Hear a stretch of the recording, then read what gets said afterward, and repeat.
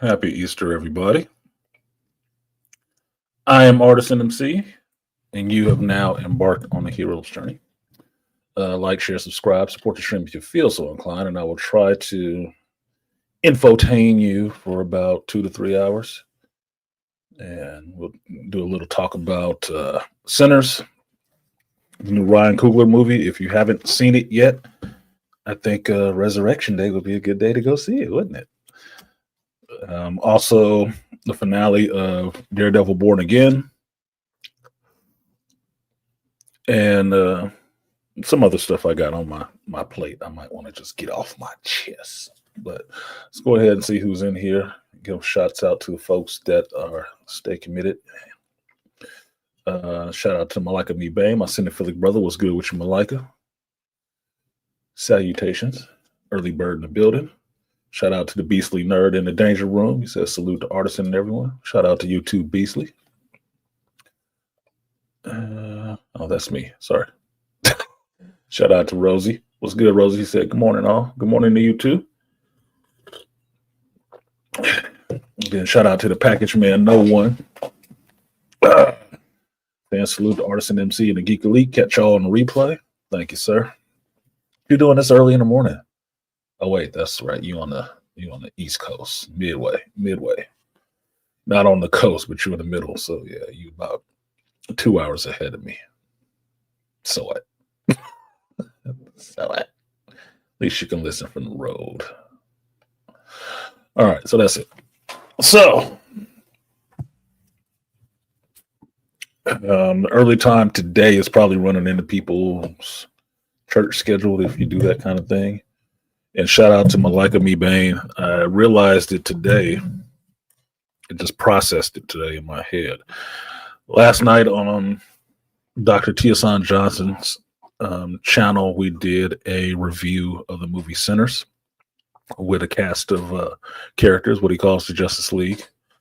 Me, Malika Me Bane, Layman's Journal, Growth Talk with Kofa, Dr. Jesus Christ, Dr. Neil, and so one other person I thought came up for a hot minute. We all had a conversation about the Sinners movie, which was a good conversation. I didn't get in as much as I could, but I figured out why now, because like I told Malika, StreamYard did an update, and sure enough, I go and look at my settings today, and the sound is not coming through my sort of expensive microphone. It's coming through the fucking camera. So of course nobody could hear me. I didn't realize that. So now I got to go back and kick myself in the airs about my audio on Dr. Tiasan's stream. Leads to my frustration. What up, studio?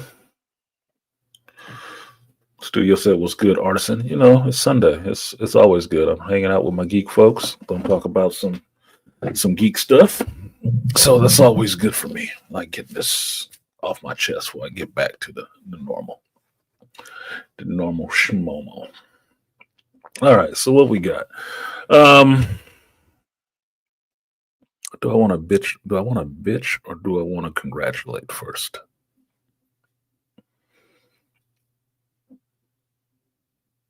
You guys decide what you want to hear about first. Daredevil, Sinners. There's nothing to say about Last of Us because I didn't watch that episode yet, but a new episode comes on tonight. Maybe I'll do a double feature on it for myself. I haven't decided if I'm going to record it for Patreon or not because I am way over my storage on StreamYard and I have to figure out something with these videos that are saved on there for the Patreon channel. I'm gonna have to move those to my computer and see if that link still works to watch them. But right now, StreamYards are taking up a lot of space, so I gotta move those first before I do that.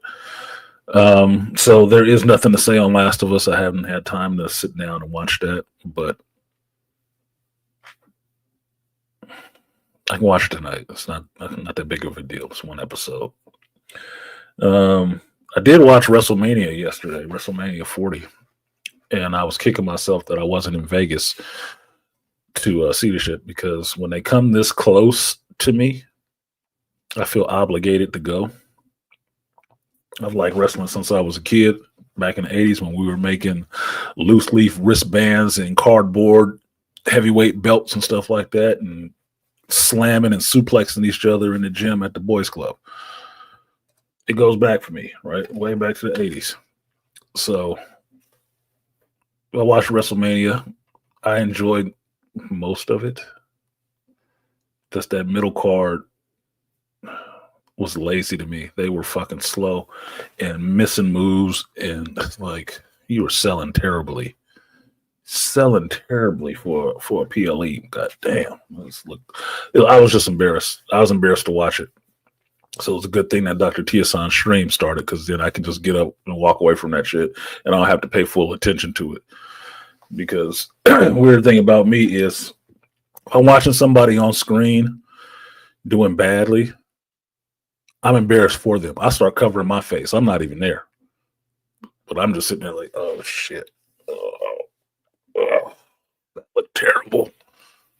You know, I'm embarrassed for them.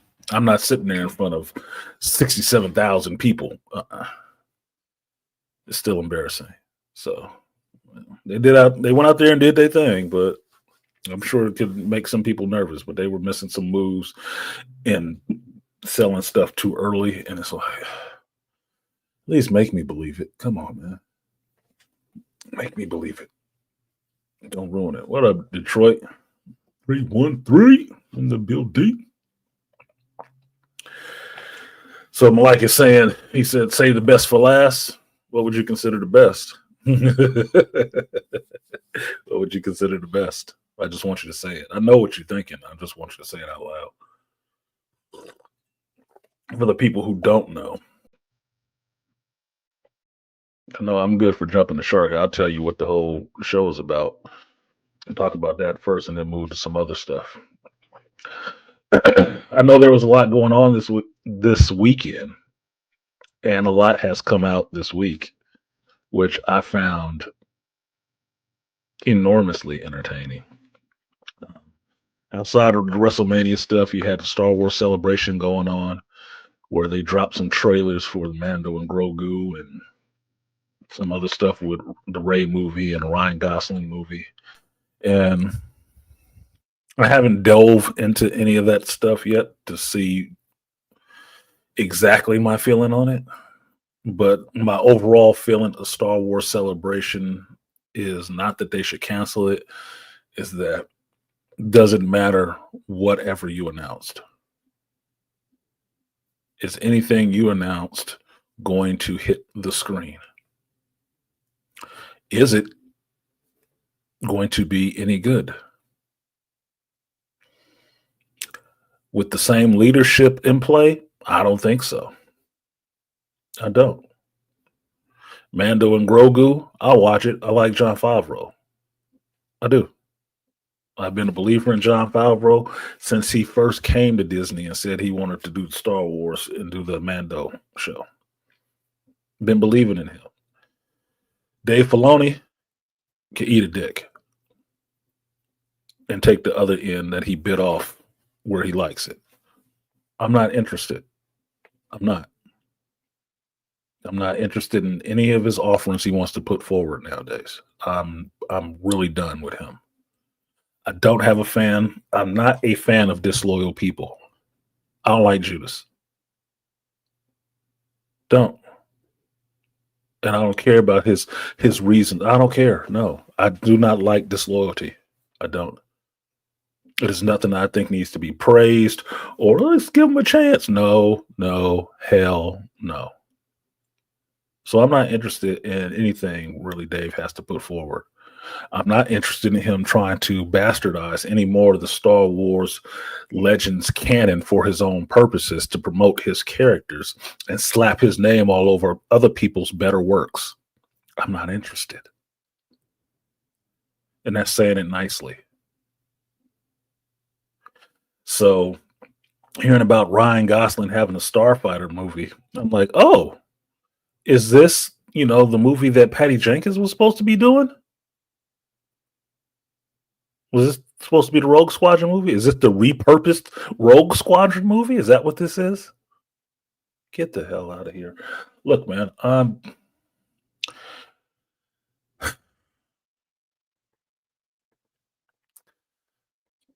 interested in Andor this week. I guess it's the 22nd that's supposed to start up again. I'm interested in Andor. I want to see how that story finishes out. I don't really see anything that I'm really just looking forward to coming out of Lucasfilms, and that sucks. It's usually why I try to only call it Star Wars, to take it away from Lucas in my mind, because it's not Lucas's fault per se. He made a deal. He sold his characters in his universe. He thought they were going to do right by him. They didn't, and it's been proven over a decade now. They haven't done a good job with it, and the person who's ruining it is still there, ruining it more. I do not care really about what's going on. I'll watch it because apparently I'm a masochist in that sense, you know, and being to turn it around to get you to understand it. It's Easter. It's Resurrection Day. I will bear the sins for the geekdom. I'll bear those burdens for geekdom. Watching bad shit so you don't have to. So I'll still see it. I'll still see it. Like it or not. Because I feel that is more important to give people a long view understanding of this stuff instead of short Wikipedia, Google, Google Geek view of it. Because the last thing I heard was some dude, I mean, straight up white girl glazing Dave Filoni's peckering what he did in Star Wars. And I'm like, you need to quit. I mean, did he give you something to bite on while he served you up or what? Jeez. No. I used to think Dave was cool. I didn't know much about him, but people that raved about what he did on the Clone Wars show, I didn't even watch that show. I'm like, all right, I'll give him a chance. Some of this seems good. It seems like he knows his lore. Cool. Yeah, he does know his lore. So he can find the loopholes in it to insert his shit, to exploit it. What he has proven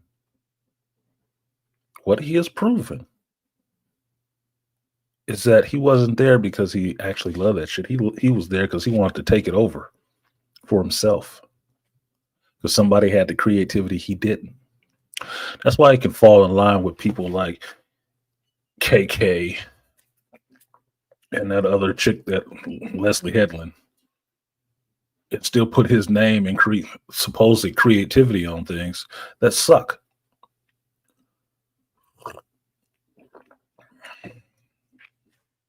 Ruin better projects so he can put out his thing. I had no love for that. I don't think that should prosper. I don't. In an honorable sense, even in a street sense, no. What do you do with somebody who's that damn disloyal like that? Who's going to try to subvert you within your own universe and slap their name in front of things ahead of yours? No, they got to go. They have to go. Well, so no. If you want to tell me how creative Dave Filoni is, let him go make his own shit somewhere. Same thing with KK. They can do it together. All three of them, and gaggle at freaking chuckleheads. Start another studio, make their own sci-fi stuff that will rival Star Wars if they're so damn creative. But you haven't heard any of them leaving because they're not that damn creative. That's why they need this Star Wars universe. All they're going to do is keep ruining it and knocking the legs out under it to bring it down to their level where they can put their own characters out there. See, mine are wonderful. No, they're not. They're not. What good is it to hobble a giant to prove that the Lilliputians are taller than them?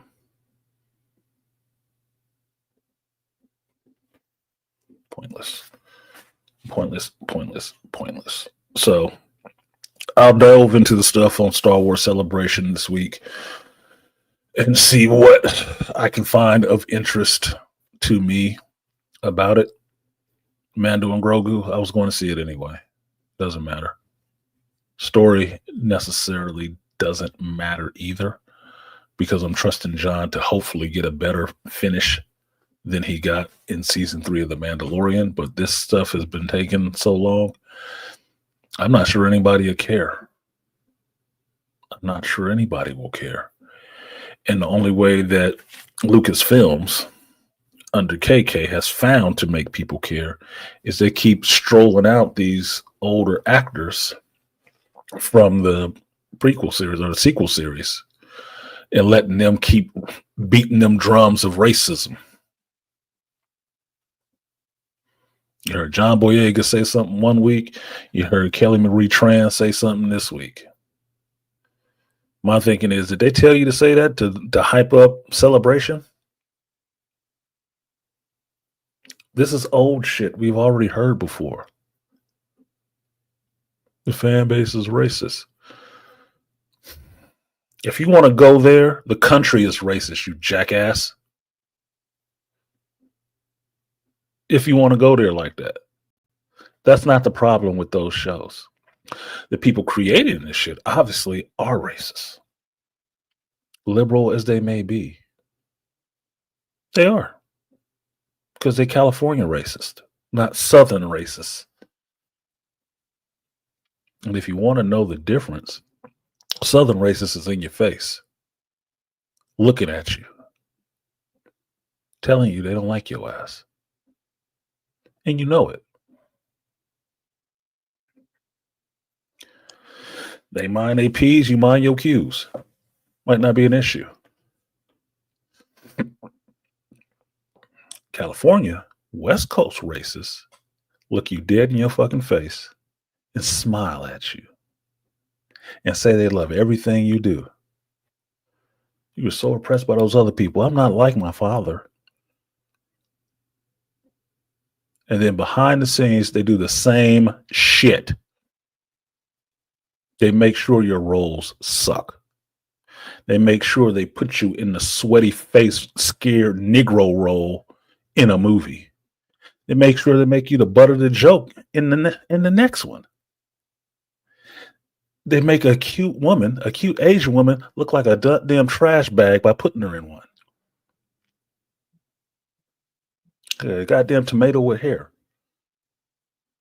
And then they sideline you completely in the next time they see you. Oh, because, public opinion said they didn't like you. So we got to, put you off to the side a little bit. You blaming the fan base? It wasn't the fan base that was in control of those decisions. You know that, right? This fan base has been going on since the 70s. And everybody's involved in it, all over the damn world. If it was that dang racist, do you think everybody else all over the world would have been a part of it?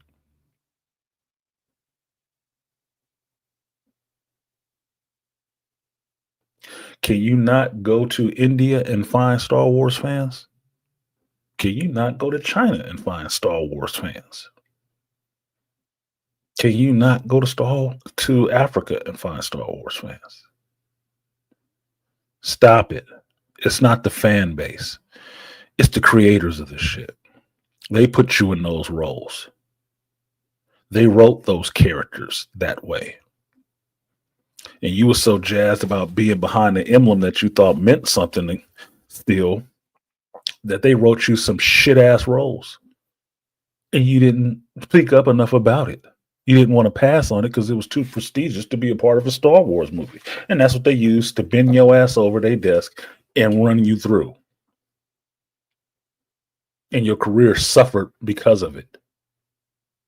And you wonder why. You blame the fans? You don't pay you. The fans are the one that paid to watch that piece of shit. And threw up the first flare like something is wrong here. Why did they do this with Finn? Why did they do this to Rose? That woman is attractive. What the hell is going on? We were the ones saying that. They weren't. They told you it was all good and sent your ass out there. So don't be looking at us. Look at the people who paying you, which is probably the same ones that had your ass doing new articles on old business to put their name in circulation for an algorithm and keep pushing forward this narrative. The fans are racist. The fans are racist. Okay, well, if you're interested in making money and you think the fans are racist, why don't you make a racist Star Wars movie? Seems like it would sell, wouldn't it? No, because you know that's not the case. Nobody would watch it, and people would really be calling for your head more than they have been the last 7 years. That'd be a slam dunk, right? If they were really that way. No, you're not doing that because you know it's not true. So you can keep pushing, and I'm saying you, as in Lucasfilm, KK, whoever. You can keep pushing for whatever narrative you want to. I don't know who you think is believing that shit because we're not a bunch of children out here. Some of us are as old, if not older, than your grizzled ass. So I don't want to hear this racist shit from John Boyega. He had an experience, yeah. Talk to the people who put you in that position. It wasn't us. Kelly Marie Tran, you had an experience? Good. Talk to the people who put you in that position. It wasn't us.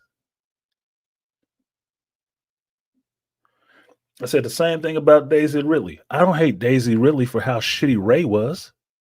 No. I dislike the people who wrote Ray, who made that character, that self-insert.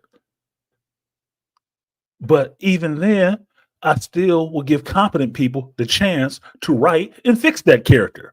Like, yeah, it's problematic, but you know what? You can fix it if you had somebody actually creative with some writing. And notice, I didn't fucking say Dave Filoni. All three of them.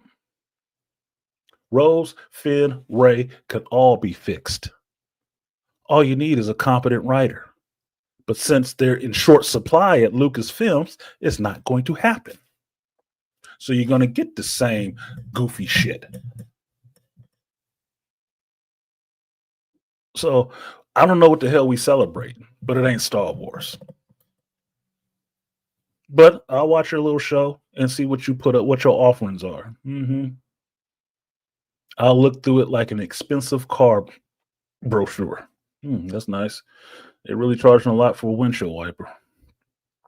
Those nice alloy wheels. Those are cool. I can buy those separate. Bullshit. So I don't want to hear it. Yeah, Beasley, we did advocate for them as fans. The fans have always loved both of those characters, Rose and Finn. They just wanted it done better. And their critiques have always been the same thing. You wanted to use Finn better. You wanted him to be a Jedi. You wanted Rose not to look like a fucking trash bag with a wrench on her hip. Have some damn story. That's it. Simple. Elegant. What up, Aquateki?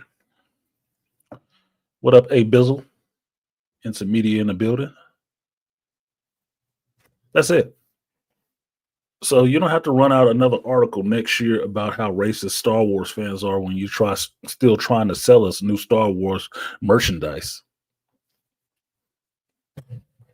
Why do you think you can call me a name and then get me to support you? That's actually racist to think that dumb shit. Because you think you have nowhere else to go. Boy, now buy my products.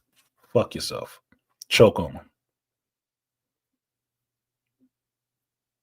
I see enough of my peers and cohorts in geekdom who have channels and stuff like that are starting their own stuff to make their own movies and stuff. Awesome. I'm waiting to see Star Wars Series Vader 2. I am. I haven't seen Vader 1. I'm waiting to see Vader 2. You know why? Because he's at least passionate about the shit. He's passionate about what George Lucas made. We can agree there. We can agree there. Cool. Do that. Critical Drinker and what's his name? Mauler, they're doing their stuff with making independent films and letting people buy in and pitch them ideas to make them films. Awesome. That's what we need. Been saying that forever. Beasley been saying it in here too. Make your own shit. Because obviously they're not listening to you. The majors are not listening to you. Cool. Make something that will put them out of business, that will put them out of their damn misery. And the fan base will show up for you.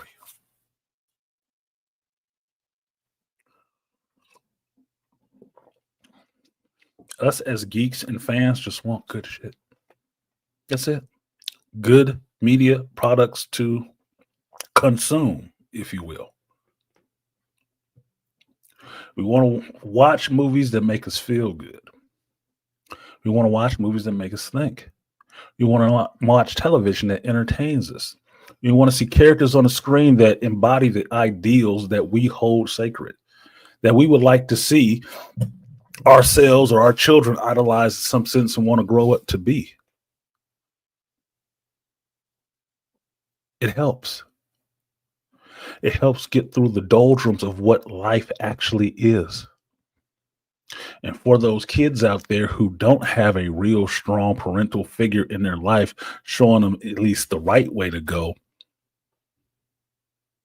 it helps to have those iconic, bigger than life heroes, villains, so they can use that as a guide rail for where they want to go with their own life, to give them an ideal to strive towards.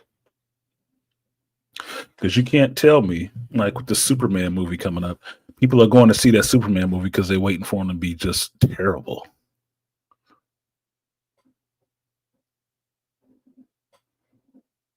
No. We don't love Star Wars because everybody looked like us. We love Star Wars because the story was timeless. And it didn't matter what goddamn color you were to understand the complexity, the complex simplicity of that story, of good and evil, in the battle between the two. It would lead you to the dark side. It would lead you to the light side.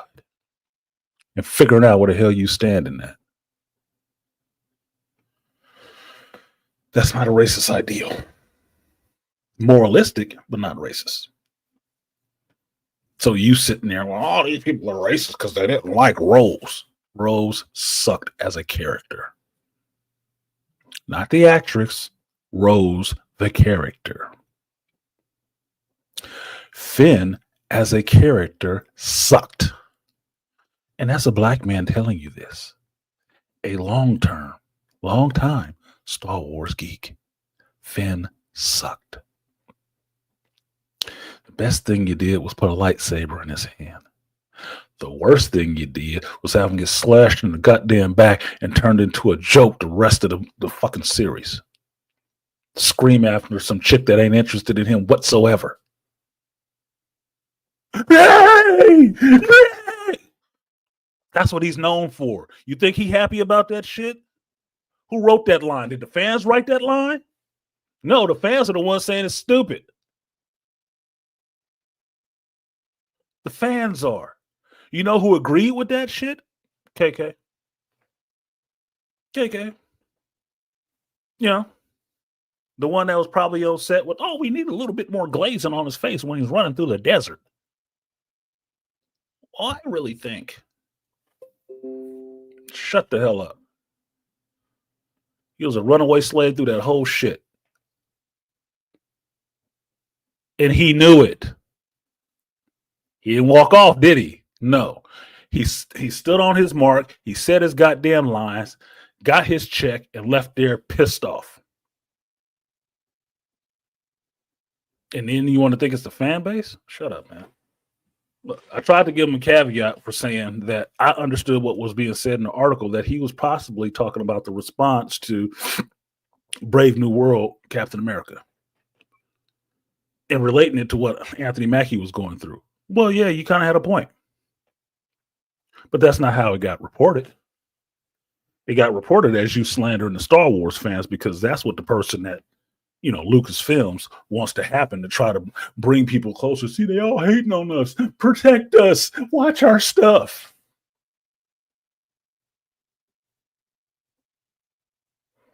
Please. With the white woman's tears. Fuck you. I'm sick of that shit.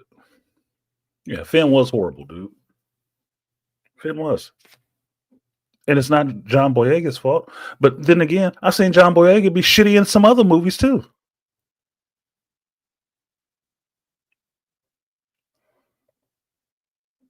Don't mean he ain't a good actor. He's a good actor. He just ends up in some shitty fucking roles. So I don't know what's going on with your picker, homeboy, but you need to use that. Be more discerning.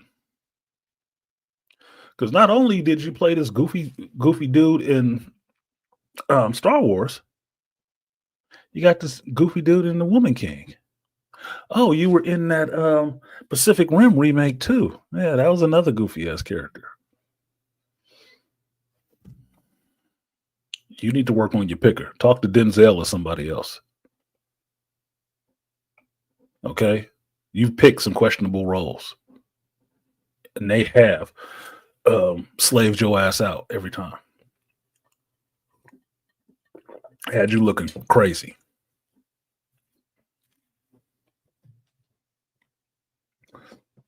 Yeah, studio, runaway slave, screaming for Miss Ann.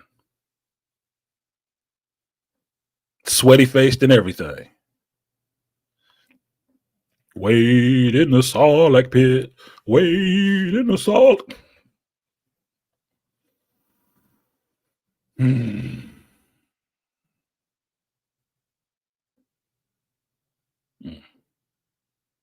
So, I will get to Star Wars Celebration when I feel like fucking getting a Star Wars Celebration. It ain't nothing for me to rush over there and see. My whole channel is not based on just talking about them, so I can't ignore it. Which is the beauty of having a channel that talks about geekdom as a whole and not just one specific part of it. I can ignore it for a week.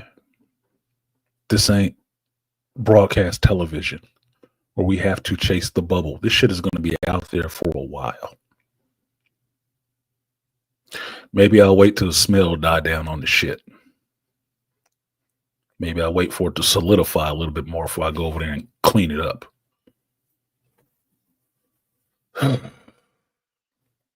Yeah, don't get typecast now. Yeah, like what Techie tell them.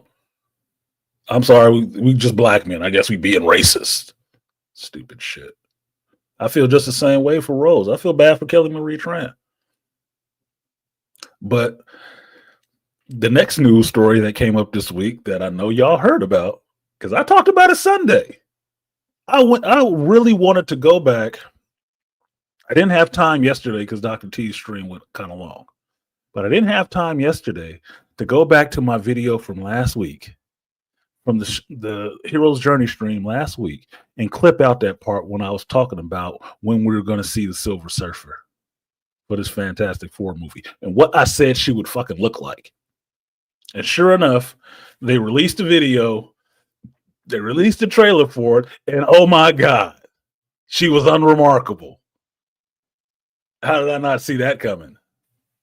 Boy-bodied as ever. Like, get the fuck out of here. You don't have to be a genius to pick this out.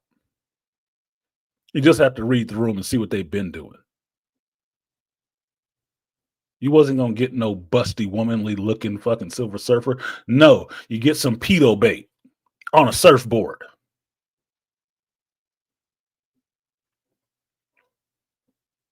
Surf girl? Right. What the fuck? Yeah. Yeah, Malika. Hoss ice is colder.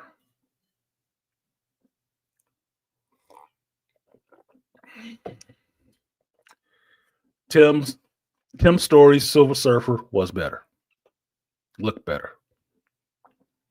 And that was even just being the first time that you've seen the Silver Surfer on screen in live action.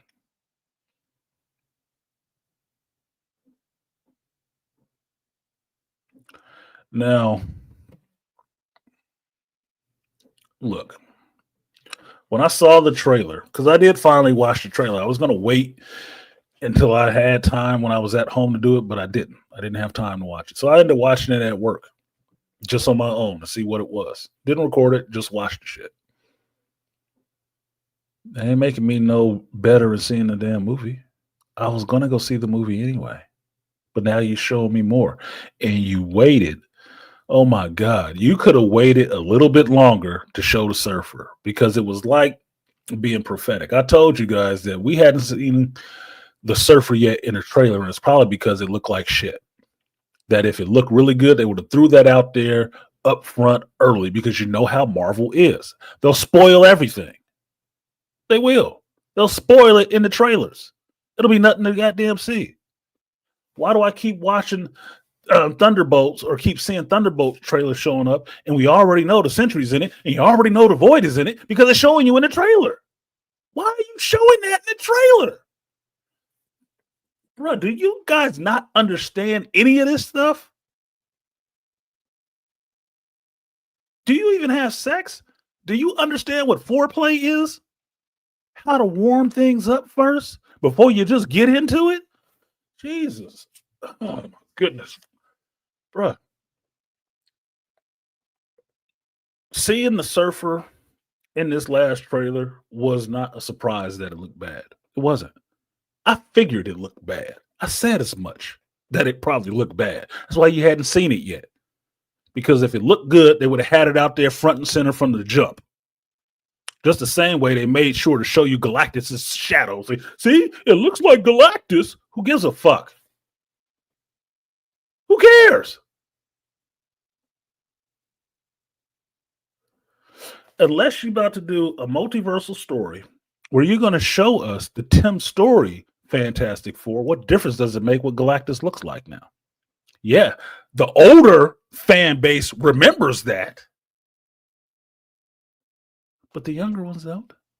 So what difference does it make? You're doing your own shit, right? Then just do your own. You don't have to prove nothing. Look, it doesn't look like it did the last time. You didn't make the last movie either. So it shouldn't. But no, I get this straight-haired, A-cup surfer girl. Awesome.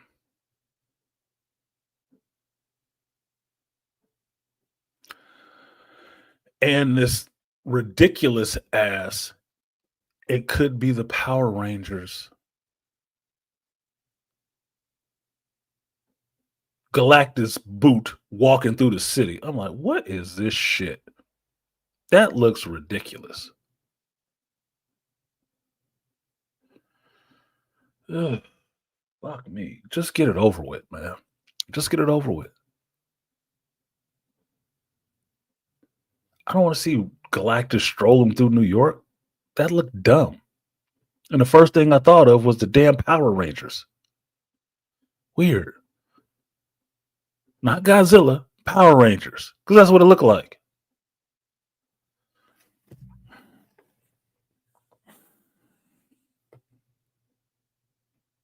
I'm not worried about the movie because Fantastic Four, while I know who they are, what they mean to the Marvel Universe and whatnot, they're not ranking very high on my list.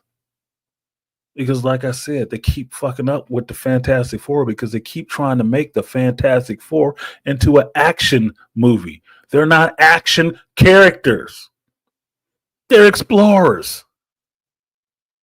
One of them is a scientist, the smartest one in the world. One of them. So they ain't doing action shit. They're doing science and exploring stuff.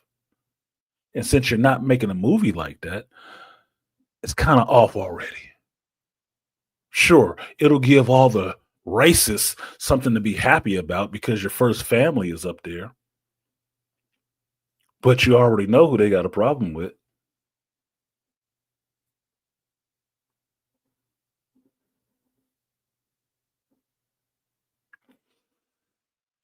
And I'm not so Galactazord. Go with Malika. Galactazord. Yeah. Pretty much. The shit. No, that's what I remember writing down when I was watching the video. He looked like the Stay Puft Marshmallow Man in Ghostbusters walking through the city. That's what it looked like when I saw his foot. I said, "What is this? A Stay Puft?" That's what it made me think of. You don't think so? Go back and watch the original Ghostbusters. Or the Statue of Liberty in Ghostbusters 2. Same kind of effect. Like, get the fuck out of here, dude. So I watched it. Yeah, some of the CG looked bad, but we've seen that with Marvel, right? If it's not your Avengers movie, if it's not your Avengers level movie, my nose is itching as hell. The CG always looks bad, always looks questionable. Even in that last one, Captain America Brave New World, some CG looked downright terrible. And they still put it in the movie and put it out for mass consumption. They don't give a fuck. Yeah, they need Fantastic Four to be good. Why? Because you need the first family to come back to Marvel? Okay. Fine. Is it going to be that? Is it going to be that? No. It's going to do numbers, but not because it's good. It's going to do numbers because people want to rush to see something that don't have a, I don't know, colored face on the front of it. And they're going to heap all kinds of praise that they can on it, unless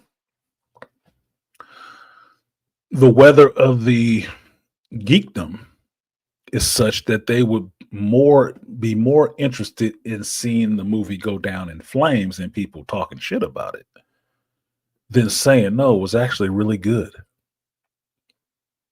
Some people are going to have their finger up in the air waiting to see what that feel is on it. And they're going to run that direction. It won't be counter. It'll be full on in that direction because that's the way the money is going.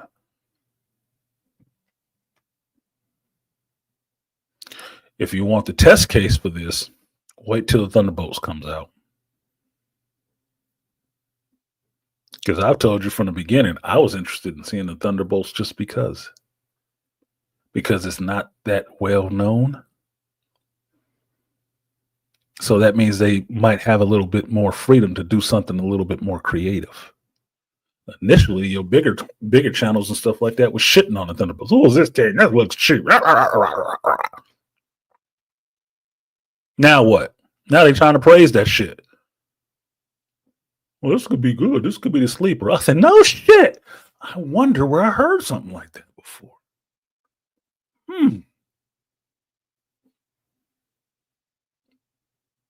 But why? Because you got a full pack and ain't no colors in the crayons. It's not a miracle. It's not surprising. Same thing with Superman. Because that's not their official name, Dr. T. They're not officially called the Thunderbolts. It could change. Subject to change. Same thing with Superman. Did I need another Superman remake? No, I liked Henry Cavill just fine. I just needed a Man of Steel too. Am I getting that? No. So now I get to get a reboot of Superman again. Just like I got a reboot of Batman again. And the movie could be fine. It could be. I didn't need that shit. But some of you geeks need your saviors. So we're going to get it again.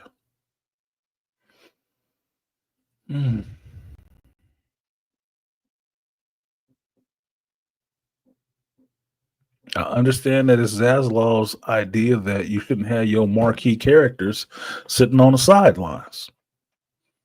Yeah, I can agree with that to an extent. But I also know in the last 10 to 12 years, the best movies you had from Warner Brothers weren't your marquee characters.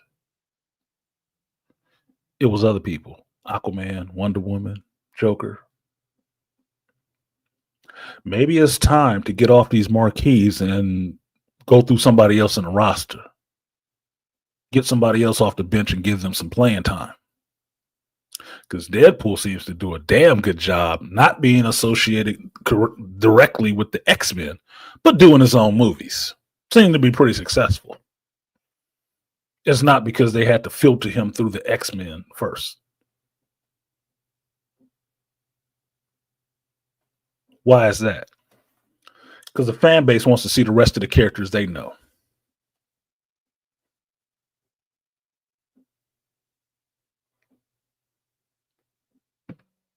So move on.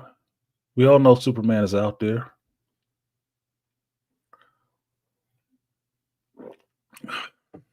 Most of the fan base love Henry Cavill.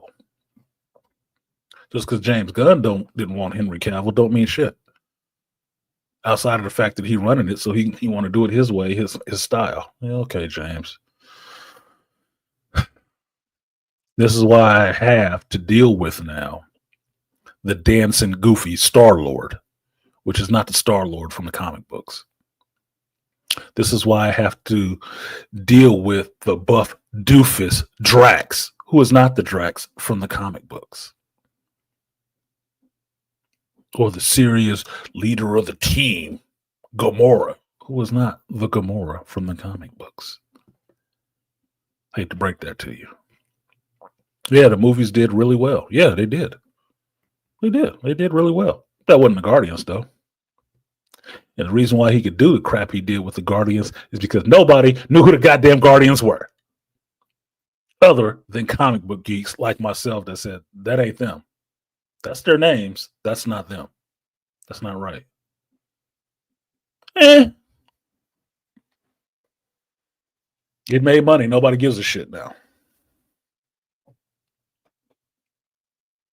What's the popular term that Eric July started?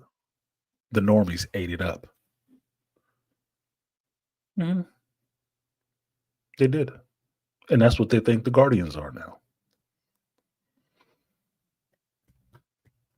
Wonderful. So now I get to get James as Superman.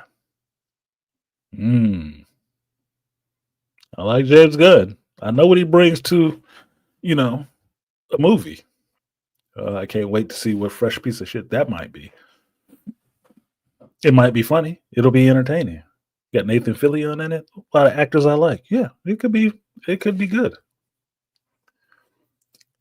How accurate to the comic book characters they are is completely debatable. Completely. But I guess we'll see. But don't think I'm stomping my feet and raising my hand and shouting like I'm in the Baptist church on Sunday for Superman and the Fantastic Four coming out. I'm not. I will watch it. And I will critique it on its pluses and its minuses. And if it's good for entertainment, it's good for entertainment. Will it help either one of these studios much? Who knows? It'll depend on what they put out after that, right? Because Marvel has shit the bed. Because they're not doing their characters much justice. I'm not expecting the Fantastic Four movie to be any different, especially with the scuttlebutt that's going around that it's a Sue Storm movie. Like, holy shit, like we didn't see that coming. Let's all be upset now because we didn't know that was going to happen at Marvel.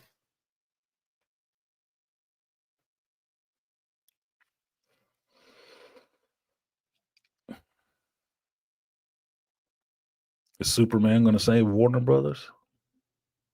How? I mean, yes, Superman, but how? No, they're gambling on the success of James Gunn for what he did at Marvel to be the success at Warner Brothers. Well, here's the problem with that idea. James Gunn at Marvel didn't just get to do whatever the hell he wanted to.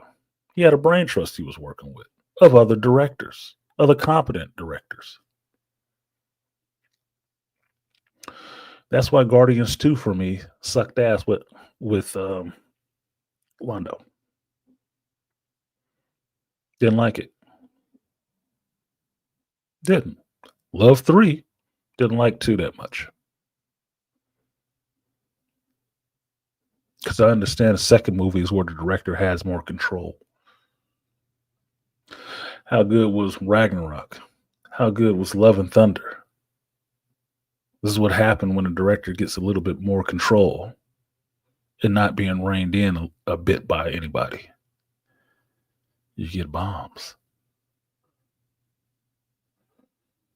So, James in full control of Warner Brothers. And his first movie out the gate that he really wants to do is Superman. We'll see. It could be entertaining in a James Gunn way. But understand, Superman is not super. Being James Gunn early movie. This is not the same character. So I shouldn't see any of that same shit in this movie, should I? But James Gunn comes with what he does. So I guess we'll see. But will it save Warner Brothers? I don't think so. How can one movie save Warner Brothers when one movie couldn't save Marvel? Deadpool and Wolverine couldn't save Marvel because their problems were already institutionalized. And it was still crap in the goose waiting to come out.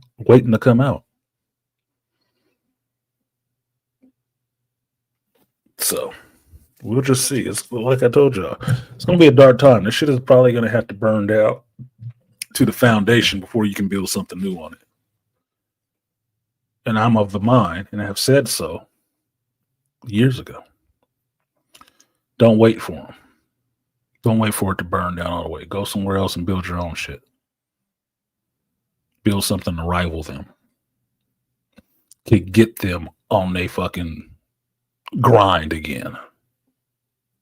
Because the only thing that makes these motherfuckers actually change suit is competition. If they don't think they're the only game in town, you have nowhere else to go, then they at least start acting like they give a fuck about what you want. Because they don't want you going over here.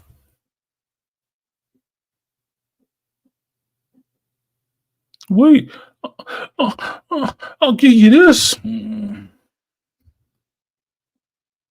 But what about this? They're still giving me better over there. What else do I have to do? I've done everything. Obviously not. If you had, I'd be here.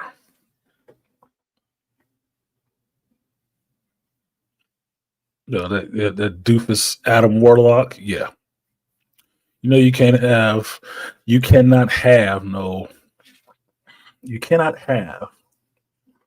a messianic figure in Marvel like that. No. They're more amped to give you the Void than they were to give you an accurate Adam Warlock. Imagine that. The Void is just evil. Well, that's because the people making it, that's what they know. That's why. That's why Leslie Headland couldn't give you a decent show about Jedis, because she focused on the Sith. Because that's where she is. She don't know shit about Jedi.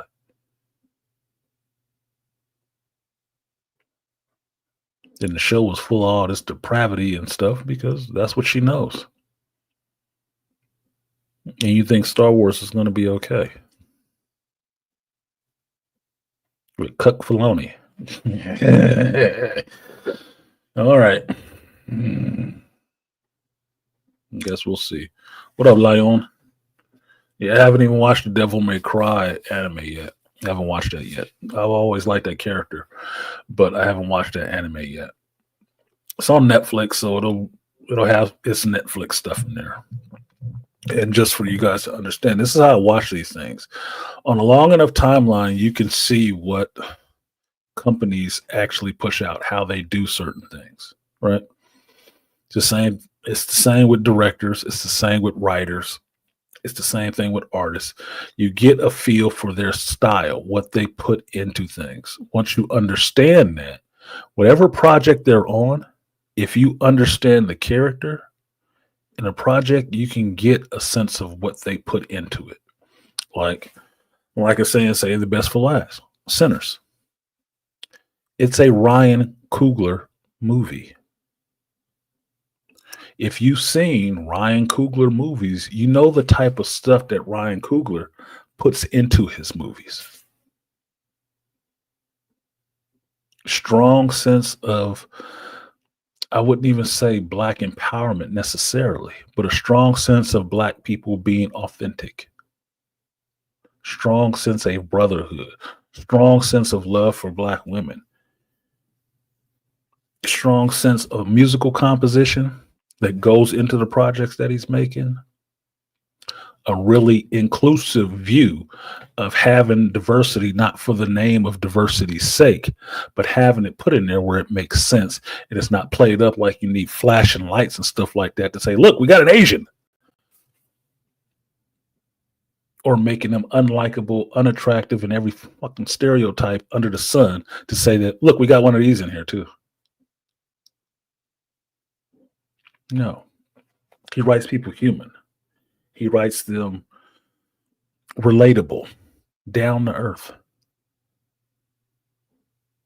Every time I mention that, when I was on Dr. T stream last night, and we were talking about the brotherhood element in the movie Sinners. The one scene I thought about was from Black Panther. And it was Wakabi and T'Challa standing by the rhino pens talking. And they're just talking like brothers. They friends. And they're just standing there talking. Until they get that call. And Okoye comes on, and what does she do? My king, my love. It's all warmth. When they were sitting there and got the call, like, oh, we both called? Ooh, it must be trouble. Must be trouble. Really relaxed conversation between two men talking to each other as men and friends and brothers. That is what Ryan Coogler brings to every movie he does. And I don't give a damn what it is. The only one he gets a pass on is that Black Panther 2, which he didn't even want to write that way. That was the influence of the studio being, we need a sequel and we got to put this stuff all in there. And then as soon as the movie came out, you heard what his actual pitch for the movie was. Like, damn, that was a hell of a lot better. Why didn't you get to do that? Because the executive producer bitch didn't want that. She wanted her representation. The underwater Mexicans or the underwater Latinos and the LGBT. We need that in this Black Panther movie. Like, that fits anywhere. But you turn around and see what he does next in a movie like Sinners, like, dude, this is a hell of a lot better movie. What the hell? Yeah, wasn't him. That was the studio clapping their hands like, go out and make me another billion. Go make me another billion. You know, same company that helped give you a fin. Yeah, Lion. Easy math. Easy math. Agenda over stories. Like a fraction.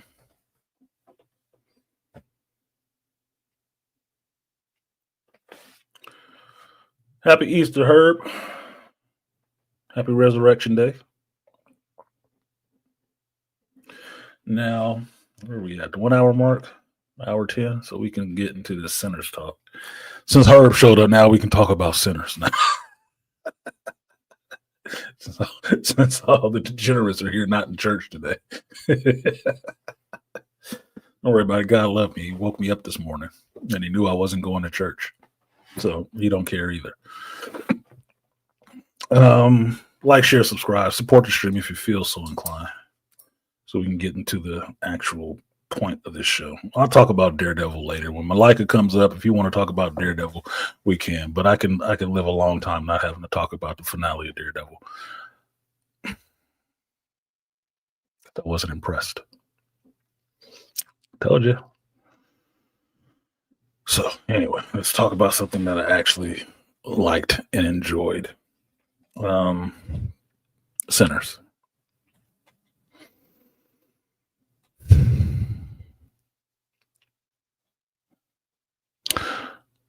Ryan Coogler does a good job of telling a story in a way that makes you understand the characters, get their motivations, get their drives, get their history, and where they plan to go for the future without wasting a lot of time doing it. You care about the characters in a Ryan Coogler movie, all of them. Not just the leads, but all of them. I got that in this movie, Sinners. And I'm not saying that because I'm, black glazing. That's not what it is. If Christopher Nolan had made this movie, the exact same movie, I would have enjoyed it just the same. I would have enjoyed it just the same. Because it's not about necessarily who made it. It's about how well it's done. How good of a story is being told. How compelling are the characters? How important are the actions of the characters within that world? How that world functions? How those characters function in that world? The stakes, the challenge, what is being put forth on the people who, in this situation, are not necessarily heroes. But what forces they're coming up against and what they have to overcome. That was good in the story. And I've heard people mention it a lot, which proves the point of what's really sticking out in people's minds. This is not tied to anything. It's not a sequel. It's not a prequel. It's not a rehash or a remake. It's original.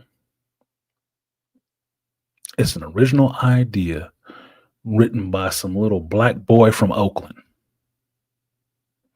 that happened to go to fucking film school. And he's giving you a story Hollywood couldn't give you in 10 more years. You know why? Because Lion said it a little bit earlier. Because Hollywood is all about agenda over story. But what you got in Sinners was story minus the agenda. Which I believe equals profits.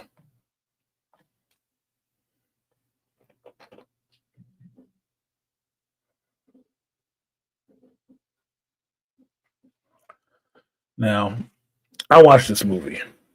I enjoyed this movie. What I saw was not spoiled in the trailers. Take note, Marvel. He works for you. Sometimes. Was not spoiled in the trailer. There's some little stuff that came out that could be considered a spoiler, but made it a little bit more enticing. Because I don't know what it is, but Haley Steinfeld with a bloody mouth and sparkling eyes is like, you might want to see that. Yeah, what's going on with that? Southern accent too? Like, okay, she's 28. Still a little young, but she's still cute. I remember what it was like to be 28. Beyond that, the humor part that I'm throwing in there, He made a story combining a lot of elements that you would not think actually work together. He told a original story, which is like unheard of here in Hollywood right now. Because you've seen some of their original story takes. The Acolyte was supposedly an original story. And for as shit as it was, oh yeah, it was an original story, all right. Made by somebody who don't know how to tell a goddamn story or direct it. Ugh, Jesus. But this stands out. This movie stands out. Now, I looked for criticism about this movie. I did. I really did. And what I found online, mostly because I don't go on X, I do not have an X account. If I wanted more subscribers, I probably should do that, but I don't. I don't. I do want more subscribers. I don't go to the playpen and arguing. I don't have that kind of time. I don't. I don't have that kind of time to be fucking around complaining about what I saw on X. It's like watching the neighbors fighting all the time and never calling the police. I don't need the drama like that. I like my drama on the screen, not in my life, on my personal feed, chiming on my phone every 5 minutes. No. Fuck you. So I didn't go to X. I just went through these YouTube streets and looked at the people who were reporting and reviewing this movie. One thing is, there's a lot of movie reviewers out there now. Awesome. A lot of black ones too. Also awesome. But what I saw mostly was rave reviews for this. And everybody mentioned the tomato meter. And I've told you guys before, you can sing it along with me. I don't give a fuck about Rotten Tomatoes. I don't. I really still don't understand how that thing works. And not because I'm stupid. It's just, why do you care? That's the part I don't get. The people who go to Rotten Tomatoes to ask what Rotten Tomatoes thought of a movie they might want to see, my question to them is, why do you care what somebody said on this site? I don't get that. That's not how I make decisions in life.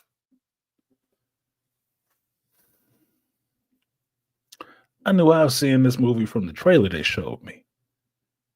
I bought my tickets before the second trailer even came out. So I already knew where I was going and what day I was going there and how I was seeing it and all the rest of that. I never consulted Rotten Tomatoes one time about that shit. Nobody. I made my decision as a grown ass adult and decided what I was going to watch and what I was going to spend my money on. And I spent my IMAX money to sit in the center of the theater in the middle of the screen and said, entertain me. I didn't need the tomato meter. I didn't need a center score. I didn't need to know how much they spent on it. I didn't need to know what their break even was on it. I didn't need to know none of that shit because none of it affects me. What did affect me was the movie that I watched. And how it affected me is it was moving. It was exhilarating. It was sad in some parts. It was surprising in a lot of other parts. In other parts, I was really like, damn, that looks really cool. My favorite scene that's blazed into my memory, as much as I may use this scene that was in the initial trailer that let me know, like, I need to see what the hell is going on here. Where is it? As much as I use this, Michael B. Jordan, and that looks like a cool scene because he ripped, he ain't sweaty faced like he a runaway slave. Get it, John Boyega? They didn't glaze him all up and throw his ass out there. And he out in the sun, in the South. It is humid. He ain't glazed up, is he?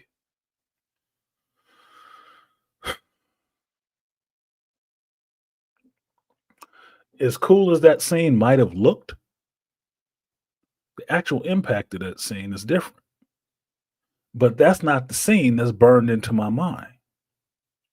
The scene that's burned into my mind from how it's shot, from what it means in the moment in the scene, is the one where Remick is standing outside in the dark and the rest of the vampires are there trying to feed. And he's just standing there with his red eyes glowing, smiling with that darkness and that light behind him. I'm like, bruh, that is a goddamn scene right there. That is a still image that I have not found yet. And I'm going to have to go to the movies again to steal it for myself. I'll take a picture of the screen to get that one. Because that was an image. That's the one that's burned into my mind. That's the one I want to use for my review. That's not a lie. I got to go to the movies again and get that one. I'm fine. I'll pay money again to get that scene. That shit looks awesome. It's shot very well. Very well. What up, Kareem? The Caribbean Kareem came back through. She said a surprisingly good movie. It's not even gory.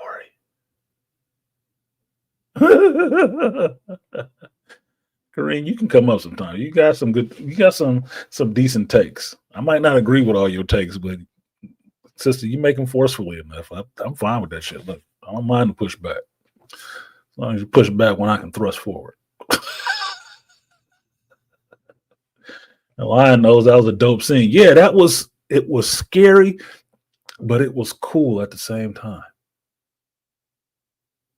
It's like, dude, I've never seen a vampire look that damn cool sitting there.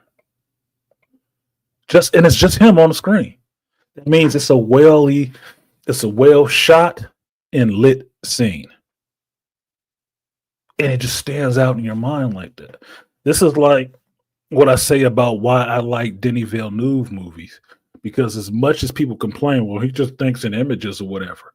Images will sell you on a movie. Denis Villeneuve will give you shots like that just look beautiful. There ain't a goddamn thing happening necessarily in the scene.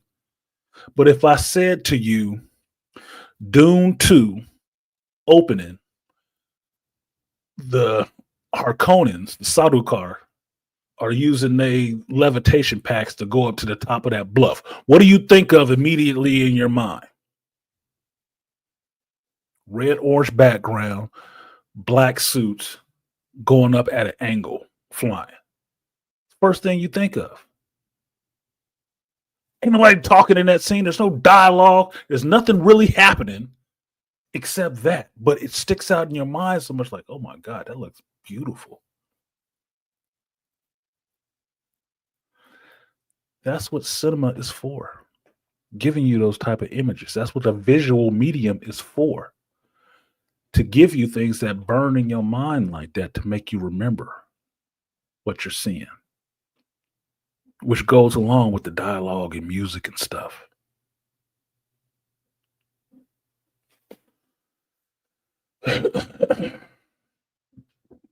Yeah, exactly. Like, the expensive camera is for the images. You know that, right? You just don't spend money on these expensive cameras and throw crap in front of it. What's the point? Yeah, waste of money. You could have did it with a cheaper camera then. Right. So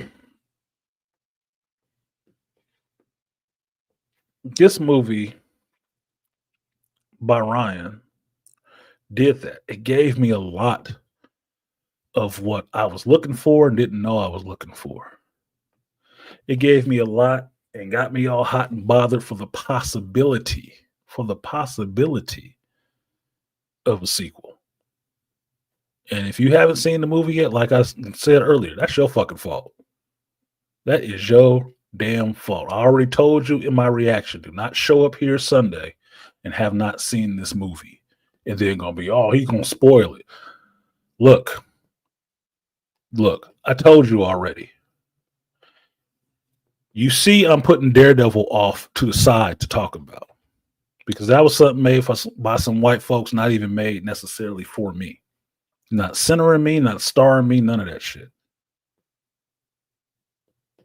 I thought this movie, Sinners, made by a young black man from my coast who be around here all the time, was more important to see, to talk about, than that other thing from the majors that's doing their own shit. I thought it was more important, especially to give it to you guys. If you need those white and black terms of it, I thought this was more important. The original idea that was done and executed very well versus the rehash of some ideas that was done terribly. I saw both. I thought one was more important to talk about than the other. But yet and still, I know I will get people who will want to talk about that more than talking about this movie by this man. And that's the problem. That's the problem. Your focus is fucked up.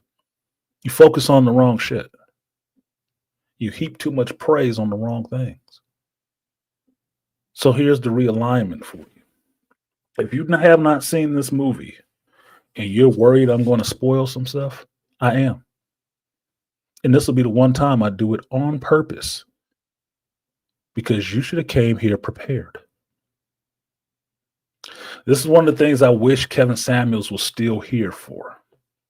One of the things I wish he was still here for, because he was one that pushed this heavy on his channel. That's why I never had a problem with it.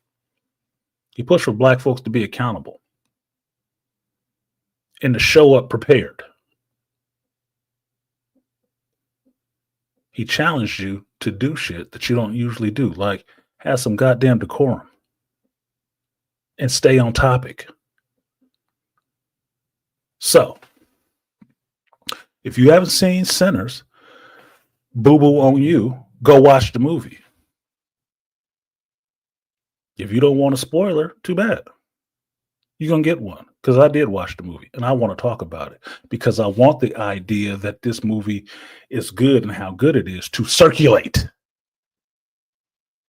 I want it to be supported, if not by your ass, by somebody else who are willing to put their money up and go support it.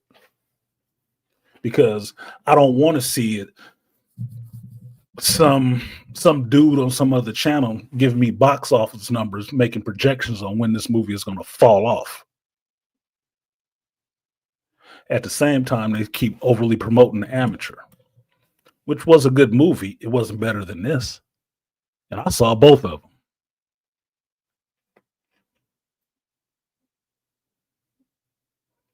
So I'm getting real pissy with this lip service support. You want to see stuff that represents you, then you have to be the ones to make it. This is something made by somebody who looks like you for you.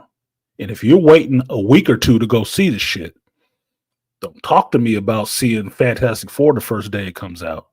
Don't talk to me about seeing Superman the first day it comes out. And you don't have a channel and you just want to talk about it all excitedly. Because my question to you is going to be, did you go see Sinners on opening weekend? Then your ass can wait too. Your comment on those two movies, I'm adding Thunderbolts in there. Those three movies can wait a week before I hear it. How about that?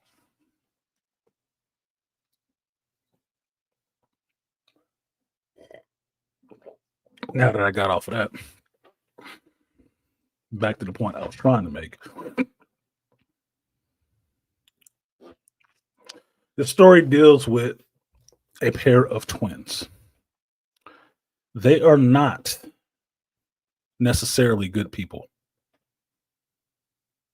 They're not. You have the twin of Smoke, you have the twin of Stack, played by Michael B. Jordan. Cool. All well enough. Yes, Jonathan Majors was supposed to be in this movie playing his brother. Yes, Jonathan Majors was not in this movie thanks to Grace Jabari, good goofy ass. Yes. So Michael B. Jordan still wanted to have the idea in the movie come out. So he played both roles. Awesome. I don't care. Anybody using that as a critique is a moron. I'm here all week. Find me.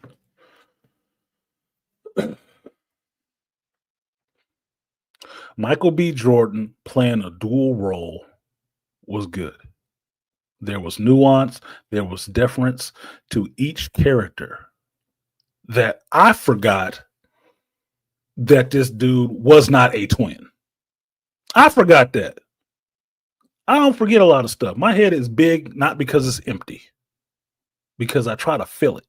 And one of the things I don't have a problem with is remembering what's real and what's not. I forgot this dude was actually one person watching this movie. That Michael B. Jordan is a singular individual. He's just playing twins. He's not a twin. I actually was relating to the motherfucker like a separate person, completely. Like, that's good acting. And I said this on Dr. T's stream last night when we were reading, or Dr. T read a comment from somebody who was shitting on the movie, talking about, oh, he didn't do a good job. The only difference between the characters was the color of their clothes. Like, so? Look, man, I remember Double Impact. I remember, what is it, Freaky Friday, the shit with the Olsen twins. I've seen a bunch of movies where a person plays their own copy, their own twin. Sometimes it's good, a lot of times it's not. And there are very little differences between the two of them, outside of doing the split screen stuff. For my money, Michael B. Jordan and Tom Hardy have done it the best. The best. Playing twins.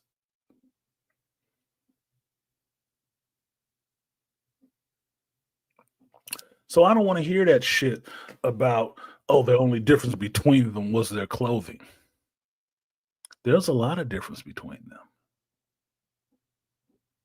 But the way they did the in-camera action between the two of them, there was only one scene you could tell one of them wasn't really there. One scene. If you've seen the movie, see if you can guess the scene. And this will give you some attention, give you an indication of how close attention I pay to movies that I'm watching. If you've seen it, throw it in there. What was the scene? There was one scene in there that it was a little off, that you can tell he wasn't there. What was it? I'll give you a minute. Yeah, Lion, exactly. The clothing that's supposed to be different. They're twins. They're not Tweedledee and Tweedledum that they need to be dressed alike, thing one and thing two. No, what the? This is why I tell you guys, you can't listen to all critique. You have to understand where this critique is coming from, because all opinions ain't valid. You can have whatever opinion you want, but all of them ain't valid. Your child's opinion on how you handle the finances in the house may not be valid, especially if they don't earn any goddamn money. Shut up. I don't like the bread you bought. It's too crumbly. Okay, maybe. Are you making any sandwiches? No. Just shut the fuck up. You want to go buy the bread then? No? Shut the fuck up. Guess when you grow up and get a job, you can buy the bread you like.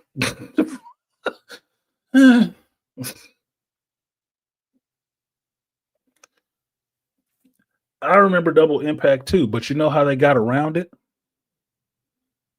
Darkness.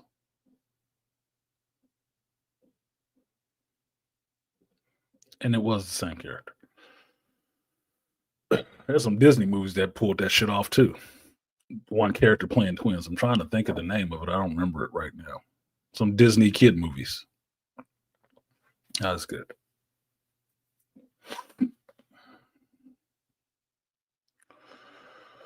What did Kareem say? Smoker Stack had different personalities in this film. He did a great, fantastic job. People gonna hate on him. Last scene of the show to remember, and it didn't get killed. Okay, don't spoil the movie. I'm going in order. That's the other thing. Just a critique I'll give to people. When you review a movie for other people who haven't seen the movie, unless you're telling them it's a review and you're going to jump around, it helps to go in chronological order with the events, but that goes in how you remember things. Do you remember it in order, or do you remember it all over the place? Because you will end up spoiling stuff that don't need to be spoiled, especially if you're trying to get them to watch the movie or you're just trying to tell them the movie. Yeah, Parent Trap, thank you. That's the one I was thinking of, Karina.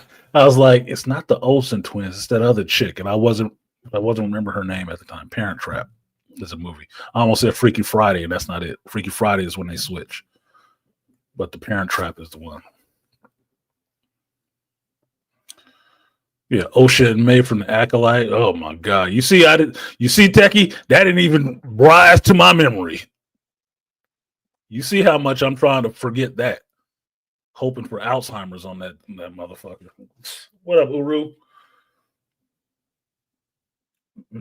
Yeah, I would. Uru, I said this yesterday on Dr. T's stream. I would watch a prequel movie of just Smoke and Stack in World War One, or Smoke and Stack in Chicago after the war. What they was doing with the gangsters up there, I would watch that. You gave me a prequel of these two, I'd be down for it because they were interesting characters. How they handled how Ryan Coogler handled the in-camera work with the two of them together was awesome. But there was one scene, since nobody mentioned it, I'm gonna throw it in there.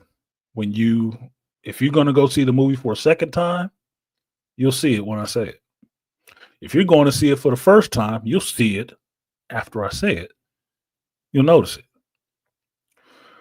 The scene in the movie where Remick, the vampire, comes to the door of the juke joint and he's tried to do his little song and dance to get in, and they're like, nah, bruh, you got to go. Right? Smoke says something to Stack. Everybody's standing in the doorway, and he leaves. And then Stack leaves. When he walks around Mary, you can see the outline of Mary change to show that this is the CG character as he walks out the scene after his brother. That's it. That's it. It's a little thing. It's a little thing, but that's when you see it. If you pay attention. But that was it. That was the only time. Other than that, I thought it was two different people. I really did. I was really fooled into believing that it was two different people. And it wasn't. It was one person. Yeah, he had a body double in some scenes, fighting and stuff like that. But it was handled in a way that it didn't always have them forcefully set up that way. If that makes sense, which it didn't sound like it did.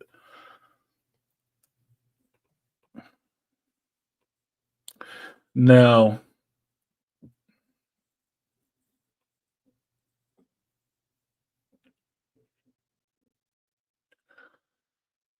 the two brothers have come back to Jim Crow South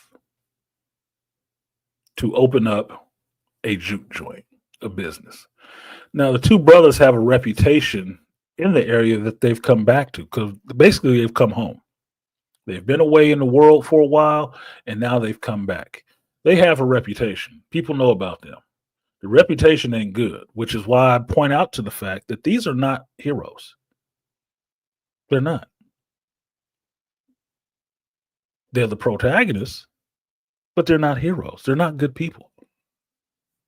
They have good hearts, which you find out about, but they ain't necessarily good people because they will go, God damn it, at the drop of a hat, especially Smoke. Smoke is known for that.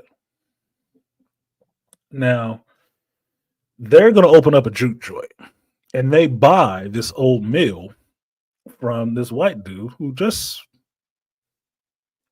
at the time that you're meeting him, you don't know what he on, but it's 32 sharecropping South, and they buy this mill from this guy, and they tell him right off the bat, right from the get, after they give him that money, don't bring none of your clan buddies around here. Now, see him on property line, it's going to be a problem. I have a disagreement. Now, they say this to him right off the bat, which I thought was ballsy as hell, given the time frame and where they are. They're in Mississippi in the 30s during sharecropping times, Jim Crow times. That could be a cause for people showing up on your porch tonight. Could be. But they let it be known right off the bat. Okay, cool. You get to meet their cousin, who's the preacher's boy, and really has a love for playing music. And his father wants to keep him away from this. Wants to keep him away from playing the blues. Now, I didn't know the full significance of what blues music was until we were on this stream yesterday with Dr. Tia's son, and Dr. Neil was breaking that shit down, which made it more interested in me.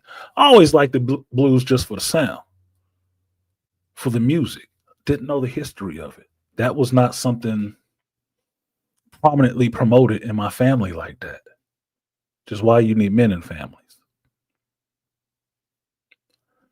But I've always liked the music. I always felt it. The whole time while I'm listening to music in this movie, I'm tapping my foot. I'm bobbing along to it. I'm feeling it. Dr. Neil said he went and saw the movie twice. And on the second time, he wanted to get up and start in the theater. And I'm like, you should have did that shit. Like, fuck them people. They think you're crazy or not. They ain't going to kick you out. You paid your money. But I'm feeling it. So, Smoking Stack's cousin, Sam, preacher's kid, he plays blues music. His father, the preacher, don't want him playing blues music because it runs kind of anti to the church and what the church is teaching. Now, you learn from Sam, he knows his Bible, he respects his father and stuff like that, but Sam has a desire to kick the dust off his feet in this small place and go forth with his gift and see the world. His father doesn't want him to do that. His father wants him there in church, which sets up the opposition between him and his father, because as much as his father does not want him to play the blues and be in these, juke joints playing around all these centers, his gift to play is from God if you believe in that sort of thing. So you should have stayed away from it. Just saying, you should have stayed away. You should have stayed away from trying to keep him from doing it. Because if you believe he was created the way he was created by the Creator gave him this gift. It would be squandering that gift to not use it in a fashion that he felt the most pull to. Regardless of that, Smoking Stack come pick up their cousin, and they take him while they go gather more supplies and other people to come to this juke joint tonight that they have just bought, and they're going to open up tonight. Now, they're doing all of this at a quick rate, but what happens in the movie, which I've heard people complain about, is that it's slow for the first 45 minutes. I really wonder who's sitting there counting them seconds that were not pre-screeners to this movie or actual professional reviewers. Who's sitting there counting the time?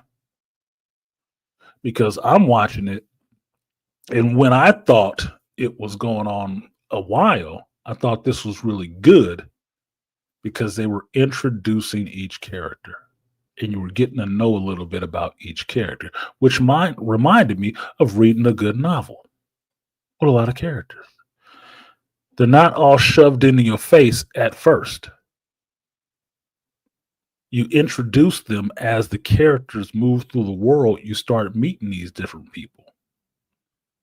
That's what's good about Lord of the Rings. That's what's good about Star Wars. Star Wars doesn't start with Luke, Leia, and Han all together and we just going off. No, you start with Luke. You start with Leia. And by the course of telling the story, they all end up meeting each other. Each person meets the next person, brings them along, meets the next person, brings them along, meets the next person. To me, that's called progression. That's usually how it happens in life, right? So I was fine with that, completely fine with that. And the introduction of each one of these characters tells you that each one of these characters brings something else to the mix, brings something else to the group. They don't all have the same skills. They're not all the same person. They don't have the same histories. They all know the smoke and stack, but they're all bringing something different. They're all bringing something different to the group. Even up to the point where most people will want to run to, where Stack meets Mary again. Mary being the character played by Haley Seinfeld. Now, she's going to get a lot of attention in this movie because they have her all over the trailer, and she's a white woman in this movie. It's not a lot of them. She's the only one. Well, one of two. So she's going to get a lot of,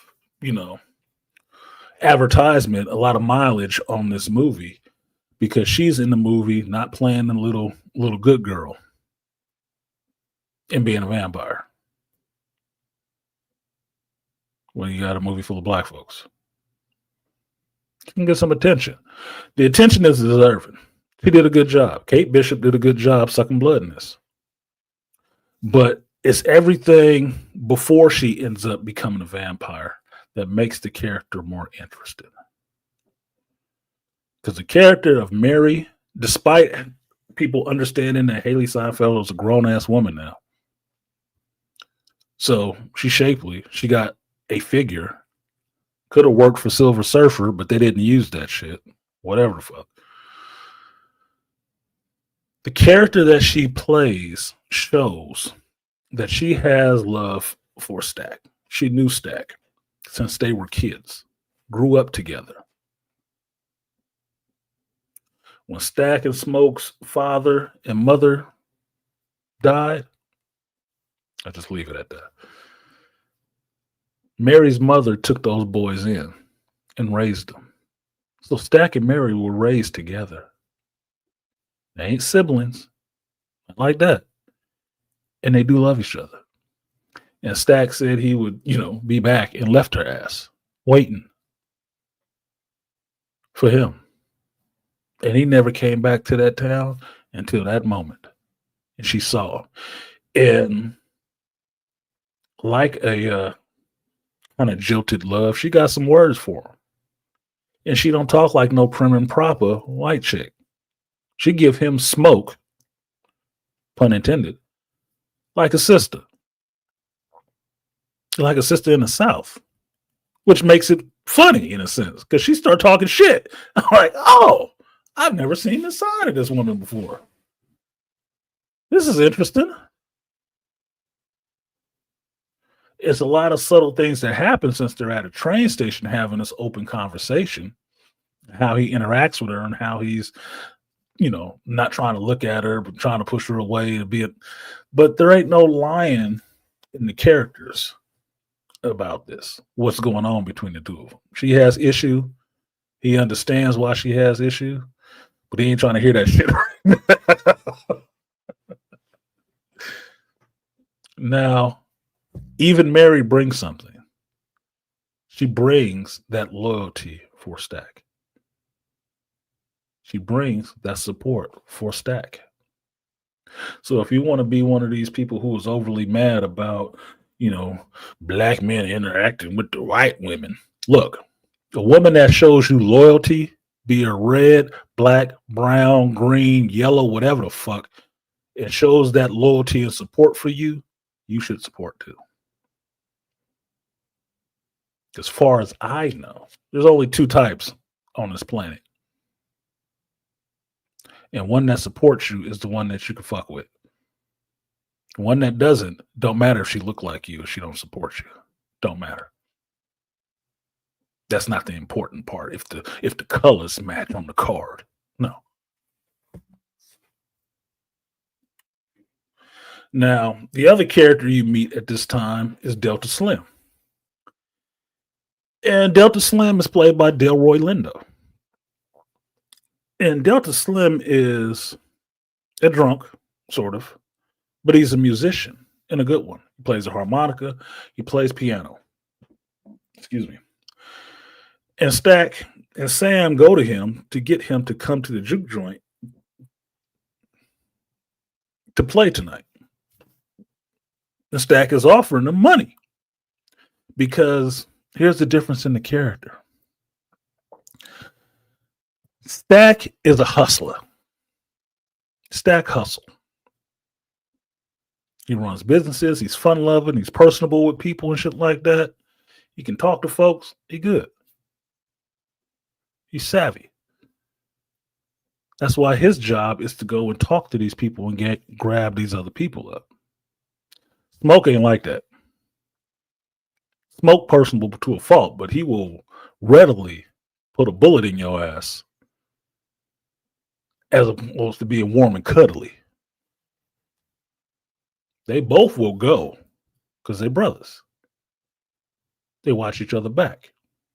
But if you want a fun conversation, personable, you better talk to Stack. We're talking to Smoke. Smoke is there for the smoke.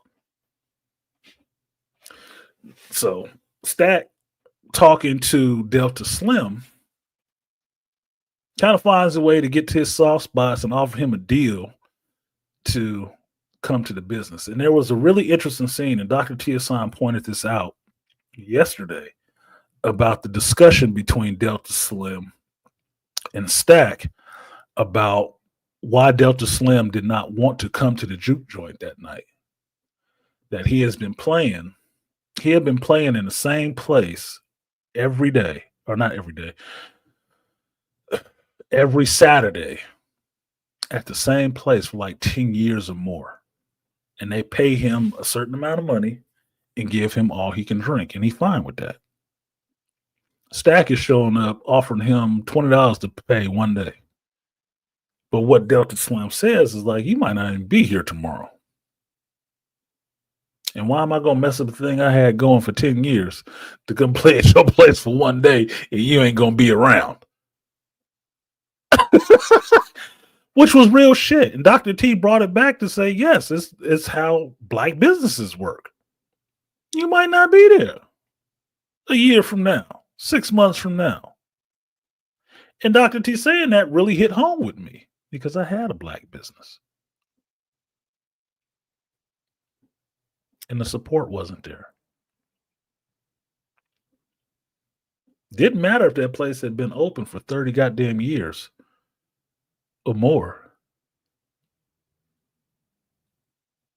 As soon as this face was in front of it, support dried up. I got more support from y'all online who have never personally met me than the people that were in that community, buying right from that shop for years. So it hit me a little bit because that's a real thing. It hit me in the movie too a little bit, but only surface level. I'm getting it from the character talking about them. But Dr. T brought it home when he mentioned that yesterday. I was like, yes. Yeah, I had some personal experience with that. So Stack convinces Delta Slim, and Delta Slim still comes because Stack offers a sweetener. And what he offers him is Irish beer, which Slim had not had. He drinks it and likes it. And Stack tells him you could have all you can drink. Yeah, that 20 in a time where dollars is a lot.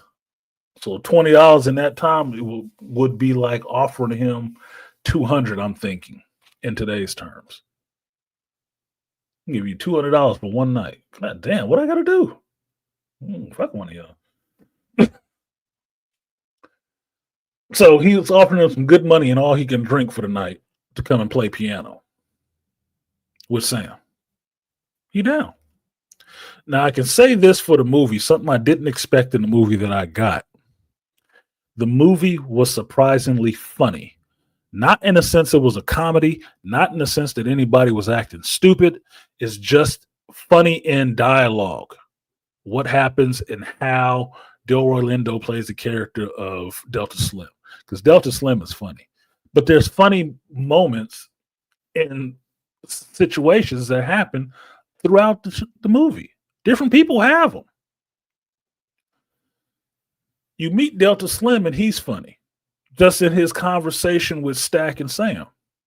You meet Mary. She's kind of funny. She get a little one-liner in there. Just talking to Stack. Smoke is funny too. But his scene happens at the end of a gun where somebody tried to steal stuff off his damn truck. And he don't say nothing about that shit. He don't have a whole long conversation about it. He shoots the dude right in his ass. Right on him. And the dude that gets shot is funny. Oh, you shot me in my ass. So like, bro, is this his Denzel training day? You shot me in the ass. I'm laughing. The little girl who was supposed to be watching the truck, beeping the horn, paid money to honk the horn if somebody was looking at the truck too hard. She got funny lines. It's just conversationally funny. It's not a comedy. It's not played up in the silly Marvel way where the jokes take you completely out of the scene. Like, oh, that was so unnecessary. No. It's serious, but life is funny in some ways. And it's not because you set it up and this was funny.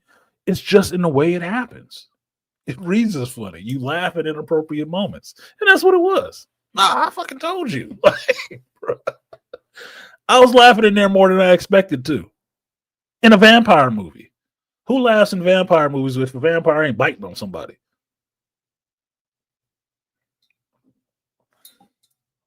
I'm laughing.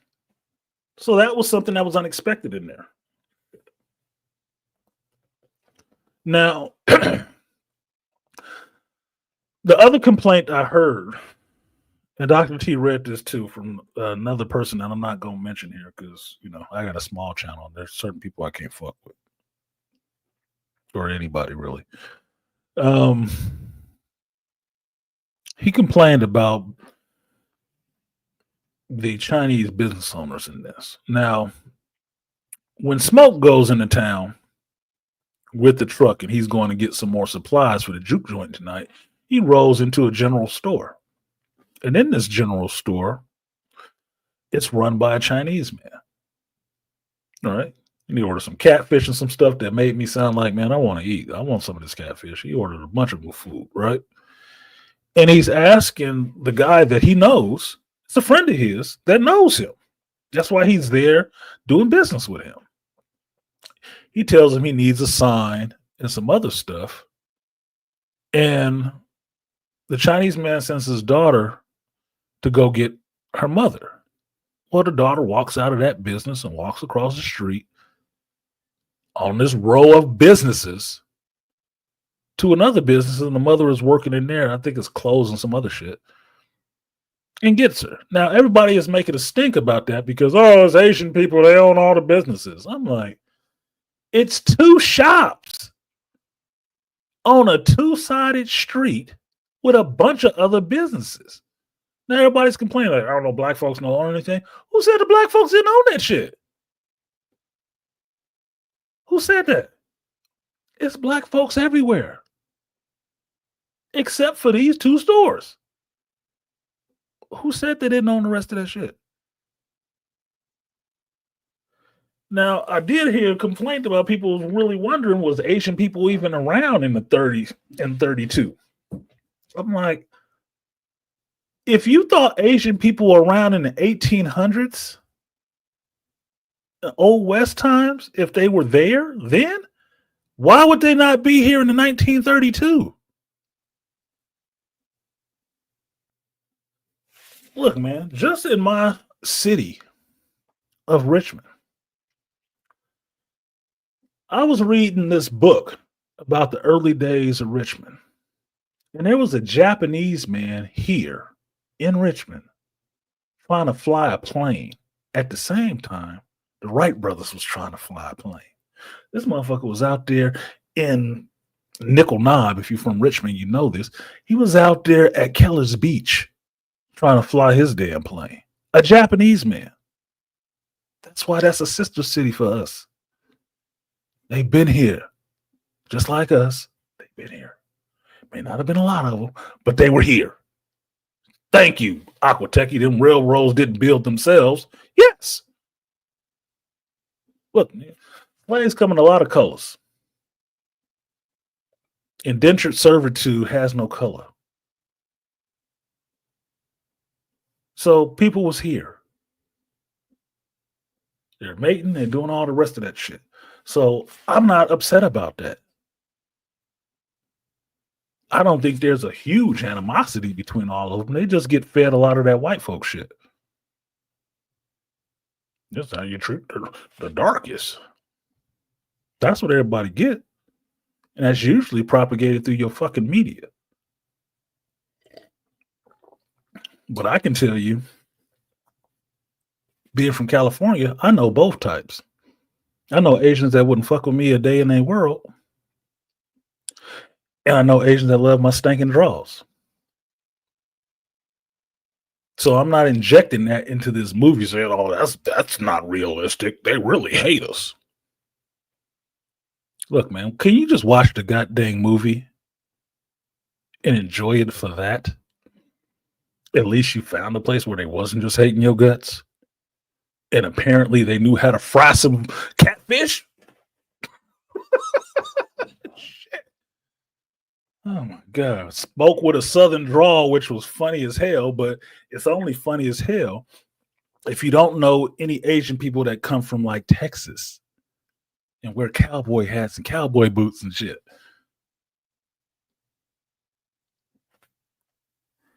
Don't limit everybody else's experience by yours. Don't think everybody is dumber and less experienced than you are.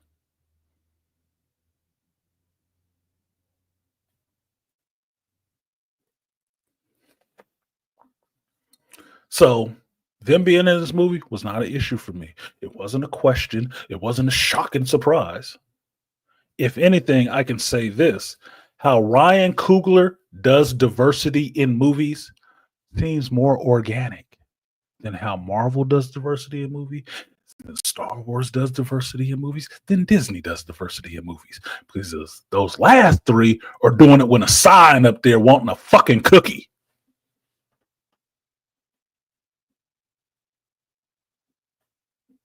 And points and tax credits for their movies. Ryan Coogler did it. It seemed organic. It was natural. It just happened. You don't give a shit. Especially when the Asian folks is dealing with black folks and giving them smoke. I said, damn, that sounds like my city.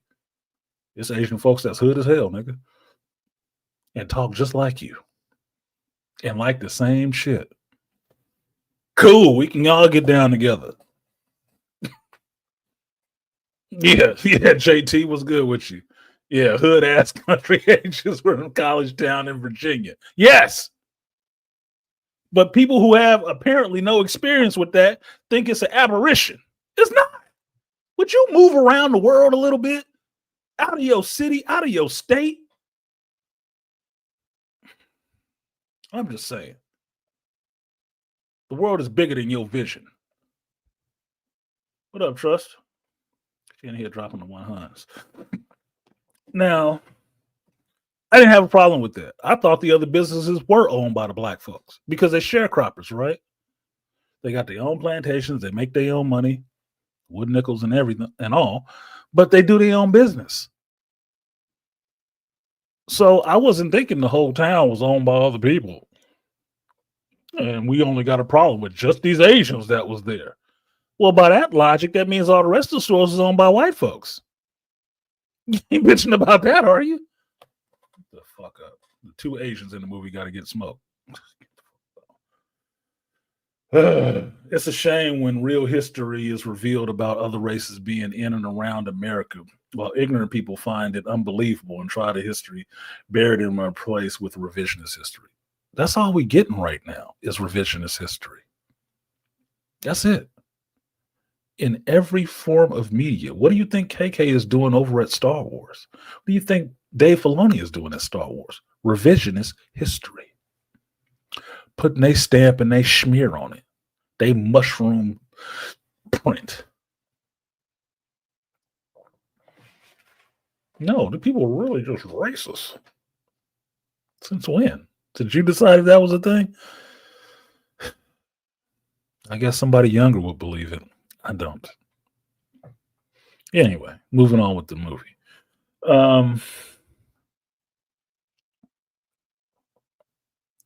Smoking Stack gather the people they need to, and they get to the juke joint, and they're heading to the juke joint.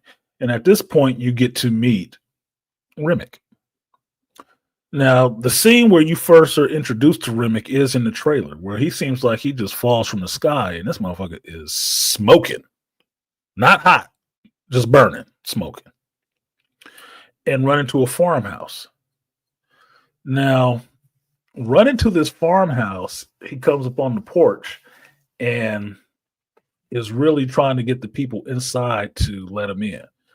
And the people that open the door, what up, Mr. Matt? They do come out with the long shotguns, the double barrels, and trying to tell him to get off the porch. And what you find out is that Remick is being chased by some Native Americans. Call them Indians. He's being chased by some Native Americans, and he wants in.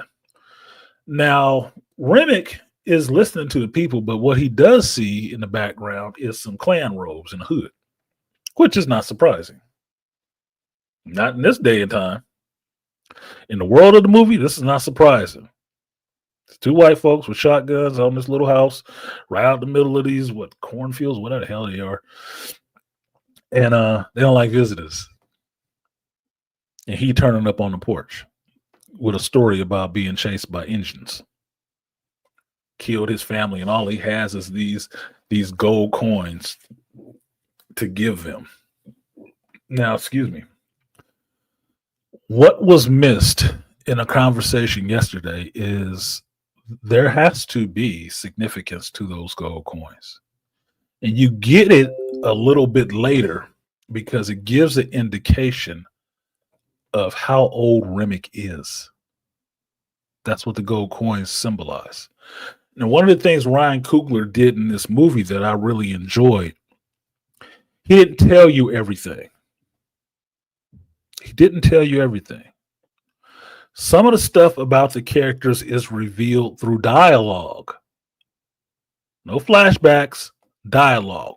Means the two people talking in a not expository kind of way, but they do tell you and give you clues to their history and where they have been. Who they are, where they have been. What you see from Remick in this moment, this motherfucker is old. Obviously, something is going on with him and that this motherfucker is smoking in the daylight. Now, if you didn't know it was a vampire movie, you would be concerned, like, what the hell is going on? This seemed like some vampire shit. You didn't know that yet. Well, because these two people at this barn, this husband and wife, don't want him to get captured by the Indians, they let him inside. And then the Native Americans do show up. And they on that warpath. They ain't out here with their assless chaps and all painted up and stuff like that. No, but they're wearing some traditional Native American garb. They got a truck and they got some horses. And they're like, yeah, we're looking for somebody we were chasing this direction. Is he in there? Now, the white lady do come to the door with the same double barrel shotgun at this Native American. He is unfazed. He is unfazed. He ain't backing up off the porch. He letting them know, look, that's a dangerous dude. Is he in there with you, man? They rolling up like the police. Like, we looking for somebody and we think he ran in here. Well, since there's no other house nearby, he had to run in here. But they're going to protect him? Okay, they're going to protect him. Now, the first indication that you get that Remick is not on the level is when the Native Americans have conversation to each other and they pass a blessing on that woman in her house and let her know it's a problem. The sun is going down. Sun's getting mighty low, big guy. We need to go. And so they leave. And when they leave, the woman goes back into the house and she's calling for her husband, telling him that they've gone and all the rest of this. And she's walking through this house. And this is what makes these old homes look creepy as fuck. If you go back to the times of lighting lamps in your house, mind you, this place is in the middle of an open field, in a sense. Dirt all around it. She walking through there with a lamp. It's dark. It's creepy by itself. It didn't need to be a vampire in there to make this house look any more creepier. I mean, they probably wearing the white robes so they can see each other in that picture. But it's dark. It's just laugh, no plaster. I'm like, this don't look right just in general. These motherfuckers living in some dark times. She cut that corner, and Remick is sitting in there in the chair, eyes glowing red, mouth running red, and she look and she see her husband laying on the floor, and Remick is telling her, "Oh no, he'll be all right. Let's give him a minute." That shit is scary, and not scary in the sense of it's a jump scare. It's scary like, oh shit, it's a problem. You ain't getting out of here quick enough, sister. You should have turned the gun on this dude. Shouldn't have let him in. Because if you know your vampire lore, vampires cannot come in your house if they are not invited. And Remick, running for his life, offered them gold to get them to invite him into the house.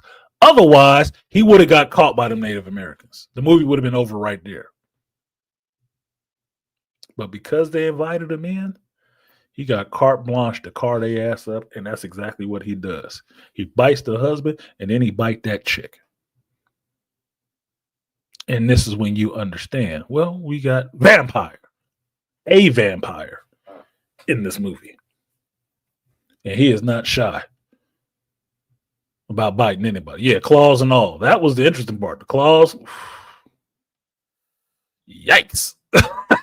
Yikes.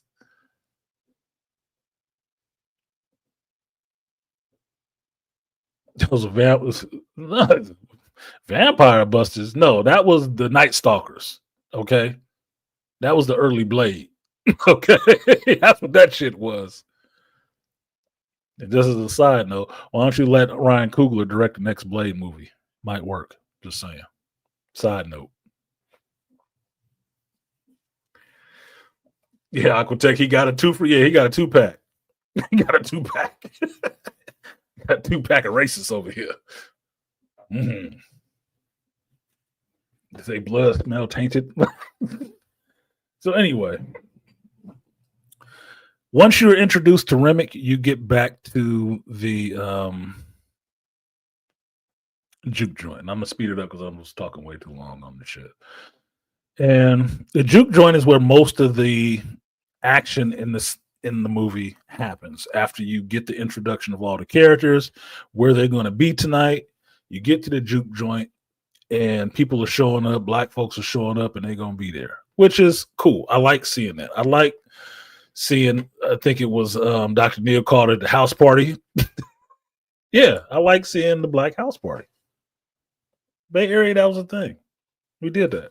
It didn't matter who was having a party. If you knew it was a party in town, you can go there and show up. Depending on where it's at, it might be some shit, it might not be some shit. But you always love a good party to get in there and have a good time, drink, smoke, dance. It was fun. It's always fun. So seeing everybody showing up to this juke joint, which I kind of have an affinity for. I ain't never been to the South like that to be in a juke joint, but it looks fun to me. Right? It gives you those good feelings like, yeah, they're about to have a good time and everybody's in here, you know, drinking, dancing, having some fun. Right now,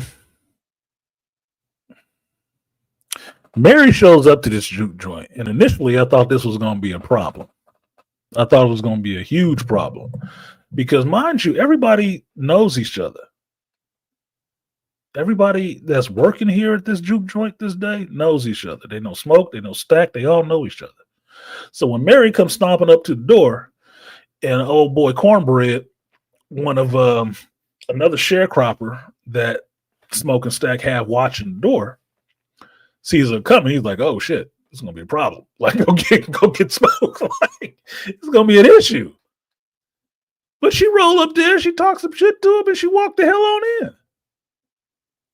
Now, mind you, she the only white girl in there. So, mind you, if you're doing your diversity counter, there's one white chick in there and two Asians. Everybody else in there is chocolate, brown, black. Ain't nobody tripping about her being in there. Nobody tripping about the Asians being in there. Why? Because the shit don't matter. If they fam, they fam. We all partying together. If they not family, they can stay their ass outside.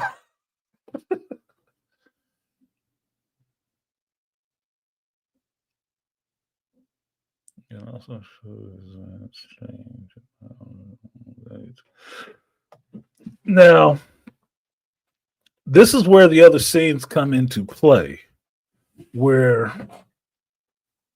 you understand the rest of these characters' interactions with each other, and you get more history on Stack and Mary. You understand what Annie, which I didn't talk about, but Annie and Smoke are into, and their relationship, and Sam's relationship to what his gift is with this music. Now, I will say, just to take a step back for a minute, because I didn't mention this, I want it a little bit out of order. Annie's introduction when Smoke goes to pick her up. And this is important just because it ties into the ending and what's going on with Smoke. I can tell you initially I read this scene completely wrong. Initially I read the scene wrong when I was sitting in the theater. When Smoke pulls up to Annie's, he goes outside and there is a bottle of milk, a rock, and a little black, it's not even a doll, it's just like a stick sticking up out the ground. And Smoke uses these flowers he bought from the Chinese woman and says something to the ground and puts the flowers there. The indication is that that's a grave. It's a small grave. Now, the fact that there's a bottle of milk sitting there indicates that it's a child's grave. Now, initially, I thought it was his father's grave because he talks about, it is mentioned in the movie that Smoke had killed he and Stack's father because he and Stack's father was abusive. He used to beat them up and used to beat up Stack a lot. And Smoke stepped up to protect his brother and killed his father. So I was thinking initially that he went to his father's grave and put flowers down and then went in the house and talked to Annie. And what happened with Annie made me think, that's his mama? Ugh, yuck, nigga, what the hell is going on? It's not his mama. Okay. This is what happens sometimes when you're making notes and some action happens on the screen while you're making your note. Okay. So initially, I was repulsed by them kissing. Right? I was repulsed. Like, he kissing his mama. What? They are sinners. What the fuck is going on? It's not his mama. I was wrong. It wasn't his mama. Okay. Annie is like the hoodoo woman there, the medicine woman in that town, who was tapped in to the spiritual world in a sense, so much so that because she had a relationship with Smoke, before he left, she gave him a talisman. And the talisman was to protect him from harm. And while he was gone off to war, World War I, while he was in Chicago doing the gangster shit, to coming back at that moment, She said she had been praying for his protection the whole time, asking all her ancestors and everything, using everything her mother ever taught her, mother and grandmother ever taught her to protect him. That's why he's here today, healthy. And in that time, she takes the talisman that she gave him and she puts something new together for him and gives it back to him. Now, this is also where you get the first sex scene in this movie, which I wasn't expecting whatsoever, but it went a bit far. I thought, man, they really gonna go there like that? No. She grabbing the magic stick. They kissing. She grabbed the magic stick, and he bend her over right there in her shop and start giving her the what for. Now, I'm not, squeamish about sex. I'm not. I was just really interested to see how these white folks was taking it. Because I did have a white couple sitting next to me, and I'm looking. Yeah, I'll see that, right? They just were sitting there stone faced. I was like, okay, so they just taking it in. Maybe the white chick is wishing she had Michael B. Jordan. Does the B stand for big? I don't know. But I thought it was funny for them in this movie that you already know that black people are looked on in one way in society anyway. Black love on the screen is always something that they may seem a little bit taboo in some ways. They don't want to necessarily see it. They don't. It's not something Tyler Perry will give you necessarily. No. So it's always interesting to me to see a black love scene on screen, to see how squeamish white folks get if they're in the theater about it. How squeamish they are. So, okay, we got sex in the movie. I wasn't expecting it. It happened. I was like, oh shit, she about hers. I don't mind a woman that know what she wants. And I'm a fan of passion. That was passion. Annie and Smoke loved each other. He told her he loved her. Oh my God, a masculine man that was able to tell her, no, I love you. You need to hear the words? Okay, fuck it. These are the words. Yeah, the black love, exactly what I was thinking of, JT. The black love that got Milestone in trouble. Static, classic cover.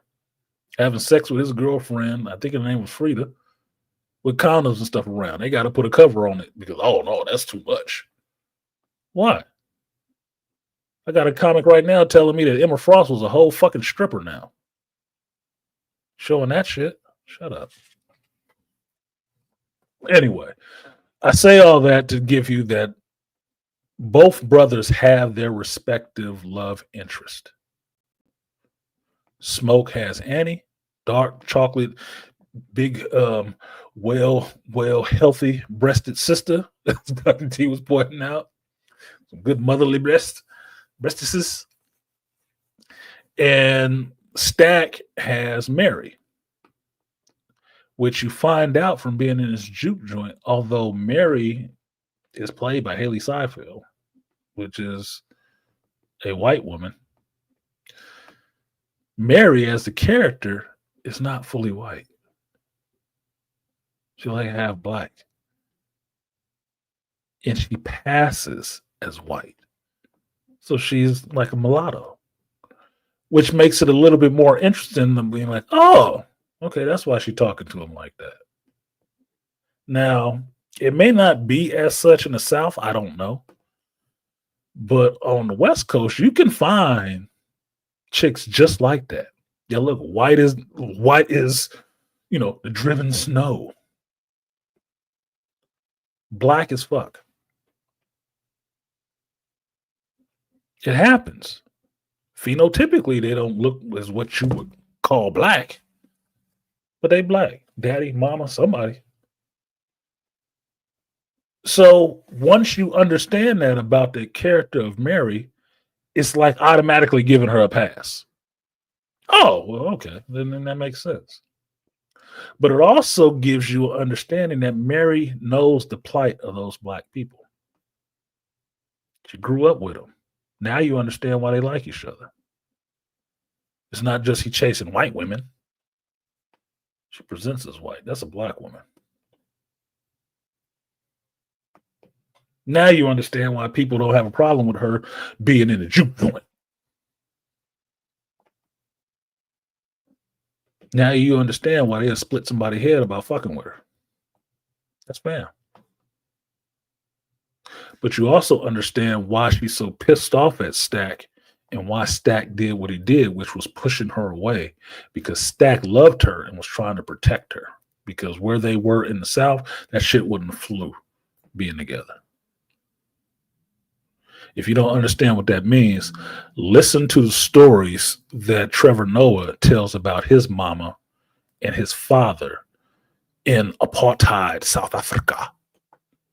How they couldn't even walk on the same side of the street together. Papa had to walk on one side, and Mama and the son had to walk on the other side of the street. It'd be a problem if they was, hand in hand walking down the street. Yeah, Mary was family. So you get that. Now, when Remick comes a knocking, it is in response to what is set up in the beginning of the movie, where Ryan Coogler gives you a little intro at the beginning of the movie about a certain type of person. And this type of person is actually like a conduit for the past and future, meaning that they can connect and pierce the veil between the past, the present, and the future, and bring those souls forth. But in bringing souls forth, they don't just bring good souls forth. They bring evil ones too. Now, what you find out from this juke joint scene is that Sam is one of these people. Now, he displays a little bit of his singing and playing skills in the car with his cousin going to the juke joint. Now, what I understand is in that scene where Stack and Sam are in the car riding to the juke joint and Sam starts playing and singing, that is a real reaction from Michael B. Jordan, hearing this dude sing for the first time. He got a beautiful voice for the blues.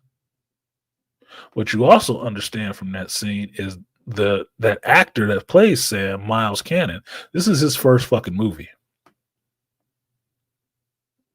His first movie. He has never acted on screen before. And he is delivering the performance. And the reaction that you see from Michael B. Jordan is understood like, oh shit, this motherfucker can't sing.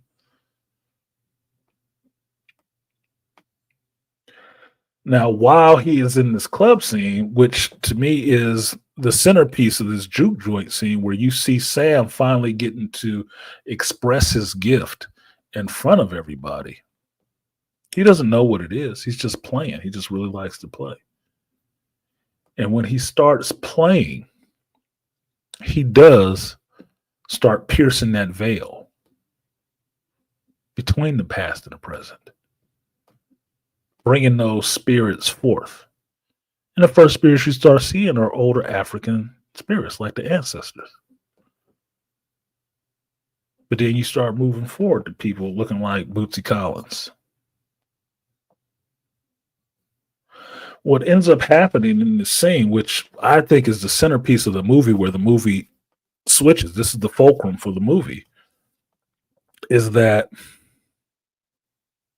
you get the supernatural element in it, where from Sam's playing and playing of the song and the guitar, all these spirits start being summoned to this one place. And it's not just black spirits. It's spirits that are related to anybody that's in there. So yeah, you get some Asian spirits and stuff like that showing up. Yeah, they do. And it's understanding the transcendent effect of music. Where it comes from, where it gets to, it's all linked together. And Sam is playing and he's in the zone and he's playing and everybody else is in there dancing. And different parts in there, you start seeing all these different elements start popping up in there, from hip hop to all kind of things. And this is where I give Ludwig Göransson mad props for composing this music and this shit. This white boy got some soul in him. He does. This music that happens in this point of Sam's playing and then mixing in all these other elements of hip hop and rock and stuff like that into the same song to show you it's all part of the same continuum is amazing. Because it could sound like shit. It doesn't. There's one thing that does make it sound like shit. Now I don't know if it was just the IMAX part of it or what, but the final ending of it, there's one note that's really fucking high and it's really ear piercing. And the only part that I thought of is that my mother is not going to be able to sit through this shit. She's going to complain about that. But the rest of the song is awesome. The rest of the scenes of what you're seeing is awesome. Even the bitches twerking in it, which I didn't care for, but it is part of some tradition, some musical tradition in black folks. Like it or not, it is. I might not want to see it on screen all the time or bony butt chicks doing it, but it is what the hell it is. Okay. Now, from Sam's playing, you get the outside scene of Remy and his new pack of vampires, the husband and wife that he bit, standing outside seeing this. They are being called by Sam singing, by his playing. They're being drawn to it because his singing is summoning evil spirits as well. Now, after this singing, they come to the door. And they there with cornbread asking to get in. And cornbread sends them to go get, send somebody to go get a smoking stack because we're going to have a problem out here. And you see what the power of Remick is in this moment, how he functions. Now, he's not snarling and biting and shit and doing anything. He's really just talking. That's all he's doing. He's just talking. And he's trying to finesse his way inside of this place. So much so that he got the husband and wife there and they got banjos and some other shit and they playing their little folk music trying to show, no, we singing. No, we just want to come in and play. No, we got something on there too. And they singing outside. It don't sound terrible, but it don't sound like this shit that's going on inside. It doesn't. And they really trying to finesse their way in with veiled threats. It's not said outright, but you feel it. You feel it in the scene that there are some veiled threats there. Look, as the audience, you already know that this brother, this dude standing outside ain't no good. That Remick is a vampire. You already know that. He ain't killed these two people, and here they are walking around, doing his business, smiling and dancing and playing and singing, trying to get in there to get a bite of something else. But they can't come in. They weren't invited. Smoke, Stack, Annie, all of them are standing at the door with these folks, telling them to go about their damn business, but you still getting that, yeah, they might not be dissuaded. They still want to come in. No, we just gonna turn and walk down the road and maybe y'all will change your mind. Meaning they're not going anywhere. Now, this is where it shows how down Mary is for Stack and understanding what she has, the privilege that she has, that she is going to go back and do some recon for them. Not a girl boss moment where she just taking over shit. No, she's going to do something to help the man that she actually loves. Because mind you, Mary is married. She got a husband. Her husband ain't here, but she got a damn husband. She don't love him, don't want him. She wanted Stack. Stack pushed her away to be with that man so she can actually have a life. She don't give a fuck about none of that life. She want what she want. And what it is this black Negro. Cool. But what she chooses to do is she's going to go outside and see what's going on with these people, because Remick did offer them same 3 gold coins for them to let him come in, which would be an enticing offer. But she's going to go outside and find out if they got any real money and if they up to some damn trouble. And Mary goes out there and she rolls up on them and she talks to Remick and them. And what you find out is that for a vampire, Remick is really controlled. He's really controlled. Like, most of the time you see vampires, especially newly turned vampires, which Remick is not, they can barely contain themselves around meat. They can't contain themselves. That's what usually blows they cover. They acting like fucking crackheads. They can't resist. But Remick is really controlled. And he sits there and has a conversation with Mary. They sing some songs and stuff, and he makes some, kind of veiled threats in a sense about what could happen and what won't happen. And, we want you here. What you get from Remick is the vibe that, he's trying to put a band together. And he is enticing. He's trying to entice this woman into their group. That he's trying to build something. He needs his following. Now, at the point where it gets kind of screwed up is that he really thinks he got her. And he starts salivating. Because he can't hold it back no longer. The thirst always wins, right? And he turned his eyes. His eyes turned red, which I thought for a vampire, that is the coolest effect, to let you know that this person is not okay. That something bad is about to happen to you soon. Just the eye effect. That's it.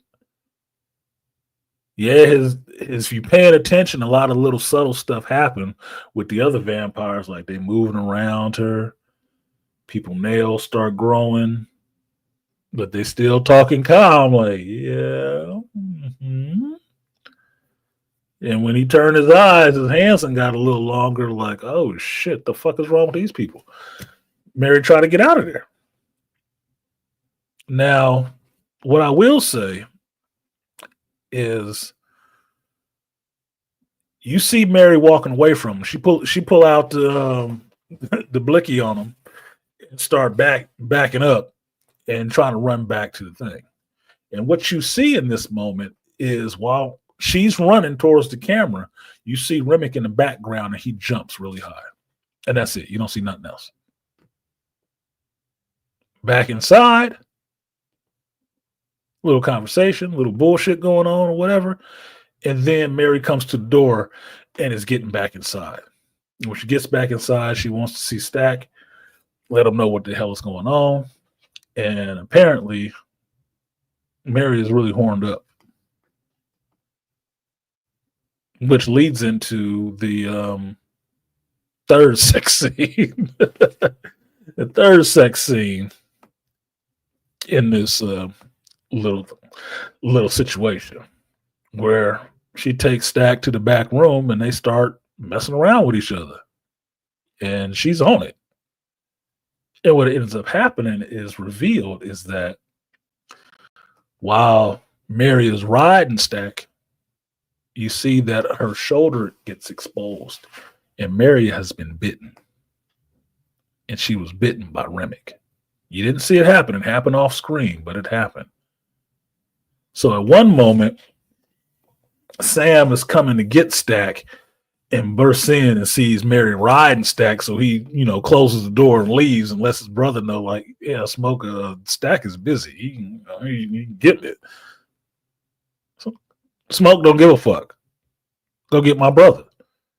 And when they go back in there and open that door to see why the hell is you not coming out here, we got some business to handle. Mary is all in Smoke's neck, killing him, sucking blood. Where you get the scene in the trailer where you see Haley Seinfeld standing up and she got the silver eyes and the blood all on her mouth. I'm like, we're going to kill all of y'all. She has been turned and she just killed Stack. Now, that is a problem for Smoke, and he start popping it. Mary or not, he light her ass up. 245s to the chest. And she promptly gets her ass up off the floor and runs out of there. And now you were in the part of the movie where people will relate to, oh, it's From Dusk Till Dawn. No, the fuck it's not. But I can see how you can make the parallel. Bully for you. Now, this gets into the heartbreaking part of it where you see Stack dying. You know what's going to happen with Stack, but you see Stack dying and you see Smoke there holding his brother. His brother that he has protected forever from his father, from enemies in war, from gangsters in Chicago. He has protected his brother his whole life. His brother was now just killed by somebody they knew. The woman that he loved. His brother is dying in his arms. Now,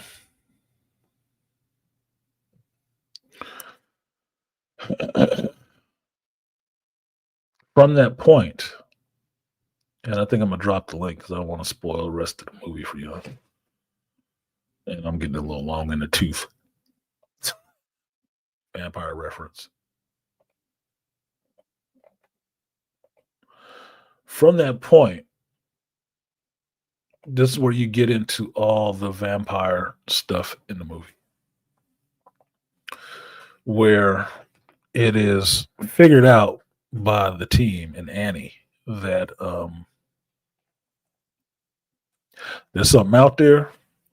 It ain't necessarily human.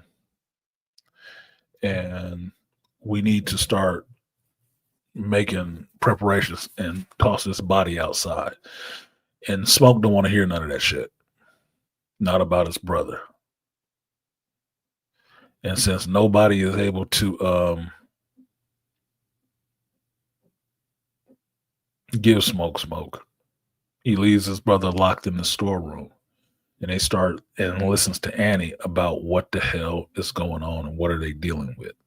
Now, mind you, us as the audience knows that there's a vampire outside. The people inside don't know what the hell is outside.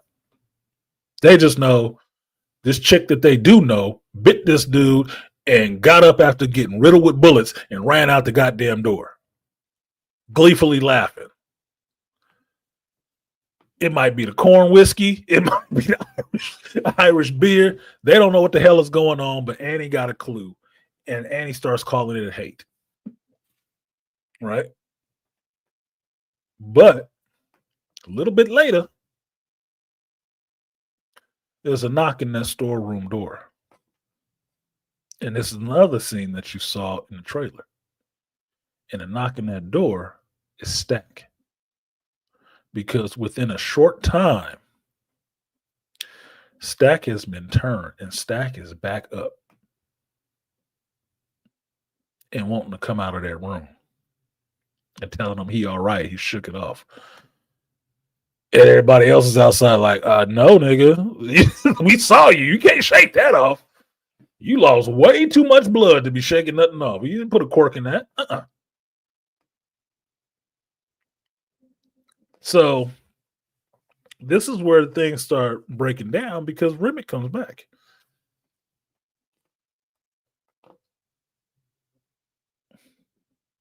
Not fucking with them.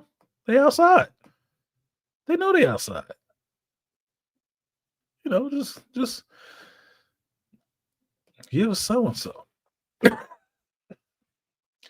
Now, at this point, they've cleared out the club.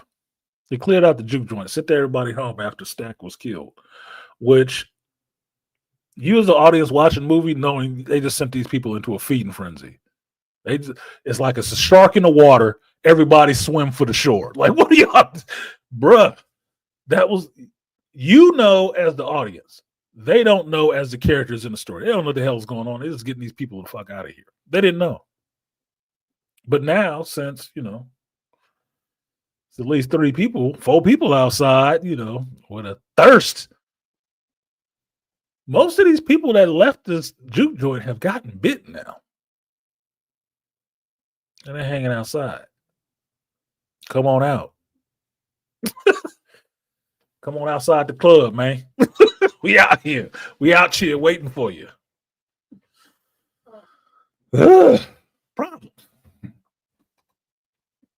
Problems. Now, the real from dusk till dawn moment is when they make their preparations for what they know is going to happen, which is these creatures coming in there. And different people along the way end up getting bit and taken out. Cornbread, dumb fuck, went to take a piss 4 miles away, apparently, in the complete darkness, got his ass bit.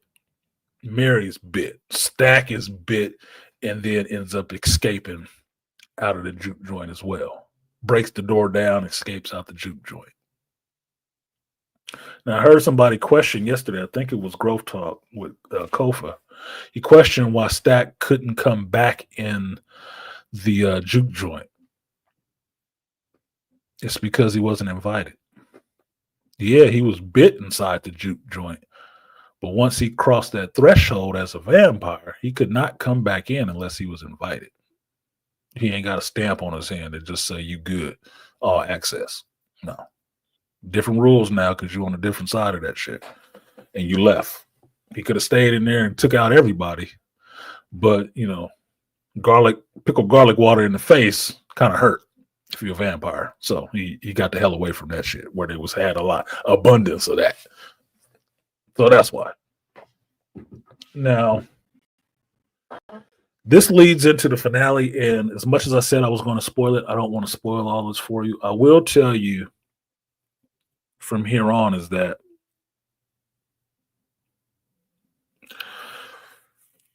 when people start expiring in this shit, you feel something. You care. You do care. How it happens, why it happens, is important.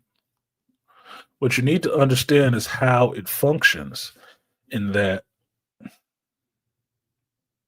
Remick, as opposed to all the rest of this, Remick don't really care about the rest of these vampires.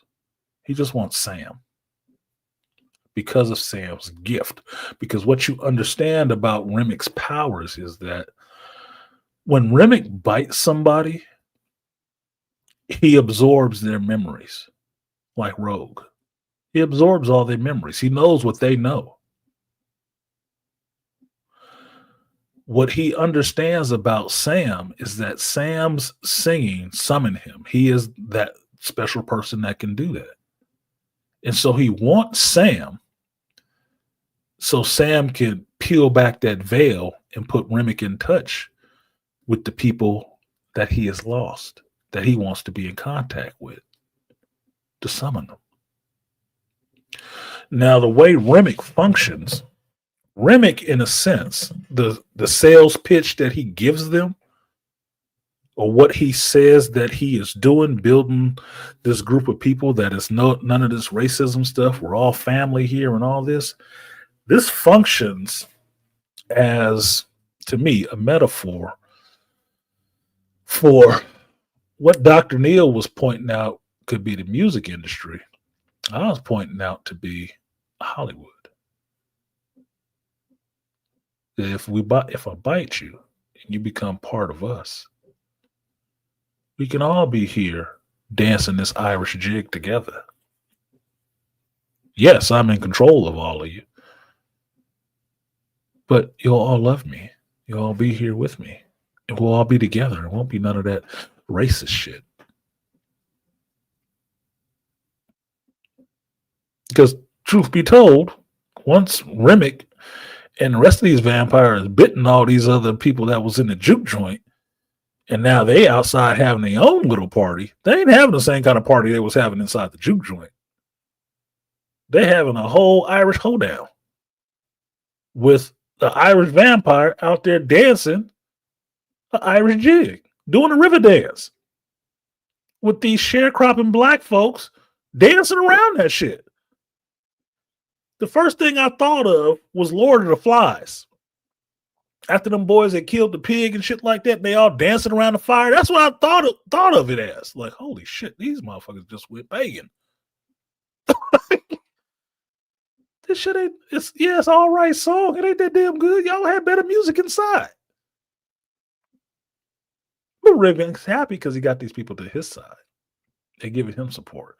And every one of those people that was bit, he knows everything about them. Everything. It's all feeding back into him. Which to me makes it the most interesting version of a vampire that I have seen. Controlled, methodical, patient, knowledgeable. He has strength, but he ain't just out here throwing people all over the place and shit. He can fly, but you don't really see it as much. But it's his mind that makes him more dangerous. And understanding how old his ass is.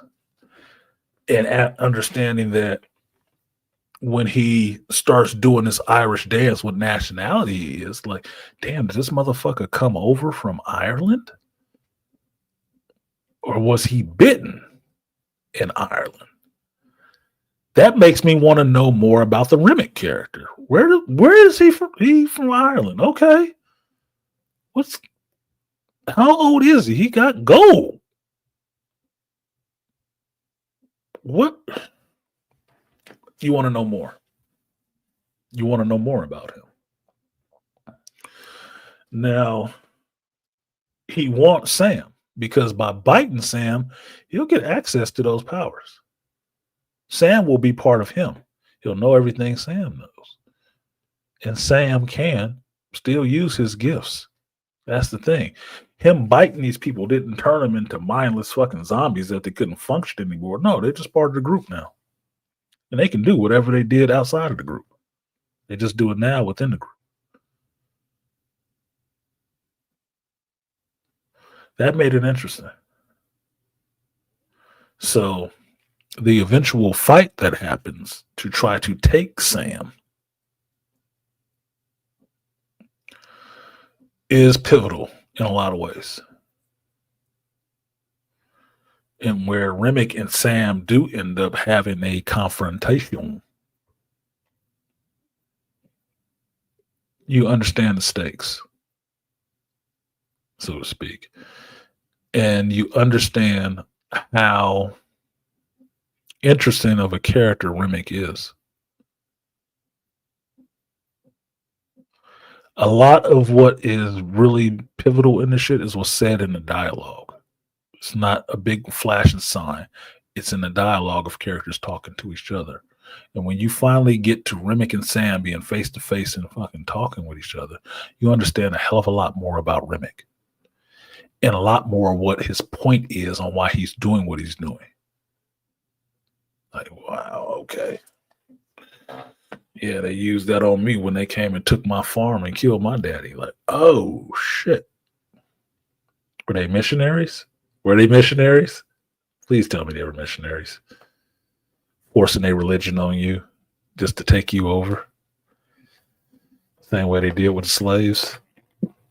That's some deep shit.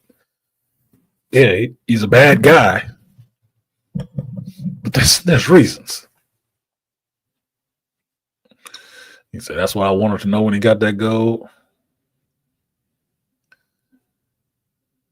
Yeah, the gold gave away his age. If you understand what they were. It's a subtle thing. He doesn't say it. That's the thing. He doesn't say it. But when the first time he offers it to the farmhouse couple, you understand what the hell it is. If you understand what it is. You understand what it is. Like, where did he get... What are those fucking... Damn, how old is this motherfucker? You get it. But it's not told to you. You have to watch the movie and pay attention and use your own fucking brain. That's it. That's the key. So you get to the eventual end of this vampire part of the movie. And for me, this is where the movie turns a second time. Because it's not just two things happening in this movie. And where you get is the next day, and Smoke has survived the night. And what he has to contend with is the person who sold him the mill, sold him and his brother the mill for the juke joint. That it turns out that this dude was a Klansman. He was a Grand Wizard of that chapter. And what is told to him by Remick is not a lie. Remick told him that the person who sold him this place was the Grand Wizard of the clan, and they was going to come back and kill you. This wasn't a juke joint. It's a slaughterhouse. They was coming to kill him. How did Remick know? Because Remick bit that little country husband and wife, which was that dude's nephew and part of the clan. So he knew everything they knew. It wasn't a lie. And this is what makes Remick interesting. Remick is interesting in the sense that the same reason why they say the devil is interesting. The devil ain't got to lie to you. He's just going to tell you the truth. And that's going to shake your faith more than anything. You ain't got to lie. He's just going to tell you the truth. Because it's all about your choice. Remick told Smoke the truth. And it was proven out the next morning when this dude showed up with his Klans member buddies to try to kill them some black folk. Only problem was Smoke wasn't the type of dude to just be sitting there playing, waiting for somebody to come and get him. He wasn't playing scared Negro. What Smoke did was he planned. He got his shit together. He went back in the same truck that they pulled the booze and stuff out of. And he got a hold of his tools.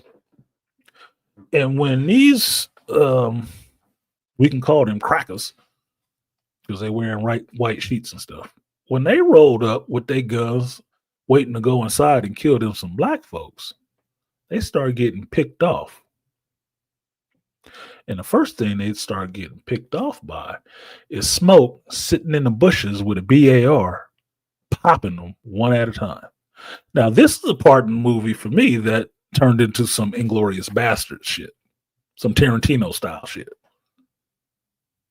Because there is no discussion about why he is shooting these people. There is no preamble about, I told y'all not to come around here, and now we're going to have to do what we do. There's no conversation at all. They just start getting gunned to hell down. And I didn't feel bad about it. I broke out laughing in the theater because I was happy. Everybody wasn't clapping, but I was. Not because I just enjoy violence, just because they fucking deserved it. And I don't have a problem with that. So when he got out there and started giving them the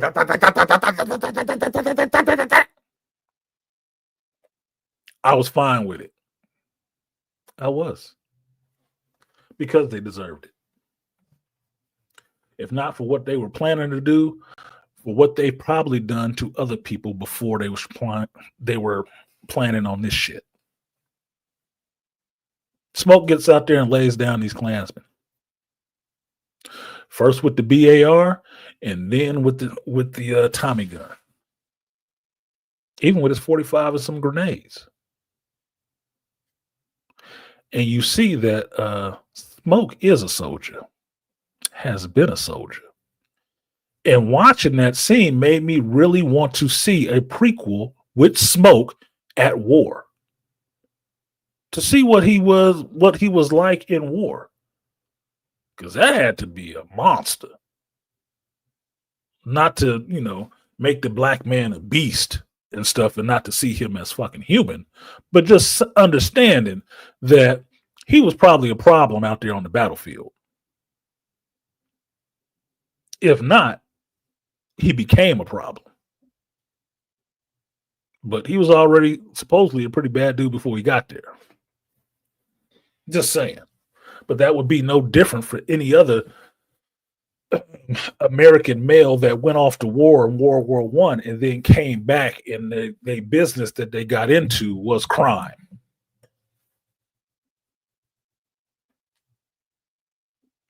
Have a particular set of skills. What are they good for?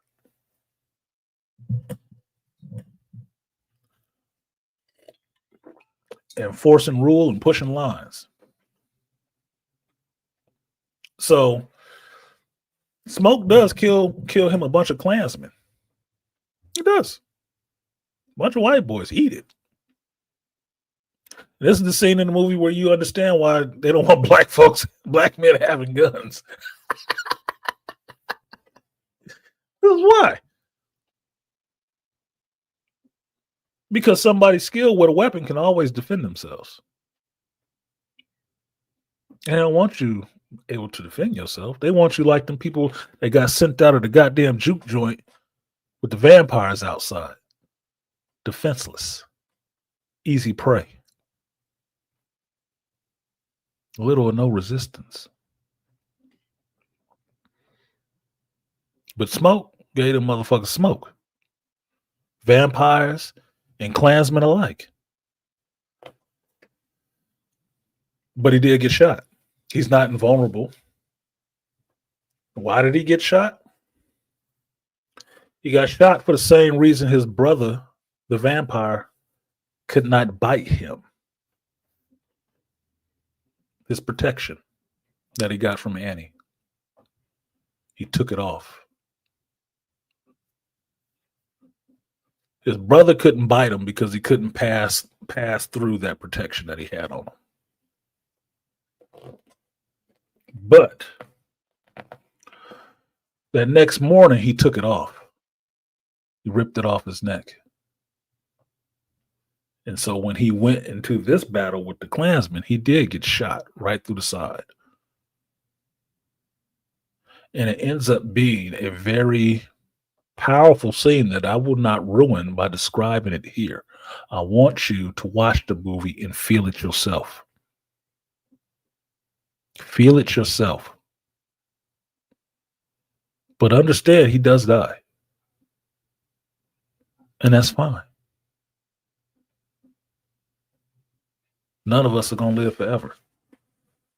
So understanding that there's real stakes for these characters means that you feel it every time one of them goes. Feel it. And that scene should not be spoiled. It should be experienced. You have to experience it. You cannot have that spoiled for you. And I'm not going to do it. So, sue me. Now, getting into the credits of this, there are two scenes. There's a mid-credit scene and there's a post-credit scene. As I tell you guys all the time, you should be trained enough nowadays with MCU movies and everything to know, do not get your ass out of that seat until they turn the house lights on. Because when they turn the house lights on and you get the final studio banner, whatever rating the movie got, then it's over. Do not get your ass out that seat until then. Just saying. They do this too often nowadays for you not to. If you sat there for the 2 hours and whatever runtime it was, don't tell me you can't stand for the last 3 minutes of it. Shut up, sit down, finish your popcorn, suck your drink, put your trash together so you can drop it off in the can and watch. And what you will see adds more to the story than what you thought was the ending on the screen. And I'm not going to spoil that for you either. Not that mid credit scene. No, go watch it. Go watch it.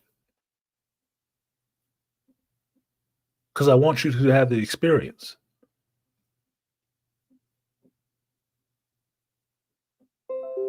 The one thing I will say is that the post credit scene shows you that this actor, Miles Cannon, was not ADR. That's who he is. He can really play and sing like that. And that post credit scene where he sits down in the church with the guitar and starts playing and singing, you feel it. You fucking feel it. Like, damn, that boy can sing. When is his album coming out? When I left the theater, I was looking for this soundtrack. I was on Amazon. It's like, where can I get the soundtrack and when can they send this shit to me? It was good, solid, and as much of a character in the movie as Smoke, as Stack, as Mary, as Annie, as Delta Slim, as Sam. It's as much a character as any one of them. So I thoroughly enjoyed the movie. I do want to go see it again after I finish this shit with y'all. I do. Why? Because I think good things need to be propagated and they need to be viewed more than once. That I'm willing to give them my money for it so they can get what they deserve on it. Support. So that's 3 hours. Like, share, subscribe, support stream if you feel so inclined. I dropped a link in there and we can talk about this other shit. If you've seen the movie, don't come up here having not seen the movie and spoiling shit. I'm telling you, don't spoil the end of the movie. I know everybody get hot and bothered to want to prove what they know. Do not spoil the movie. The scene I just mentioned after Smoke dies and the very final ending, the mid-credit scene. Shut up. You know, cool. Wait till everybody else see it, and then you can all talk about it then.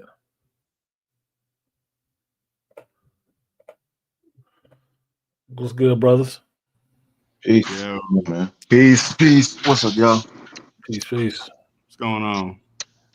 So, Lion, you was up first. You got 2 minutes, man. Royal Rumble style. Let's get it.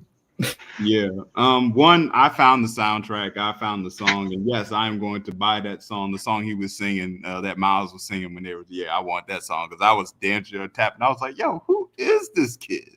Right.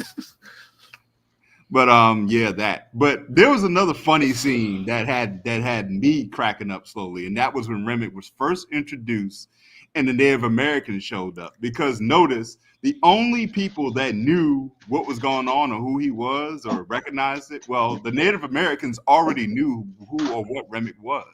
Mm-hmm. Because you knew that because what had me dying was they were knocking on the door. I was like, hey, did you let this dude come in here? Did you let him in? Oh, damn. And then his homie on the horse is like looking at, he immediately looks at the sunrise. And that's when I knew, I was like, oh, we're dealing with vampires. Because he looked at the sunrise, he's like, hey, yo, we got to go. Yo, it's time to go. And yeah. Leader looked at the sunrise like, yeah, you right. Yeah, we out of here. Yeah, we got to go. Sun's going down. We got to go. Yeah, sun's going down. They knew better. And my thinking was Dr. Tia-san and Dr. Neil expanded on this point a lot yesterday about how it showed the multicultural aspects of the supernatural understanding. That when you say Native American, you understand that these people are really tied to the earth and really spiritual. Yeah. They understand stuff that we don't understand. You already get that right off the bat. So the fact that this vampire, as you would know, Remick is being chased by these Native Americans automatically gives it validity that they would know what the hell was going on. Yeah. Mhm. more tied to the natural world, so they're more in tune with what's happening in the supernatural as well. You automatically get that. My only thing with the movie is that the Native Americans didn't come back. But then again, I thought about it in that this is all the same day. This movie happens in within one day. It's all 24 Mhm. hours. It's Yeah. 24 hours. Yeah. It's all So 24 hours. they might have want- come back in the morning. I want them to come back. I did kind of want them to come back too. I did too. That's what I was saying too. I kind of did want them to come back because they knew what was going on, and yes, it made sense because you watch any movie with Native Americans, they've always had that tie and closeness with this, with the supernatural. Mhm. They've always had that belief, and so they knew it. So it made complete sense that they knew what Remick was and what was going on. Yeah. So my thinking for me in my head canon, they come back that next morning. Maybe they found smoke, laid out there, or they tracked the carnage to find, where he went, because they would be good trackers, right? Yeah. So they probably would have came upon that scene the next morning because they knew to, batten down the hatches that night. Yeah. Get indoors in the mother. Don't invite anybody in. You'll be good. Yeah. You'll be good to the morning. Yeah. Great. Another great scene was when Mary went outside to talk to them. And yeah, I mean, there was two things because that was a dead giveaway when Remick handed her the gold because the camera actually focused on the gold. They wanted you to see it. Mhm. So I said, "Is that gold?" I'm like, "How old is this motherfucker?" Mhm. And then two, when she's walking away, and this was an extremely well placed scene, and you just saw Remy jump up and like he was flying, and the scene just immediately just cut off. Next scene, immediate next scene. But the emotional weight of that creepiness that was actually a great way that was cut. That was a great cut. But So I think that was 2 minutes. Who came up second? Malika, me, Bane. You got 2 minutes, brother. Run it. Basically we said a lot of it last night. Come on, man. This is some the powder's still dry. Um, well, we were talking about the main antagonist, Remick. Mhm. I love that he was the charming Machiavellian type villain. Mhm. And as the audience, you get drawn into the villain that way. Because you can't help he's being beguiling and hypnotizing to the characters in the movie, but also he's doing the same thing to you as the audience. And when he was doing that, well, we first see that because he wants to get in because he's burning up, but he has to use the protocols. You have Mhm. to invite me in. I'm gonna use everything. I'm gonna use charm. I'm pleading to you, good Christian sister and brothers. Can you just help me? I got some gold here because these Indians and they're like looking and I'm pleading to you, good Christian sisters and brothers. And then he looks and he sees, oh, okay, he's clan. So I have to get on his side. So, he's using everything in the con man handbook, you know. So that's where you see this, but he's not doing too much, he's not doing too little, he's doing enough. And how the way what he reminds me of when he was saying we're all family, he reminds me of like a cult leader. He Mhm. reminds me of that Jim Jones, he reminds me of that David Koresh type style. We're all family. Everybody can come in together. You don't have to worry about that. And there was a scene where he approaches the juke joint the second time. He says, you don't have to worry about somebody trying to take your land, people trying to shortchange you for money, people bothering you, worrying about being hung, people trying to shoot you down. We can all be together. We can be all our family. We can take it over as we want. And you can see some of the people on like Annie saying, don't listen to him. Don't listen to him. And it was just fascinating how the way you could see the villain is using everything to affect the people at that point in time, but also know how to affect and play on the emotions and the sensibilities of the people, especially during that period. but also he can have a certain sense because remember when he before he bites Mary, he can sense on her that she has some grief. Hmm. He says, I sense that you have some grief on you. She says, well, yeah, my mother had passed. And he's like, oh, I feel so sorry for you. And the husband and wife said, oh, yes, we feel so sorry for you, sister. And it's just, He that had a was sense just a, about people. That was yeah. another power that them vampires had, that they could sense things about people. Hmm. Played up in the mid credit scenes again, but Remick shows it to you in that scene that he knows stuff about Mary just from being around her. He can Hmm. sense it on her, and to me that gets into that.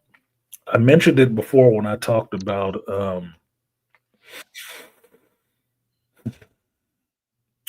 some shit that happened with me with fucking around having an affair. People can sense darkness on you. Hmm. People can sense sadness on you. They can sense it. They're drawn to it. The people that really come to you when you feel like you're really in your dark place and they're not coming to shine light on you, they're attracted to that darkness because they got that shit themselves. They can feel it. They can feel it coming off you just as sure as they can smell you if you farted, nigga, if you stink. It's a That scent. sixth sense almost. Yeah, it's like a sixth sense. They feel it on you. And so my thinking would be with vampires, they're more attuned to that shit because they already on the dark side. So yeah, he can sense what's going on with you. Just like later on, some people sense certain things about another character. They sense it. Matt, you got to figure it out, man. In here or out. Um, thank you, Malika. Beast, you up? You got 2 minutes, man. Run it. Well, first off, I would like to say, Ryan Coogler, I would like to thank you for actually having a strong masculine male character or characters on screen that wasn't tippy toeing or bowing down to nobody. Because I just want to say that scene at the beginning of the movie where they buying the meal. Thank you. That was beautiful. I finally saw in modern times a black man on camera giving me almost that same Wesley Snipes feeling from Passenger 57 when he's talking shit to the white dudes. Southern cop. Southern cop. I was like, thank God. When I saw that, I was like, said to myself, I said, thank God. And mind you, I took multiple people with me. So Ryan Cooley got me for about $60, $70 because we saw this shit in IMAX and I paid very much shit. So, That's so, right. so yeah. But you saw a lot of the masculine and feminine dichotomy with the characters between, Stack and Mary and especially Annie and Smoke, where you saw Annie as the spiritual protector and the spiritual guide, almost the closer to what we saw what women usually are, either in story or in real life. They are that spiritual guide in some ways, and sometimes that spiritual protector. And whereas Smoke is the physical protector in the more masculine role in a lot of ways. And so that's one thing that I really like that he did. Remick, the villain, motherfucker was very menacing and got more menacing towards the end of that movie. Uh, especially seeing me, my ass being in the South, I said some of them that spot kind of looks like some places that I have to travel through at night. So I'm like, fuck. I just drove to a spot the other day. I was like, yeah, this shit is wooded and trees. I said, You yeah, like, I got. It's time to get the fuck. Look, and this was at a basketball tournament. This was a modern area, but it was a basketball tournament. I said, yeah, what time is it? I started looking at it. I said, oh, shit, it's getting dark. I said, I took get the fuck. I was like, downtown now, but I don't know uh, what's going uh, on down here. yeah, I was like, yeah, it's time. It's time to go. It's a lot of trees and a little couple, and I'm very little light. And so, but that I was curious because I was curious about him, and as far as the Indians, the natives, I was like, yeah, man, I was like, damn, where they go? They're not gonna pop back up in this movie and kind of lend some assistance, but and also another thing that I think some people keep kind of either pointed out or kind of keep missing. If you notice, there are three crows that you Mhm. see at least Yep. two or three times in this movie. where they land on they're floating above the buildings and they are landing on them. Yeah, they And always circle the buildings. They always circle that the was that was very significant. I was like, oh shit! Like Ryan Coogler uses imagery and symbolism very well in this movie, even with that comment that we saw on Dr. T about the review and not telling the twins. I said that's bullshit. I said if you paid attention, even the colors, and I said it in the super chat, the colors can tell based on each one's personality. You can tell Smoke wore blue, Stack wore red. Yep. And that was to their personality type. So they were more different. That was why they wore the two colors, because Smoke was more calm, cool, collected. But if he needed to, he'd turn up on your ass. Stack was the more wild. You can tell was a little bit kind of wild and crazy. That he had the personality. That's why he went to go get the people. Smoke went to go get the workers. If you notice. Well, Stack had that fire personality. Yep. And Smoke was more the water. He was the calm. He was a little bit calmer. He can turn up, but he was a little bit calmer. So it depends on which twin. Mary actually pointed out she could tell which one she was dealing with. Mm-hmm. She could tell immediately which one she was dealing with, because in that bar scene when she's at the juke joint, one came up behind her. She said, "Smoke." Right. Mm-hmm. He hadn't even said anything really. He had said something to her, but he was behind her. She knew exactly which one it was. She felt that energy. Smoke. Also with the blue and being water, to your point, like the turning up, Bruce Lee's famous quote, "Be like water. Water can flow or it can crash." And when he needed to crash on people, he did. He did with his brother. So what's up, Kareem? We got the first woman on the panel, the Caribbean Kareem. How you doing? Hello, everyone. Happy Easter if you guys celebrate. Yeah, I love the movie. What did you love about it? You got 2 minutes, so run it. Oh yeah, I got 2 minutes. Okay. Follow protocol. I loved that everyone kind of had like a nice love interest in this movie too. Like little Sammy had the attractive black woman, Yes, Mary and Smoke. Annie and Mary and Smoke and Annie and Sax. Yeah, it was to me. When I first saw the trailer for this movie, I was like, vampire movie. I don't really like those type of movies, but I said, you know what? I like Michael B. Jordan. I'll go see the movie. Mm-hmm. And I saw it, and because I didn't know what to expect. I went into the movie like blind, like not really watching any reviews, just going in blind, and I loved it. I was like, the scene, I know you was talking about the sex scene. When the sex scene came on, I just had a smile on my face. There was people there in the movie theater with me. I was like, oh, wow, they going there with that. Yeah, it was a very, and it's, like you said, I love the imagery, the symbolism, the red and the blue, the different personalities, the scene where the music, where little Sammy was singing. And then you saw all the different generation of music, the connection, the jazz, the Jimi Hendrix. Oh, it was nice. It was a good movie. I was thoroughly surprised. That's why I said I was surprised. It wasn't because I was hating on it. It's just that I went in there blind and didn't know what to expect from this movie at all. Right, it was a good experience. And I agree with the the sex scene didn't throw me off, but like I said, I was watching everybody else in there like a lot of white folks when I saw the movie. Yeah, I just wanted to see how they were reacting to that shit. We didn't have to watch white sex on screen forever. No vanilla a few sex. Times you see it. I wasn't expecting that in this movie. That's not what I was expecting. But okay, no vanilla sex, huh? All chocolate. Nope, they were swirling, boy. Yeah. All chocolate, corn liquor, and Irish beer. Yeah, it was double stuff and everything. You had little young brothers having their first sexual experience, going down and pushing the magic button. I'm like, God damn, boy. I just want to taste you. Yeah, that shit. Gotta wait for Trust to see that. She thought that's it. You know what the part I love? He gets the Cliff Notes version of it from his cousin when he was driving early in the day. I said, "Oh, you a quick study, brother? Okay." Yeah, and it stayed on his mind. Like, no, I just want to try something. No, he was going. he saw her at that train depot, and he was like, "Yeah." And when he saw that she popped up, he was like, "Oh, okay, yeah, you here." Yeah, he knew. But you know how he got her when he sung that song and all the spirits gotten stirred up, and now all right, now he got a little hot and bothered under the collar. Okay, Mhm. He was singing. He was singing. She was a singer too. That's what he was getting at her about. That he heard she liked to sing. He wanted to hear her sing. He was trying to entice her to sing, and then she heard him sing. She was into that shit. She was into it. mm-hmm, Eddie Murphy said it a long time ago. Singers get pussy. mm-hmm. You ain't got to All you be. gotta do is sing. All you got to do is sing. So Remember that it? got her back. Damn, he did good.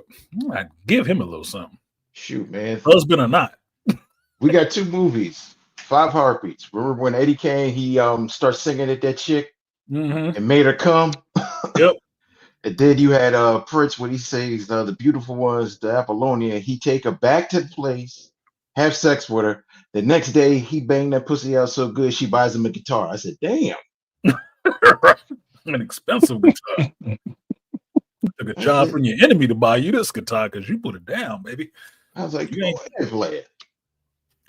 So it's open now. Everybody got their 2 minutes to say they opening shots, the salvo. So you can go in any order you want to. My question I have for Beasley: what was the significance of the ravens or the crows flying around overhead, Beast? Depending on how you look at it, usually a bad omen. Mm. That's usually how I say. I say because anytime I see birds flying, I'm like, yeah, this shit ain't. Especially crows or ravens or fucking vultures. Usually sign of a bad omen, especially if you understand symbolism. And it's like, yeah, that ain't a good thing. Especially the fact that it was 3. I'm trying to come off the 3 number. I'm like, why is it 3 specifically? I know it's 3 vampires that we get. But I was trying to think about it, but it was between like just like trying to actually enjoy the movie and try not to think too much because it's some stuff that I kind of miss and I'm trying to replay back in my head. I'm gonna have to go see the shit again. Well, I'll Brian, tell you this. How many coins did Remick have? 3. No, Three? it was 2. Was it was 2 or 3. 2. was I thought it was 2. 3. Oh shit. Was it 3? 3 coins, 3 He has ravens. 3 coins. 3 coins, 3 ravens. Wow. The raven is another word for what? The crow. It's like the same kind of bird. It's the same. Mhm. So like Mr. Matt is saying, it's death. Mm-hmm. But you already know if you watch some other movies, crows and ravens and shit like that, it's kind of tied to the spiritual world as well. They're like they're the messengers or the bringers of they are the go between the afterlife and death. And when you're talking about the 3s, you also have to understanding number 3, Father, Son, Holy Spirit, also life, Trinity. death, afterlife. Mhm. So Or each crow, past, present, and future. the future. And Mhm. here's the thing: in the movie, you see the past, the present, and the future. Yep. The past, the brothers, you know about their past. The present tense is dealing with the vampires. The future, Sammy becomes Conduit. the blues man, but also he gets a blast from the past with Mary and Stack. And it's kind of an endpoint with him that we, the audience, was like, okay, is it that Stack holding a grudge? But Stack was like, no, he's just still showing love to him. And like how you said, they happy. They're the 1992 version of themselves, living better now, coochie sweater now. Spoiling. I wasn't talking about that part in the movie. I told y'all that. Don't talk about that part in the movie. My bad, So brother. people can go see it and have that experience for themselves. But what are the but go you ahead. see that trilogy of how the way, like you said, that symbolism of trilogy, I guess if you give it that title though, how the way you see it. Not 3 times. I think it's something biblically about knocking 3 times as well. I can't remember exactly what it is right now, but yeah, it was 3s. It was in 3s. Did we establish where the gold coins were from? I don't No. I don't know. No, Because they No, that's what we I'm never curious said it. about. Somebody said it in the chat a couple of times that You know, they're Spanish doubloons. Yeah, they are. But Remick is pretty damn old. So without saying where they came from, knowing the time frame that you're in, and when they would have used gold coins for barter system or money, Remick is pretty goddamn old. So I was saying he's been there for a long time. That was the old vampire. Mm-hmm. A couple hundred years. So how he got here to these shores might have been, you know, Irish settlers or something like that. But maybe he was bit by an older vampire. I don't know. There's something tied to those coins, though. That's why he's still carrying them around. Mm-hmm. Because one version of vampire lore, at least in Wes Craven's idea, is that Dracula the vampire was Judas Iscariot, and he had his silver. That's why silver hurt him, because that was what he took to turn in, you know, Jesus Christ. So that's why silver hurt him. So Remick carrying around these gold coins, in a sense, functions like that. It means something. It means something to him because he keeps them. Yeah, he offers them to people. He never gives them away. He keeps them. I'm thinking they're tied to the people that he's looking to get in contact with. It might be tied to those 3 fucking ravens that's flying around too. Because in this, they don't follow him. They precede him. When he's running to that farmhouse, they're already circling the farmhouse. Like they're directing him where to go. It's weird. It's a good possibility. Yeah.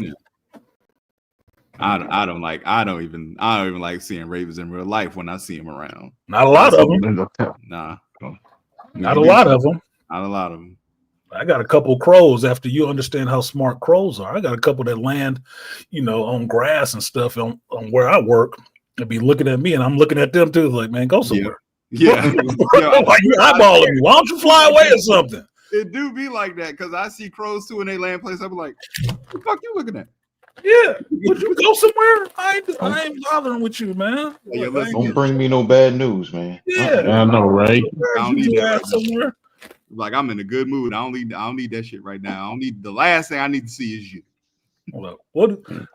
What do you know of somebody that's super spiritual? They have 1 or 2 kind of animals: a black cat or a black crow, right? Why? Because those animals are smarter than they let on, motherfucker. Yep. And they kind of tied into the shit you ain't ready for. So Nope. Never a good sign, especially not in the movie. No, especially not in the movie. Because you saw him sitting there on that house, yeah. I had written in the chat a great 3-part prequel if Ryan Coogler ever does it. First part would be the twins growing up in Jim Crow South. Starting off maybe like with preteen teens, then they see the interactions with Mary and Annie when they were younger, and also how they came about in the father, and see the 2 brothers, the preacher brother and the bad brother.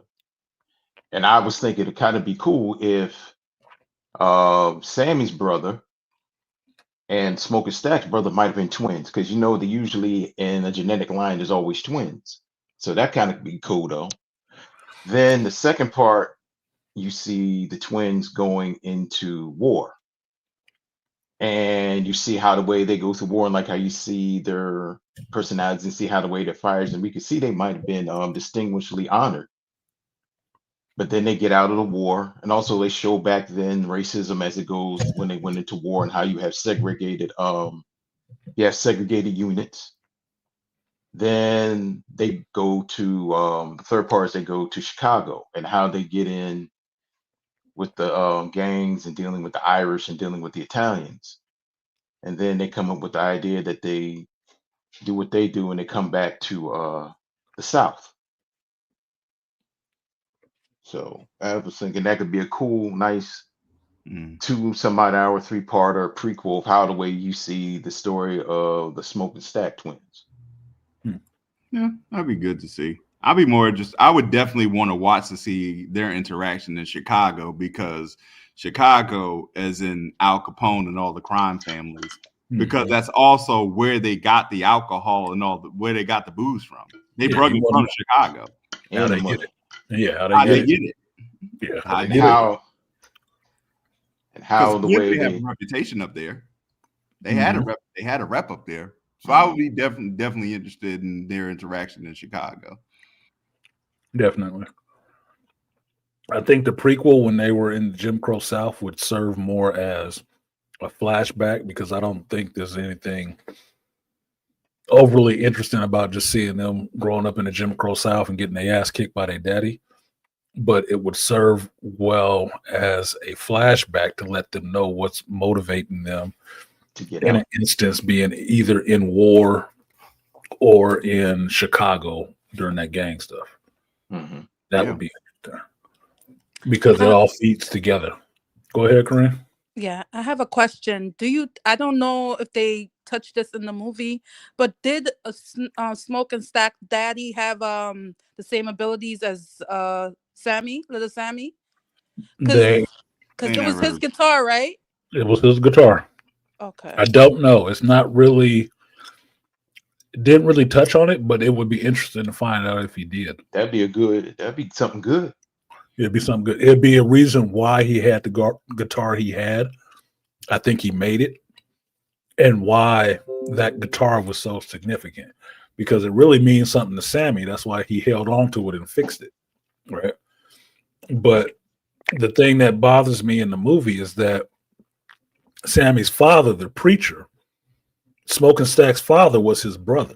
He knew whose guitar that was.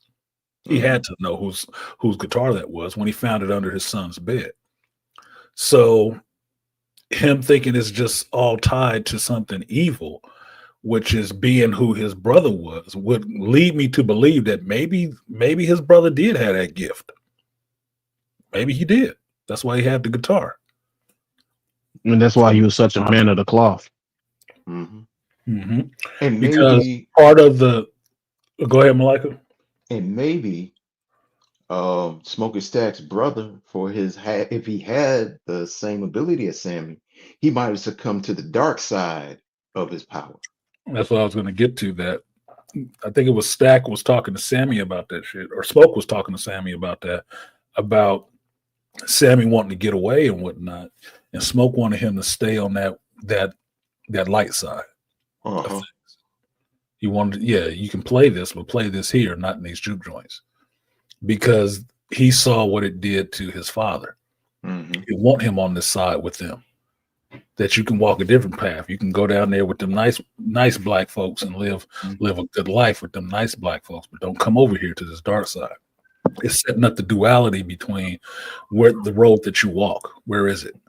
Mm-hmm. I know where I am. I don't want you here. And that shows the protection of black men, in a sense that we might be doing wrong. We might know we're doing wrong the whole time. It don't mean I want your ass here. That's completely different. For a man, that's completely different than somebody, well, I'm doing wrong, but if you here with me, it's okay. Nah. It won't be as wrong if we here together. Nope. I don't need you here. Stay where your ass is, where you would thrive. Told him directly, I ain't never met a happy musician. Exactly. So I ain't never met a happy musician. It's best for you to stay over there. Smoke saw black and white, but Stack saw shades of gray. A little bit. Yeah. And the Smoke character, what I really loved too was how they really kept him on brand at the end when he when he was shooting the clan leader. He's like, can I get a cigarette? Can I get a cigarette? I mean, I laughed my ass off at that too, Kareem. I laughed my ass off. I said it in the theater while I was sitting there. He got a cigarette. And then the motherfucker start going in his little vest to pull it. He said, and he got some cigarettes. I thought, he got cigarettes. He gonna give him a cigarette. You motherfucker. That shit was hilarious. Yeah. It was. It probably wasn't supposed to be a joke. Maybe it was, but it was funny as hell. In that moment, this motherfucker just shot all your homeboys, shot you up, got you laying there, got a gun on you, and asking you for a cigarette. And you go in your pocket and give him a cigarette. But the part that makes it funnier, because when he said that, he was already cursing him out anyway. Yeah. He cursed him out, but gave him the cigarette anyway. Totally unfazed by that shit. You got a cigarette? Gave it to him, cursing him out, but gave it to him anyway. Yeah. Yeah, I got one. Yeah, here you go. You But might yeah. I have a question. I don't want to know if it's going to be ruining something. I'm going to say this, Artisan. Before he dies, after the shootout with the Klansmen, hmm is it cool to talk to the scene before he dies?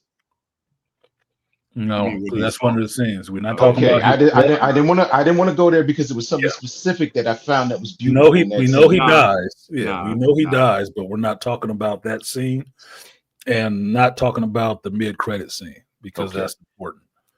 okay. So So that his death scene is something that needs to be felt, not talked about. It thank you. needs to be felt. Yeah. It needs to be felt by somebody going to see the movie for the first time. Because if you talk about it, you ruin it for them. So that's why I'm staying away from those two things because those are pivotal. Those are Yeah, important moments. And if you talk about it, it's already ruined the experience for them seeing the movie it loses because it that won't luster for resonate. everybody else. It won't resonate. That scene was really touching too.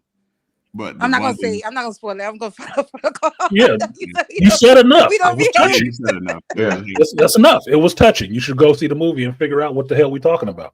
Yeah. I don't need to tell you out this shit. No. But there was a I heavy scene though. There was a heavy scene when they finally, when the brothers, when he was already turned, when Remick came back and they were in that conversation, then Stack turned up and Stack was talking to his brother like, "Hey man, that's all good over here." And that whole emotional weight of him watching his brother, he was just looking. He wasn't even saying nothing. He was just looking at him like, "What the hell are you doing?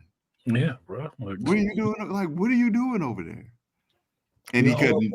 Yeah, like that shit was like, damn, that shit hurt. Yeah. and they had to and they had to grab him because he was about to go out. Yeah, he was And about to go. they had to all like they said, don't listen to him smoke. They had to all pull him back in. And that was that you saw that that protection from the feminine of someone that what it's supposed to look like. No, let me stop you because you're not in your right mind. I know you and your love for your brother. Let me pull you back from the darkness because if you go out there, we gonna lose you too. Yeah, that's not your brother. And it's Yeah. a twin thing too. You know, twins Mhm. are they don't really thrive by themselves really good. They need each other to really, you know, that's what I read about twins. Like twins have this connection where they kind of need each other in a way, and when one of They them do. pass, it's kind of like they're weird. They don't feel like stable. You know?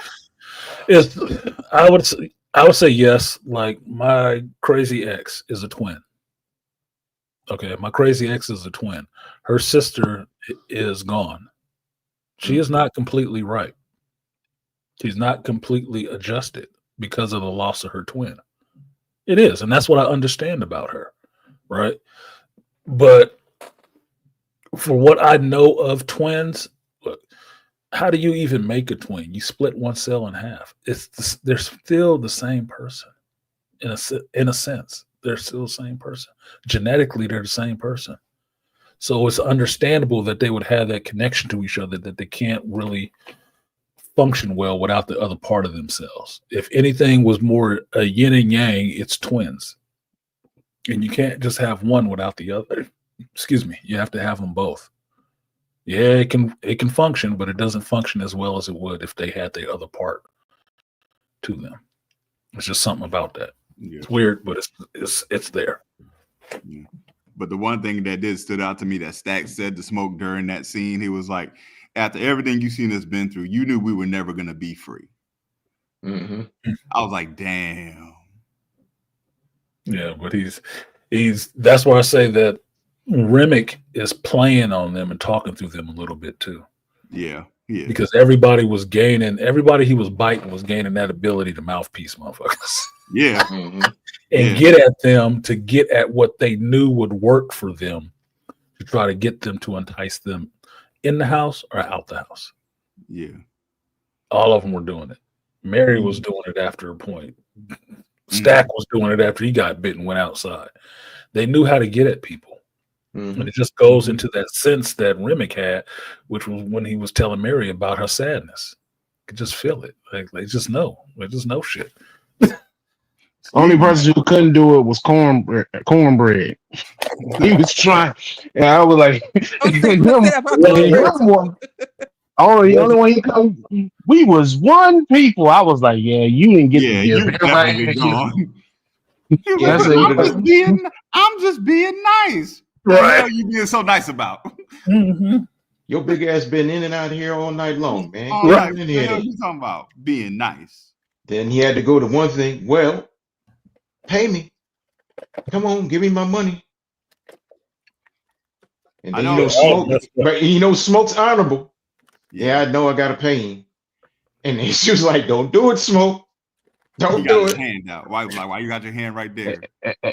And I'm with you, Artisan. This man went into Timbuktu to go take a piss. I was like, bro, you couldn't just step around the goddamn building. Like, what Exactly. the Can you hell? walk around the corner? Right there around the corner. You gotta go Yeah. all the way to the bush. I'm Like, like, yeah, he gone. and that's the one thing I know about outhouses. Outhouses are not way the hell out. They are not too far because if you're going too far in the woods, my great grandma, old Southern, from before she passed, I said the outhouse, they make you fool. You think the outhouse is waiting. Like, no, it's not. It's just right outside the door. You just walk in and walk back out because it's dark outside. Yeah, but a couple of yards. Yeah. How would you go out there at night? You want to be walking 2 plantations over to go take a piss? No, man. Look, it's right out by the tree line. Just far enough away so the smell don't linger into the house. That's it. Pretty much. He walked everywhere for that shit. I was like, you deserve to get eaten. Like, Yeah. and where he was, it was so dark and creepy. I'm like, bro, I would have never took my dick out there. The fireflies and the light. It wasn't a vampire, a snake, a wolf, a wild animal. No. And I was like, "Damn, Cornbread, you got a bladder the size of New Mexico. As much piss coming out of you." I said, "Damn, for real." Oh shit! Running racehorse. I have a question. The Asian guy, he didn't look Chinese to me. What was he? He was supposed to be Chinese. Oh, because the daughter looked Chinese, the mom looked Chinese, but the dad, I was like, is he Korean? He didn't look for some reason. I don't know. I didn't get Chinese from him. The actor himself may have been mixed. He may have been Chinese and something else mixed together. That's what he looked like to me. But yes, the woman, the actress playing the mother and the daughter, yeah, they look definitely Chinese. So I don't know. You have to look up that actor and see what he's actually mixed with. But he's probably mixed with some European or something. I looked him up. He is Chinese American, and he's from your area, the Bay Area. Okay, that makes sense. So he is mixed with something. Yeah. So he is. Which is one of the things. Ryan is really he really do help out his neighborhood. No, that's the one thing. That's the thing I do say about Ryan Coogler. Ryan Coogler does not discriminate on who he puts in his damn movies because it's usually people that he worked with, that he's known. Like, I'm sure people know this, but Ludwig is his friend. And I thought Ludwig Göransson for a while was a black dude till I saw him when they were doing this behind the scenes stuff with The Mandalorian. This is a white dude. This was his college roommate. Mm. That motherfucker on some Jenkins level composing stuff. He cool as shit. But a lot of the people Ryan Coogler knows that he works with is people he works with all the time. And it's across the spectrum. It ain't just this. He good with working with people. He don't have a problem with that shit. And that's why I said he seems to do diversity right. It's not that you a diversity hire and you was here just for this shit. No, you got skills. And you happen to be this. So the fuck what? Use your skills to the utmost and we rock it. Yep. It still shows respect for other culture. Because even when during the vampire scene with Remy doing all that damn river dancing, but that's their culture. That's their culture. That's what they do. That's what they do. So what's the problem? Wait a minute, I got one for you. It's gonna get my copyright for the day, I'm sure. Other than the other ones. Why is this not playing?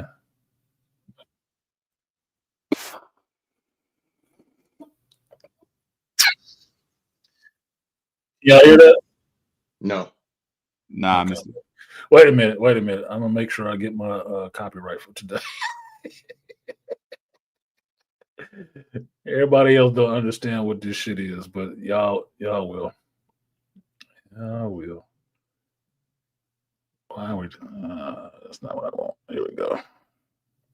Pick more, I've been clean. Pick his head, I pick pick his feet. I would have picked his body, but it wasn't fit to eat. Or I picked poor Robin clean. Pick poor. Did I hear that? Yep, I heard it. Yeah, that was so funny. When they You know the beauty of that scene? The beauty of that scene is like everybody had that awkward look, but what made it funny as hell was Stack. Stack was singing on like, hey, this ain't that bad. Ain't that bad. It's a little catchy. Stack bobbing his head like, hey. Look, every fucking villain, horror movie monster, gotta have their own goddamn theme song, huh? Right? They all don't. But look, my thing is, when you first hear the song, Remick is singing the song, right? You know he's fucking with them. Robin is a person. Who is Robin? Where is old Robbie? Yeah. Yep. Look, that's somebody he killed. And he made up a song about it. So I want to know the story of Robin. Who the hell was Robin? He picked him clean. He's telling you what he did to him the whole time. Where is he? It's a creepy fucking song. Mm-hmm. That is a kill. That is a kill. He made a song about a kill. But you didn't kill him. You said you picked him clean. So was it personal? You know what I loved about that scene?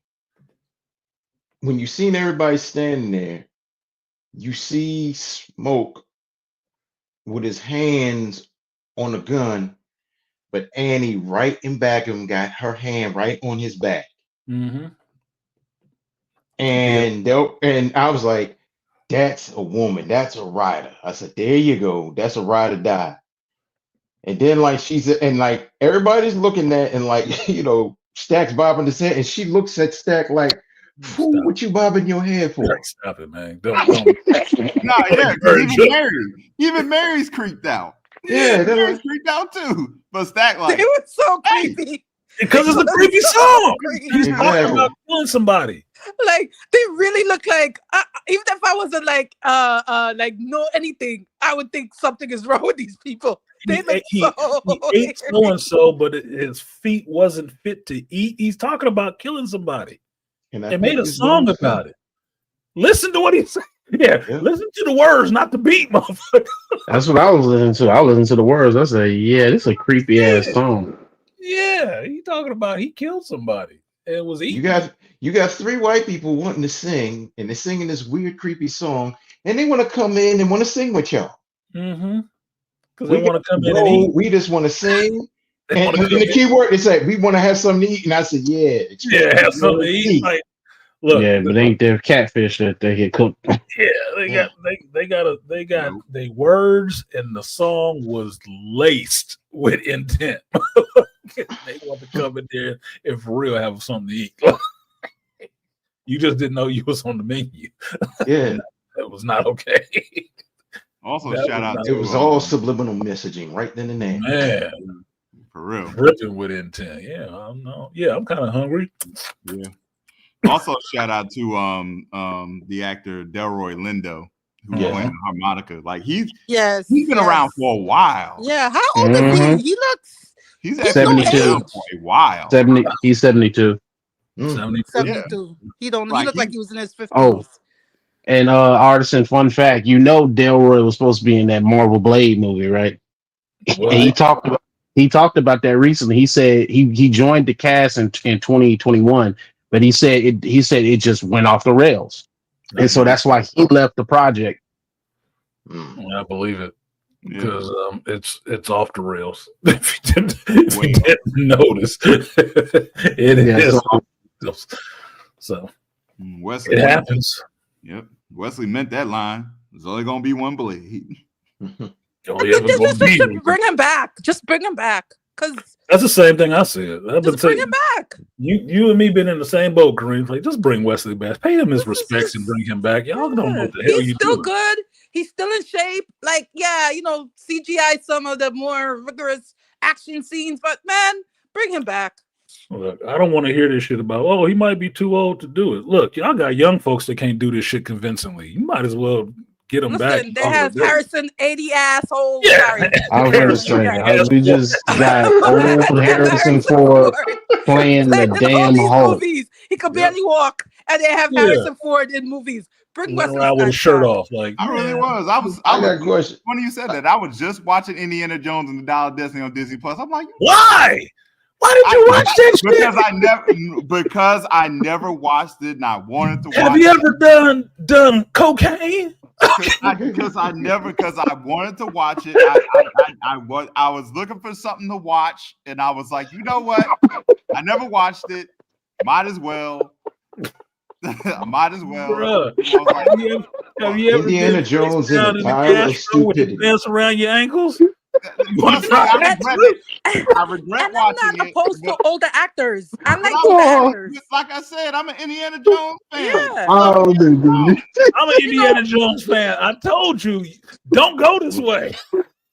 Look, hold up. That movie Lion. made Kingdom of the Crystal Skulls look like a masterpiece. That Lion. CGI was that young Indiana. Lion, you do not let the vampires in your house. Yeah, I was at home. you let Remick all up in the crib. You do not let the vampires in your house. Stop. That's why I was at home. I was in the comfort of my own home. There was 2 movies I was See, That's the problem. I'm in the comfort of my own home, and I think Look, hold that up. is easy. Wait, hold on. They picked poor Lion clean. Goddamn. I pick lion's bones clean. I pick lion's bones clean. No, He put the Dollar didn't have Destiny no on, and I picked his bones kind of clean. clean. I picked lion's bones kind of clean. I Pick picked his lion. head, I picked his feet. I would have picked his body, but it wasn't fit to eat. Yo, you had to do me like that, dog. You didn't have to do yourself like that, I player. didn't have nothing else to watch. I literally had nothing else. I literally had nothing else to watch. There is Lion. always something else. Lion, to you could do. have went out in front, watched the grass grow, painted the wall, watched the paint dry. Oh, my side hurts. Anything I other than had that. nothing else to watch. Watch Geely. You could have watched anything else. It's okay, Yeah. man. You You could have watched Meatballs Hey. too. Hey, I understand. Look, I'm a parent. I understand. Sometimes kids got to fall on their face for themselves. Okay, that's fine. I told you. I had to watch. You could have watched Blade 3, man. I'll never get that. That is just sometime I'm just gonna have to concede. I'll have to concede that. You're gonna have to see it yourself. I understand. So, Lion, let me ask you this question: What's up? Is the stove hot? Yeah. Yes. Okay. Very. Now we all both on the same page. Ow. Ow. If you want to hit, I'll put it in one word. Ow. Ow. Okay. Ow. Good. That's all I need. Did you learn that? Did you learn your lesson? I learned. Good. I learned a valuable lesson. Learn your lesson. Do you need to go back and do it again? Nope. Hell no. Nope. You sure you don't need to watch it again? I think I'm good. Okay. Can I give him one more artisan? Okay. Lion. What's Do up? we remember not to stick our dick in crazy, right? Okay. Just make But sure. that ass though. Okay. But that Okay. ass though. But them other dudes, the guy that she got messed up because she was messing around and you knew she was married to this other dude and he came and killed him and then she stole all that other guy's money. And next thing you know, she also had a homosexual lover that was also crazy, that was in prison and that was But doing I 10 didn't go years. to the Okay. theaters though. I didn't Listen, go. Okay. I didn't go to the theaters. I didn't go to the theaters though. It was on Okay. Disney Plus. I had Okay, Disney look. Plus. Look, it's in there. It's an 8mm situation. You've seen it. It's in your brain. It's never leaving. Okay, you're gonna have to wish on Alzheimer's to forget that movie. So Well, Call Charles Xavier and put the mental blocks in. okay. man, Look, you have to do it yourself. I understand. I had get to it. do it. But now that we both know, stove is hot. So we Mhm. fucking head out the stove. Okay. Yes, we'll do. We'll do. Okay. But There might be something else later on, but it's okay. Did you at least fall asleep on it? No. Yo, he was all like- right, listen. What part did I get Oh God, now you gotta explain the trauma. Oh God. No. What part did I get up to? Damn. You know what? Honestly, I don't know if I fully got past the train. Oh, so he fell asleep on the movie. That's good. It ain't in his Man, memory. there you go. It ain't in his Oh, memory. that's It's memory. It's subconscious. No, but I The tried harder to. place to That's dig when, out. but you know when you do that, but I felt bad about falling asleep, so I tried to give it a run again, and I Oh was hell, you went back for a second. Twice. but I was like, yo, what the fuck? I was like, yo, what the fuck? I was like, yo, what the fuck is going on? I was glad to see Salah again. Oh my god. It was good to see Salah again. It was good Now to you see going Salah again. Yeah, it was. I'll say that much. It was good to see Salah again. I'm like, Salah's like, hey man, it was the adventures, but I'm like, you know, I appreciate where Harrison Ford was at. He was like, yo, man, I'm too. Even Harrison Ford was trying to tell you, yo, I'm too over this shit. I don't want to do this shit no more. I was like, dude, you should have done the movie, nigga. Yeah, You shouldn't have seen the movie, nigga. Hey man, it's Indiana Jones, bro. I grew up on Indiana Jones. We all, but we know when to say I grew when. up, man. Read the books of young Indiana Jones, so we all did, but I had to tap the fuck out. Yeah, it was Yeah, like, you just watch the old ones. That new one was great. No. Matter of fact, what Exactly. new And Indiana what was Jones that movie? storyline? What was the turning stone? What was that thing that they had to go to turn back time or whatever? I didn't Hold even on, what? understand it. Let's It was not just relive stupid. it. Let's not relive What? No, Thank you. What? no, Hold I on. mean, What movie? What new Indiana Jones movie y'all talking about? I'm completely lost here. yeah, like you know, there was the latest one. We'll just say the latest one. there was no latest one. Dead on There was no delivery. latest one. It's I thought it was Kingdom of the Crystal Skulls, and that. No, that movie never existed either. There was only 3 Indiana I'm not Jones picking up movies. what- Y'all not picking up what he putting down. yeah, Let's just understand his memory hole. We don't talk about that movie. nah, we're gonna leave it Yes. alone. It Yes. was I touched DOA. DOD was DOA. I Yeah. just And I'm not better for having seen it. I'm not. I saw it, but I'm not talking about it. no. Back to Ryan Coogler. The last Indiana Jones movie was The Last Crusade. There you go. Yeah. We don't talk about those. And it was fabulous, just like the other 2. Junior. Yeah, that was classic. There was never Catchphrase a from 7 and 8th, 9th Star Wars movie. Nah, we don't. No. So no, we Moving on. There was never a 2nd, 3rd, or 4th Highlander movie. Yeah. There was never Nah, a 3rd. I'll fight you in the Highlanders. I like all those movies. Oh shit! Mario Van Peebles was shit, but I like Mario Van Peebles showing up. All right, I can't I fuck with did. y'all That niggas was anymore. actually cool. All y'all need to get out the juke joint then. But shout out.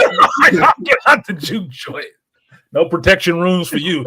Oh, Get out there without typical garlic water. I hated Indy too, but I like Dr. You T. like- Doc, get out the juke joint too, man. Come on.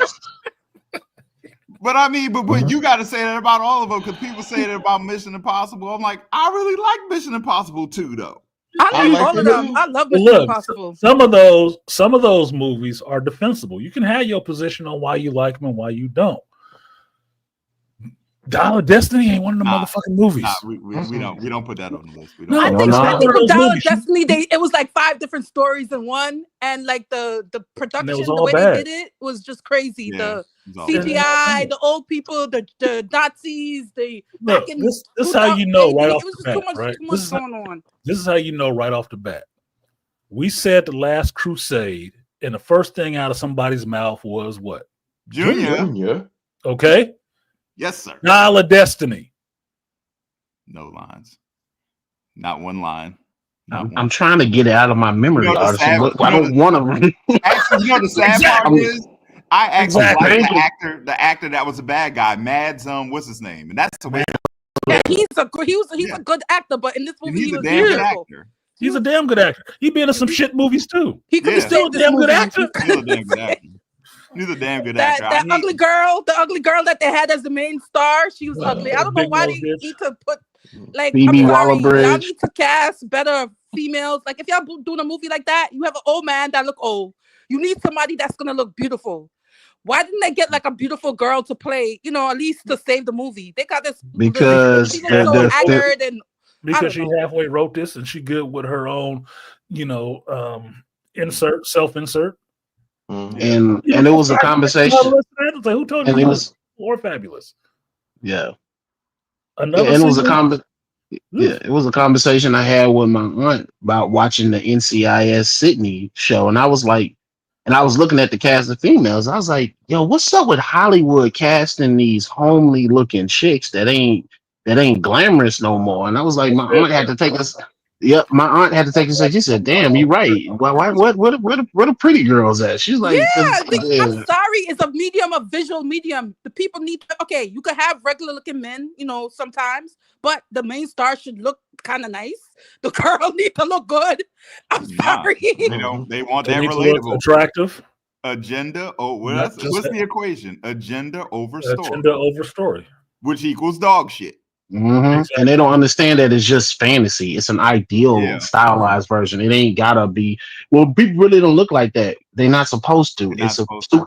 I mean, Superman with a fuck ton of muscles is supposed to be idealistic. You're supposed to aspire to be like that, not actually be that way. Nobody can be that way. That's why they call it an adaptation. Yes. Yeah. Here's the funny thing: when I see these women, I said, "Damn, no wonder you so angry. You want to compete with men because nobody don't want to fuck you." Damn. Oh God. Yeah. Like you weren't a lesbian by choice. You were a lesbian because that's what was left to you. Yeah. And then And even they've only you ain't really cute either. So exactly. When I think about the 80s movies, a lot of them were kind of foolish, but the people look good in the 80s. Like, Yeah. there's a karate movie, there's not karate, American Ninja movie, right? And the stars of the movie, I see the whole movie. But the star looked nice. He's a nice, attractive, Chad looking guy, but he's attractive. The girls, the ninja girls or whatever in the movie, they look attractive. Like you have to have that. I missed that from the 80s. They need to bring that back. Because 2000, why did I know that Silver Surfer was going to look like shit? Because they don't pick attractive women nowadays. They don't even look like women. They look like little girls and shit. Like you gave him getting which bothers me.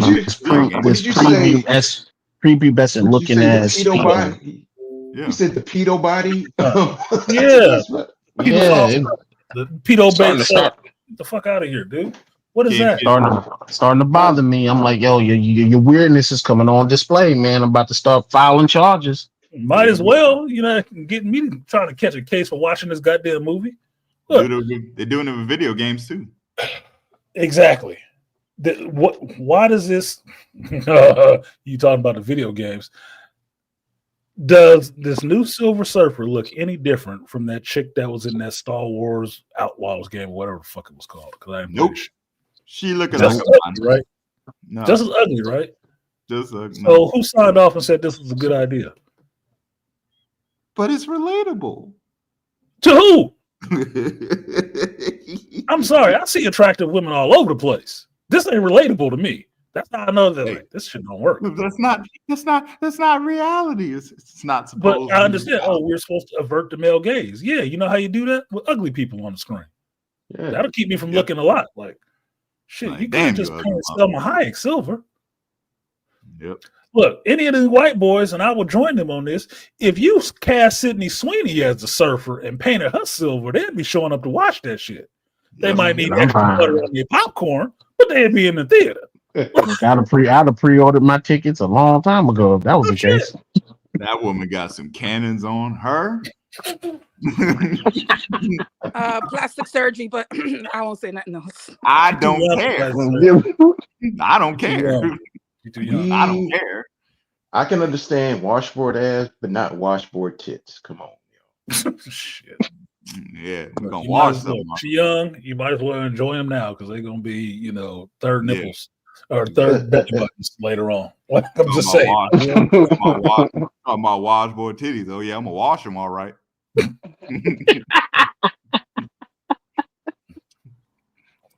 You just I shouldn't even say that. You just reminded me of a video that I got on Instagram yesterday, and it was a dude checking if his girl was being nasty in the bedroom. And he's looking at the bedroom with a black light, and nothing shows up on the bed. But he turns around and shines the light on her.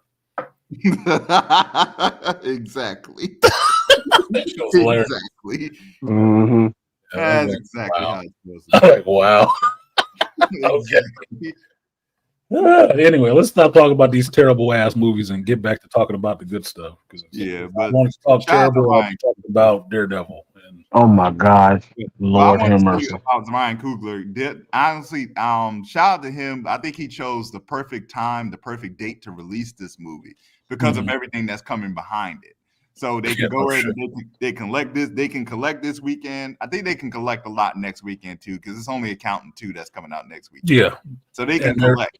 Yeah, tonally, I would say Accountant 2 and this movie are completely different. So they have enough space that they can both exist at the same time. Yeah. It's not like Yeah. I'm actually looking forward to Accountant 2 because I like the first one. So did I. I really like the first one. Mhm.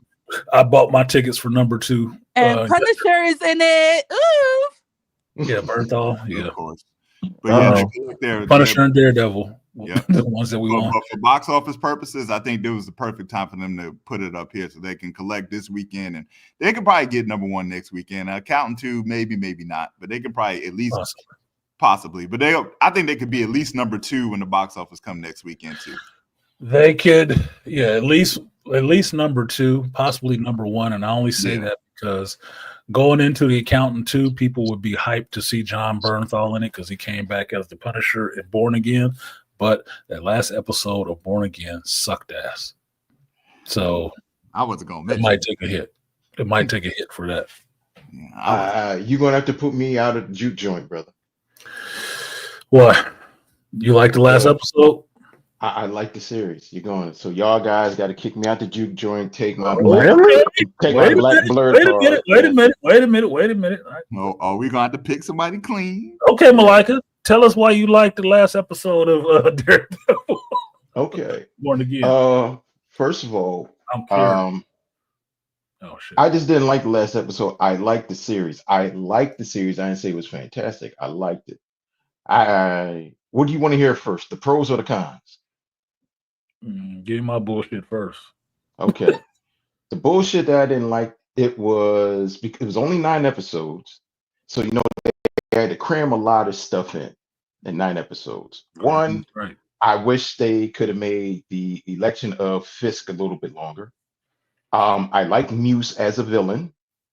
If they made that a little bit longer, showing him being the serial killer, and they could track him down, that could have been better. I know my favorite episode was number 5, was the bank scene.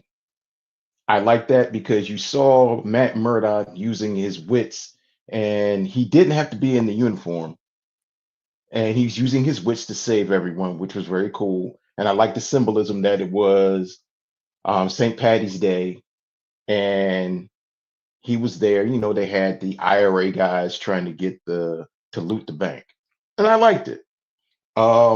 Getting to the end of this episode, I liked how the way that, I know you have your thing with Karen, Artisan. I'm glad they brought her back. I'm glad that she wasn't this pouty, whiny person. She knew that she had to get these 2 people to come together. She knew that she said, I got to get Frank to save him. And she was saying, you guys need to be together. I'm kind of glad that they showed the attraction between Frank and Karen and where Matt senses it. I liked having Frank back. I liked how they showed him that even though he was fighting, he was still suffering from a gunshot wound. I liked how the way Matt was saying, Frank, no, don't kill people. Come on, stop. I like how the way Frank put himself in danger to not get Matt killed at the wharf or at the bay. And I said, why did he put himself in danger? But then I'm realizing, he put himself to set himself up to get in, to get closer and to see what Fisk and his people are doing. I like that. I love John Barenthal's portrayal. Okay. I love ain't gonna be here all night. Stop glazing the episode, nigga. I liked it. I liked it. I didn't say it was great. I liked it. I'm glad you did. We already in Cook Lion for fucking watching DOD. Okay. You want to jump on the spit too, man. We can get the spatulas out and start flipping. All right. Call Remick. Make me think of the jig. I'll be out there with the white people. You gonna pick But them up like a clean. he said he heard tales of a party. Y'all was having a shit. Just do me a favor, because like Kareen, she's Caribbean. Just do me a favor. Just make me a nice mojo necklace. Shit, you know. And put me some Bring West some Indian love seasoning. on that necklace. Shit. You sure you don't want to rub garlic on yourself while you at it? You Yeah, want I'll to eat the chew. garlic? I'll eat the garlic. I'll eat the garlic clove. All right. That was, by the way, that was one of them funny ass moments that Ryan Coogler snuck in us in that movie when they eating the damn garlic. That is funny. No, it had to be Yeah. black women. I'm not eating the garlic. It was like, Yeah, I'm not eating that damn garlic. Yeah, you gonna eat that. Garlic. You know what it is? And I'm so glad he smacked the shit out of Sammy when he said, Yeah. "Shut your ass up! I'm trying to keep." Yeah. He said, I give you a lot, boy. Yeah, that gun butt right in the mouth. Shut the fuck up. Even funnier too. That's why I said shout out to Delroy Lindo's character, because when it was his turn, that part was funny as hell, because he started acting all weird. And everybody like, hey, what's wrong with you? He was like, no, I had a lot to drink. It was just a lot going on. and you know what? That's also shows where Ryan draws a lot of this inspiration, because where everybody's saying where they saw from Dusk Till Dawn, that was like a very thing from John Carpenter's The Thing moment. Okay, who's the thing here? We all finna take a sample of this Get that blood sample and put it under this heat, and we're gonna find out who's who. we're gonna put that fire on you. If you start freaking out because we put this torch on you, you the thing. Man, what's wrong with you? Hold on, what's going on? That was Well, that's what I said. He put there's a lot of movies that you could see, or a lot of inferences you can see in this, and it's not just from Dusk Till Dawn. That's what I said. The only thing that I've said this about modern audiences nowadays when they try to relate to stuff and how they try to explain something to you by relating it to something else. They only remember the last thing they seen that was like that. That's it. Mm-hmm. Yeah. It's just the last thing they seen. You got vampires, a club, and people fucking fighting. Oh, it must be from Dusk Till Dawn. Well, how long ago did you see From Dusk Till Dawn, nigga? Mm-hmm. You ain't seen no other vampire movies? Because Kofa, myself, and this sister on YouTube was the only ones that even mentioned Idlewild. Yep.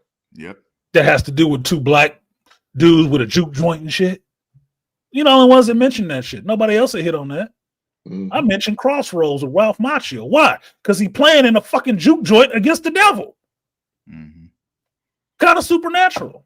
No, I ain't mentioned that shit. No, it has to be like From Dusk Till Dawn. That's why I don't need to see it.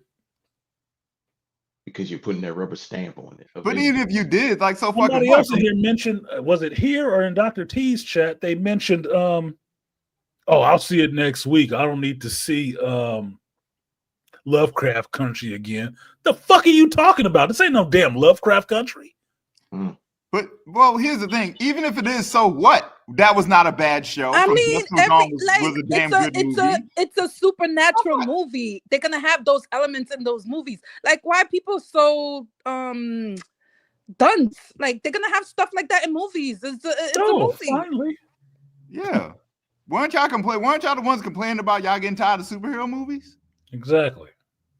Weren't y'all the ones complaining about not being represented enough on film and television and stuff like That's that? Exactly. But then what's the funny thing is when you start hearing the originality, then you said, well, they want to pick apart. The twins didn't really act like twins. The only thing you could tell apart was their clothing. There's too much. Why did the Asians have to be represented? I'm like, well, damn, what do you want? Now you're just being nitpicky because you want to be nitpicky. I said, tell me something that did you like the originality of the story? Like how you say, remember, Artisan, you always ask, well, why did you like the movie? Why didn't you like the movie? Give me something about it that adds credence of why you didn't like it or you did like it. Show me there's something underneath this iceberg that is not just an ice cube floating in there. Show me there's something underneath there. Don't just give me the surface level. You can hear surface level all fucking day. Give me something more because I require that. Here, I'll show y'all something.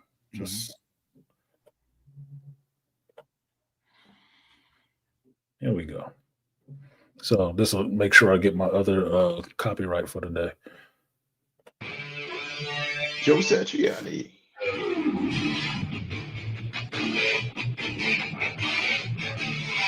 Oh, you saw what I just did, right? I liked the video. I don't know this guy at all, but I'm watching this shit. I'm liking it. Why don't you follow suit? Say.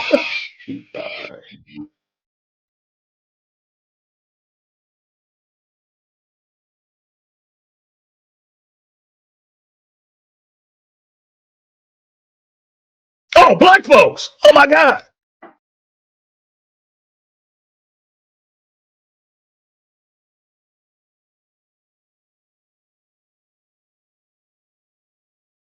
Oh boy! The devil! Oh my God! They made the devil a black man with a nice ass hat. I want that hat.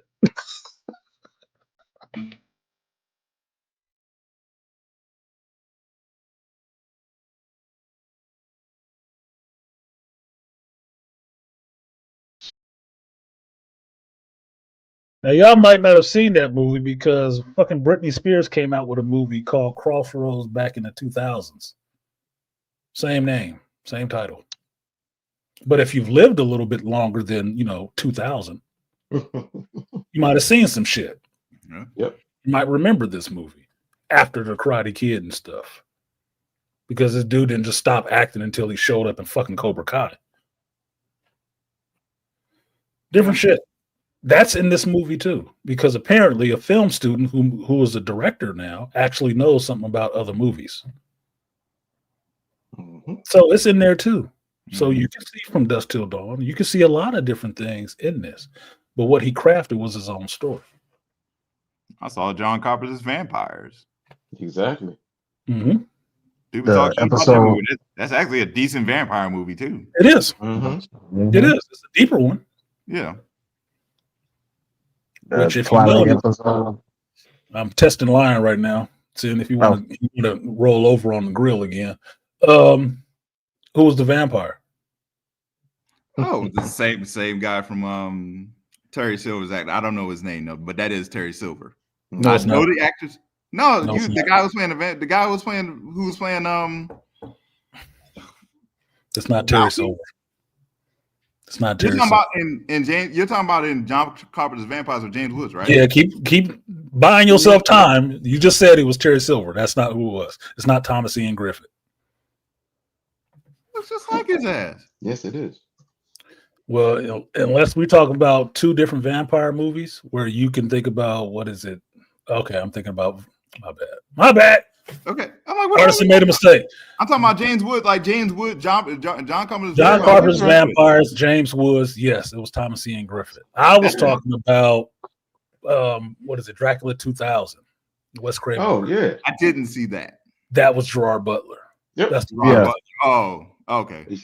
Yeah, that's the one. My bad, everybody. I fucked up. I have wronged my dear sweet brother, Lion. Forgive me, Lion. I am a wretch.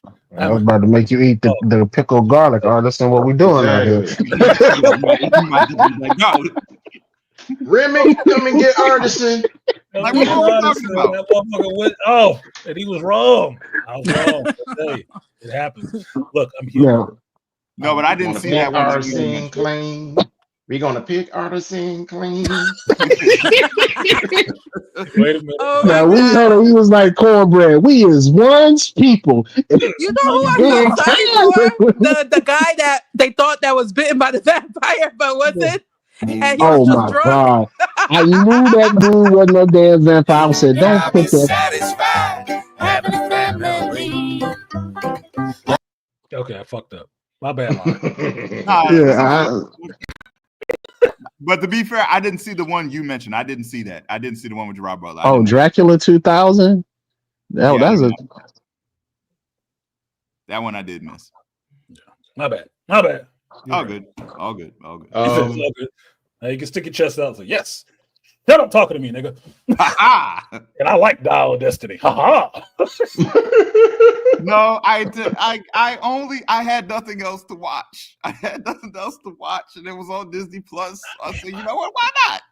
You could have watched the Mufasa movie, sir. What are we doing? Actually, you don't even want to hear the second movie I watched because I didn't. Oh, but yeah, shit. that's what's Nah. up. Oh.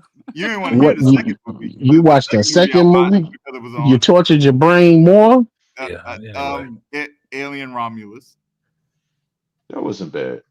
That's all right. It wasn't that damn great of a damn movie. It was too much recalls of other goddamn alien movies, but wasn't that bad. Yeah, nostalgia glazing. Yeah, pretty much. That's all that movie was. I was like, come on, dog. Can we stop calling back to superior alien films? I did like the actor who played Andy though in that movie in Alien Romulus. He was playing the asteroid. The black cyborg. Yeah. I mean, Android. Saying it was the best part of that movie was the black dude. Yeah, he was the best part of that movie to me. He very much did carry the movie. So Malika. Yes, sir. Daredevil.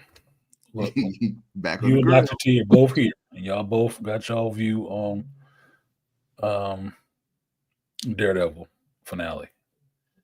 I didn't like it. I did not care about the Punisher doing some overly gratuitous shit. If you want to talk about gratuitous, that's exactly what it was for the Punisher and Daredevil. It was just gratuitous. People stabbing vampires with stakes in their chest and there's blood spurting out and shit is not gratuitous. That's how you kill fucking vampires. Makes sense. The shit that I saw with the Punisher, with the splitting of skulls and shit like that, said this is Marvel just trying to go for the R rating to prove that they did something. Story-wise, it was dumb as fuck. I didn't like it. Didn't like it at all. I didn't really care too much about him fighting Muse because it was there and over so quick. They was giving so much exposition about what the hell he was doing and why he was doing it. It happened all in the same fucking episodes. Like, you should have been building this up episodes ago instead of just showing this motherfucker for a hot minute and then moving on to something else. I didn't like that shit. I didn't feel good watching it. And I fell asleep. If you're on Patreon, you can see it. I fell asleep giving my review of that shit. That's how exciting it was. That's how much I was like, oh, yeah, this was awesome. Like, whatever the fuck. Okay, Punisher's captured. We're moving on to the next episode. Or, excuse me, next season. What I found out was all that shit that we weren't liking was the original writing team. All the stuff that you think was actually good, that was like it was trying to get back to what it was supposed to be, was the new writers coming on that actually worked on the original Daredevil show. That's why Karen came back. Holy shit. That's what that's why it felt different. Yeah. Yes. Two different crews. Totally different. It was two different They're trying to fix up the mix-up at the end. Okay. Yeah. They're trying to change the flavor of the shit before it finished falling out the ass. No, it's done. Yeah. It's done. It's done. What the fuck are you doing now? That's why it doesn't make any sense. It doesn't fit tonally. Yeah, JT, bored again. That's what I was. Bored again. I fell asleep recording a review. I didn't even finish the review. Yeah. I said it on there. I got to do this shit tomorrow. Like, what's the tomorrow would have been what? Wednesday? Yeah. What day is it today? I still ain't did that shit. Like the old crew only going back and watching that shit again. Yeah. Like the old crew only did 3 episodes in total, right? It was like they did the last one. It was like 2 or 3. Old crew, I would say it was most of that middle shit in the first couple episodes in the beginning. Foggy getting killed and all that shit. That was them. That was them. Punisher getting captured and all the rest of that shit. I guess that was them too. The trial? Because I did like the episode of the trial with Hector. Interesting. Apparently all that prolonged bullshit that was not really going anywhere. Yeah. That was them. That was them. Yeah. Yeah, I can that see was that. Them. That was so they fixed the front and the back in some ways. Yeah. And that's why the stuff that had been set up from the beginning, a lot of people were coming back. Bullseye coming back. Yeah. Punisher back. Karen back. Oh, cool. And for me, I didn't like the fact that Punisher probably tapped Karen. That's not okay to me. Reason being, Karen fucked Matt. Yeah. And a year ago, she was all on Matt shit. So when the hell did she have time to be fucking the Punisher? Yeah. And wasn't she in California at this time too? Yeah. So there's something there. I don't find that fucking cool. That make Karen a slut now. Yeah. She just sleeping around with anybody who saved her life. Yeah. They played on that in the Punisher show. They played on that, but you didn't know anything happened. That's probably why they did. That's why they did what they did in this show, because they're using the Punisher, their chemistry in the Punisher, to bring that shit here in episode 9 to make you like, well, did they have a Punisher don't give a shit about none of that. No, he You don't. mean to tell me the motherfucking dude who's running around with PTSD over his wife and child being killed, Yeah, sleeps with the fucking attorney who's sleeping with the other dude he knows is the Daredevil? You really mean that? That makes sense to somebody. No, the only chick he slept with was in season 2. That opening was season 2 of Punisher. That was the only chick he ever slept with. That was one night. Focused on that kind of shit. No, this ain't fucking Batman. Nah. Is it the guns? Chicks love the guns. No, nigga. That's not Punisher. No. He ain't worried about no love affair. That's why people like the Punisher. We ain't dealing with that shit. He's cut and dry. He on mission about the people he did love that were taken from him traumatically. And he's been doing this for fucking years.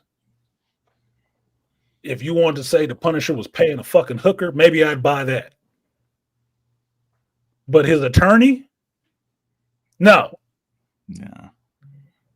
Even though she knows Matt and Frank know each other and are friends. Or friendly. So all that shit, when Matt turned up to talk to Frank, and he giving him shit about who he is, and Frank giving him back shit about not saying Foggy's name and not doing something he should have did. Now I'm supposed to believe, oh, Frank was just hiding it from Matt that, fuck Karen. Huh? That is crazy work. It make the Punisher a fucking simp. Because he's sitting there mopey-faced about Karen. Nigga, what? Hell no. Hell to the no. Now, y'all can feel something different about that shit. Malika, you can think whatever you want to about that shit. I'm not giving you permission. I'm just saying. I don't give a shit. I didn't like that. I didn't like it. I like Karen. I like the actress. That was not what I wanted to see for that actress, that character's interaction with the Punisher. That's not where that shit was for me. It's not what I remember from the Netflix side. That sounds way wrong. At that rate, she could have been fucking Foggy too. Why don't you give it up to Cherry? Since we just going through Matt's friends. Yeah, she could have got some coffee too while she had it. No shit. Luke Cage don't mind banging out a little white chick, getting a little chocolate in her cream. Oh. Here's the thing, you're gonna see the difference, because if they bring back that, because supposedly this old crew is going to be doing all of season 2, so you're gonna see the difference. It should be a difference. It better be. Yeah, it better be. But you're definitely gonna see it. It better be a difference. Yeah. So what? Now I gotta wait till you finish that second season. No, trust me, we're doing stuff good, man. Whatever the fuck, man. Whatever. Maybe I'll catch you next week, like these motherfuckers talking about sinners. Now that nitpicking thing, what Malika was saying, that this whole nitpicky thing, I was like, y'all motherfuckers better have the same energy for Superman. Yeah, exactly. They won't. They won't. I said that. I said that to Dr. T. Lion. We was talking on the phone. I said that I want them to have that same energy when it comes to Superman. Yeah, because I still hate that suit. That Superman, suit is disgusting. Fantastic Four, Thunderbolts. That same smoke. Have that same smoke for them. Don't smother it. Keep fanning them flames. I am not excited really to go see the world. I want to see it here. Yep. I want you to be like Smoking Sinners for the rest of these movies. Pull out them 245s. Nitpick cat, like y'all nitpick Captain America. Because you see people going back. I see the comments, people going back and forth about that Silver Surfer stuff. They're going back and forth about it, like in Instagram. ING had to literally put out a post saying, with some dude doing a video saying, no, Silver Surfer's a girl in the comics. It's common. I said, oh, Jesus Christ. But in the comments, they're like, yo, she's only in 3 episodes. She don't matter. For an issue. That's why. Episode, issue. So what? Yeah. So what? Around. So the fuck what? Yeah. But that ain't what we think of when we hear Silver Surfer. We think of Norrin Rad. Where is Norrin? To JT's point, I saw Karen calling in the favor on the show that the Punisher show is canon. I saw that it's canon too, because she has that kind of relationship with the Punisher. I don't see her having a fucking relationship with him. That's not what I see happening. Calling in a favor from him, though, yes. Totally see that. I don't have a problem with that. And that's not what I said. I don't see them having no romantic relationship, no bumping uglies relationship. Frank sitting in the corner looking like a sad face simp because Karen's there and unrequited love face ass. No, that's what I don't see. And that's the part I didn't like. They damn sure tried to paint it that long ass stare that they had in that episode. Yeah. Like, should Matt leave? You know Matt can't see anything you're doing, right? I know I'm the only one that was thinking that shit was awkward and weird. I was like, I'm like, yo, he can, and they brung it up, smell and hear stuff, right? Yeah, no, but they brung it up. Your juice is flowing, Karen. Yeah, they bring it up because when Matt and Karen have their talk, he was like, "You could hear our heartbeats, didn't you?" Mm-hmm. I was like, "Oh, that's fucked up." Oh, she got feelings. Had to keep Malika from waiting until next week for the centers. Yeah. Thank you, Dr. T. I thanked you when you told me that shit. Yeah, because look, I was dealing with Black Bang. You was dealing with Malika. Black Bang was saying that same shit. Oh, we gonna go see it next week. Fuck you and them dudes. What the hell? What? No, nigga, no. You're gonna lose points. You're gonna lose points and stripes on your Bay card. Wait until next week to go see a movie by a saved us from leaving the juke joint. Man, you got your goddamn mind. Look, and I took people with me. Need to take your ass in IMAX too. Yeah. Pay the extra. Pay the extra. I told you I paid like almost like $70 something, almost $80, because it was like damn near $20 a ticket. And I took like four myself. I took myself. I took off work early to go to the movies. So did I. I took off work early. I got off at 5. I was supposed to be clocked out at 4 o'clock so I can go eat, be all rested and full, and sit in the movies. I sat in the movies for an hour by myself until that shit started. I was there early. Yeah. In IMAX waiting for that movie to start. I don't have a problem spending my money on something that I actually support. I support Ryan Coogler. He ain't let me down on a movie I've seen yet. And I don't blame him for Black Panther 2. I don't. Yeah, he directed it. Yeah, he wrote some of it. I don't blame him for that shit. So his credit is still good with me. Yeah. So he didn't need to show me everything to get me into the theater to watch his movie. And he didn't have to fondle my fucking testicles to get me to show up on time and early. He didn't. All he had to do was say the movie is coming out this day. And I was there for it just like I'd be there for any other goddamn movie. I'm not giving him the caveat that I can wait. On you, nigga. Shout out to good trailers too. It was a great trailer for that movie too. Gave you just enough to be like, oh, I need to know more. Mm-hmm. Yeah. A miracle, right? Yeah. Holy shit. Even with what he showed, the little bit that him and Michael B. released out. There you go, Dr. T. There you Bro, go. I was look, Dr. T, I was finna say, you mean the movie Kevin Feige and Victoria Alonso produced? That was their movie, right? You mean them? Because I don't know what you're talking about. What you talking? What was Black Panther 2? I mean, forever. You mean the one that's gonna come out with Denzel Washington? Okay, that's Black Panther 2. Okay, yeah, okay, we got that one. You ain't missing shit. Yeah, it never happened. Marvel trying to act like that shit too. I don't know what you're talking about. Yeah, there was never a Men in Black 2 or 3 either. Mm-hmm. You don't live here. I don't know what you're talking about. No. I don't know about this. 2. I'll give you 3. I like 2 though. There was never a Men in Black 2 or 3. No, Artisan. There was never a Men in Black International, sir. There was never that. I never saw international.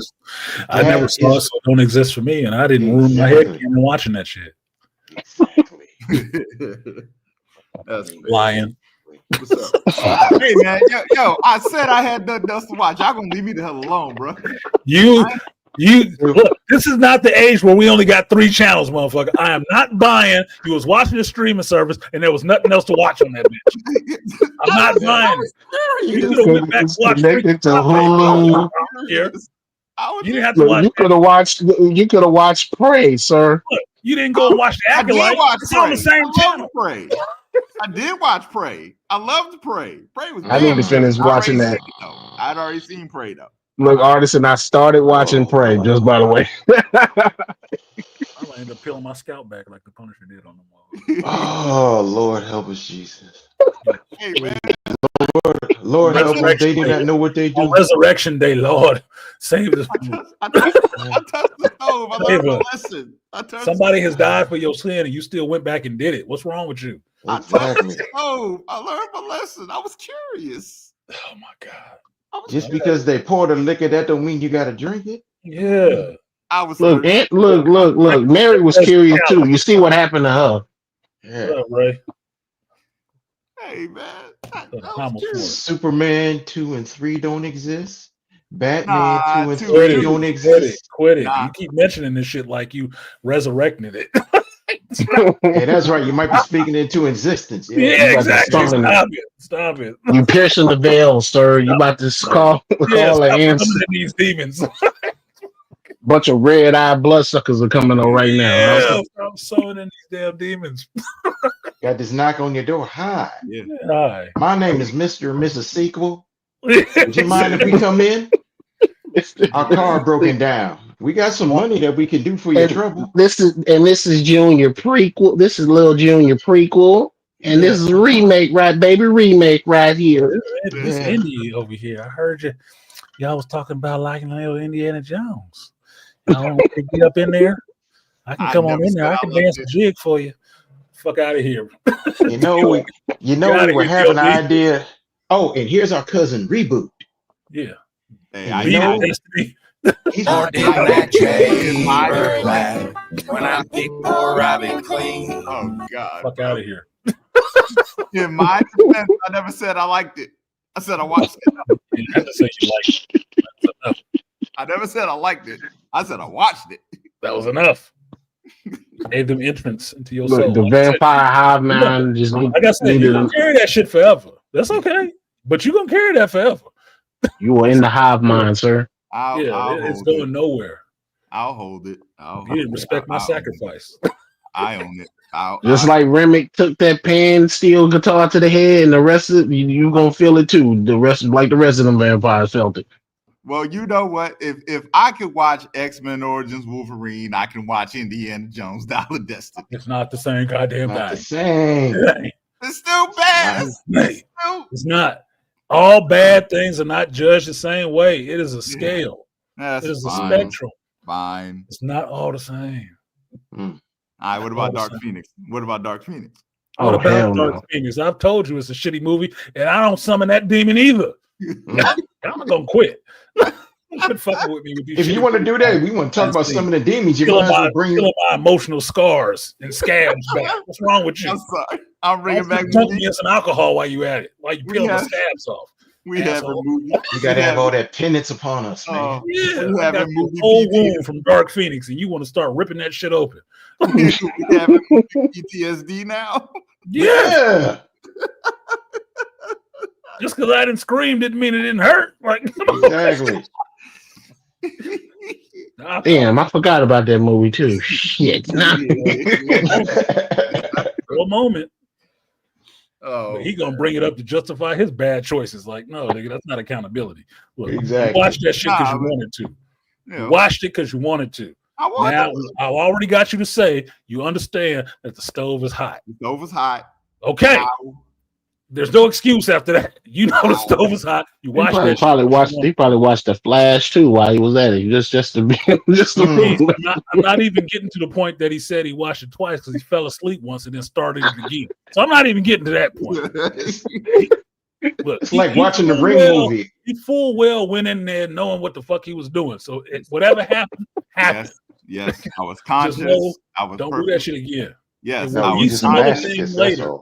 Yes, there will be something else later on. Just remember, this is gonna be a deciding point for you when you run into that next piece of shit. So, in other words, you were saying in reference to vampires, he went out there trying to be a familiar. Is what you're saying?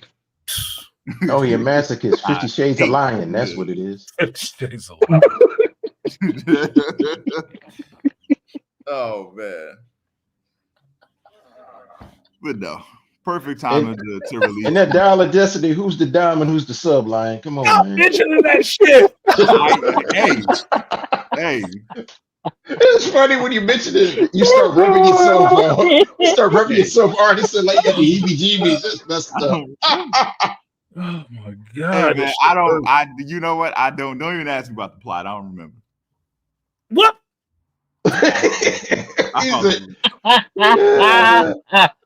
He said the P word, man. Come on, like really? It was a plot. Can somebody here? I'm gonna help you out. You can No, don't do it, Art. Art, don't do it. Art, don't even. Oh, Art's typing it. Nah, don't even type it, Art. Don't even do it, no.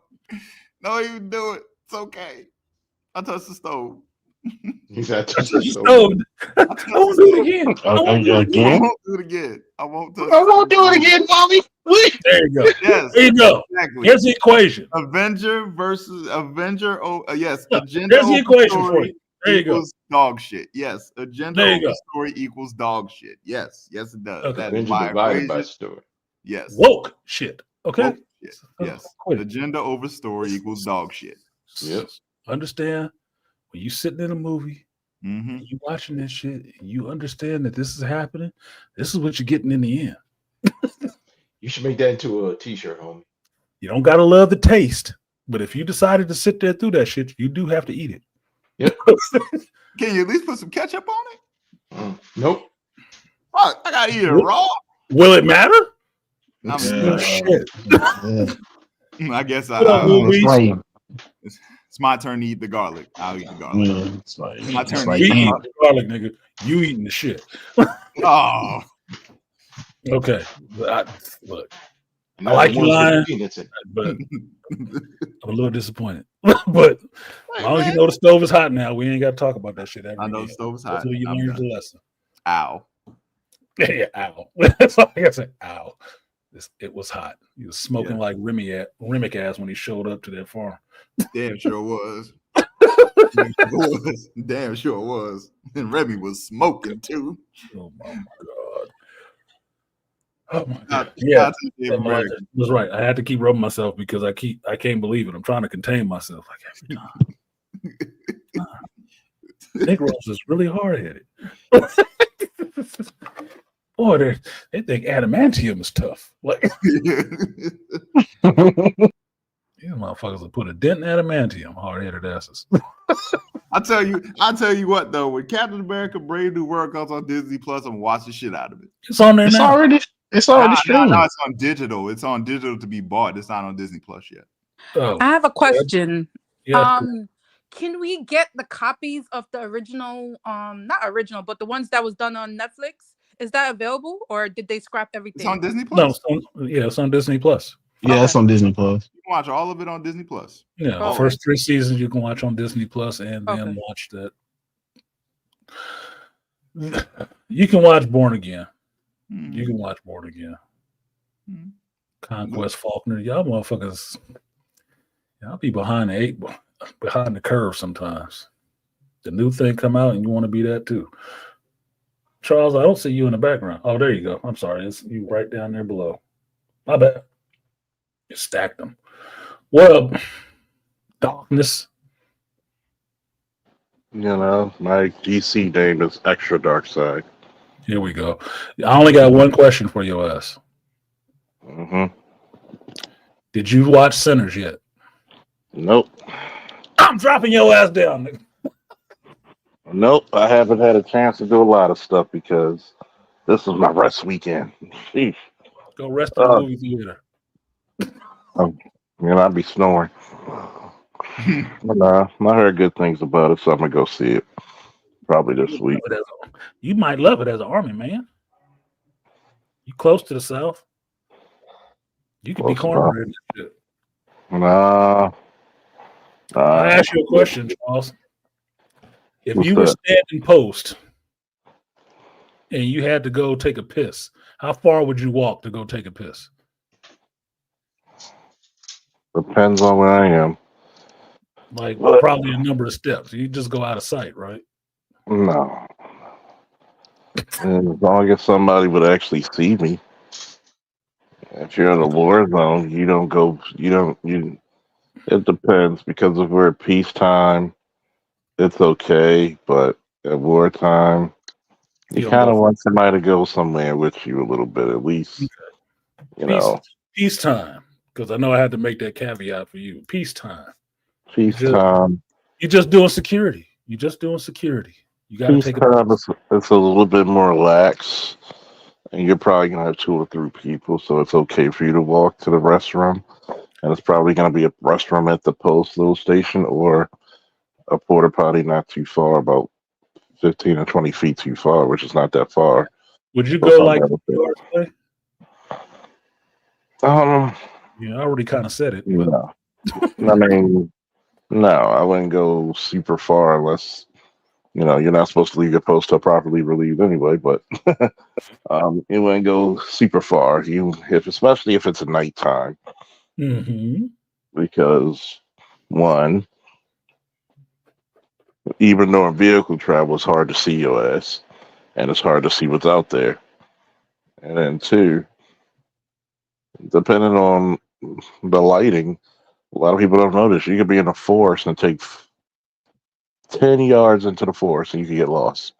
Okay. So, So there was you a know, part in this movie where the guy that was standing post, was watching the door, had to go take a piss. And everybody that watched this movie is asking, man, how far did this motherfucker have to walk? Even the characters in the movie was talking about it. Man, he left like 2 days ago. Where the hell did you go to take a piss at night? And when they go where he takes a piss like a fucking racehorse, he off in the woods somewhere. It's like, God damn, did you have to walk that far? I mean, working with a monster, just gotta, Yeah. gotta make sure the fruits is growing. Oh my Like, God. good God, every tree had to get their bark, huh? Yeah, everything out there in the woods needed to know you was out there. And, you had to put your bark out there. Hey, this is my territory. Stay out. But I wouldn't walk that far. I mean, you want to be like, oh shit, I need to track myself back. Yeah, track your peacetime. Anyway, But that's just peacetime shit. Just imagine when it's wartime. Like, oh shit. we talked about Sinners already. We're still fucking with it because we were messing with Lion about seeing some other bad movies that we're not gonna mention again. We were talking about Daredevil Born Again. I don't know if you saw the end of that. I didn't see the ending. I was gonna watch it today. But So I like the series so far. Can I ask a question? No, go ahead. all right, go ahead. Hi, officer. How you doing? How you doing, love? How you been? Long Okay, time no you see. know, the She's guy sitting on that's the playing tables. Lionel in the live action, Thundercats. yeah. Oh yeah. Do you like him? Because I don't know why they pick him. He's like a rom-com type of guy. I don't Who's see that? him as a plain Lionel. I don't know. Do you like that guy that they picked to play him? Who The did they cast? pick? Who did they pick? Know his real name. He was in oh god, he's in some Netflix movies. He's a British. I think he's British. He's a British guy. Let me look up his name and tell you his name. But I don't like him. I think he's too kind of soft to play the role. Chris Hemsworth. Uh Oh, this is 3 years ago. I'm trying to see who the actor was. they announced the cast a couple months ago for who they cast in as the lead to play You sure it's not the He-Man movie you talking about? the what? No, for Masters of the Universe, the live action. Yeah, that's He-Man. That's He-Man. He-Man, sorry, He-Man. Because I know he's a He-Man fan. That's why, sorry, He-Man. I saw the guy. They put him on a good weight routine. So He looks so soft though. I'm sorry. I don't know. He looked too well, soft. that's the beauty for Adam. Adam. The reason why they made Adam and He-Man look pretty identical, except he got blacker. It's like when It's like when Artisan calls down the power, you give me, but Phyllis.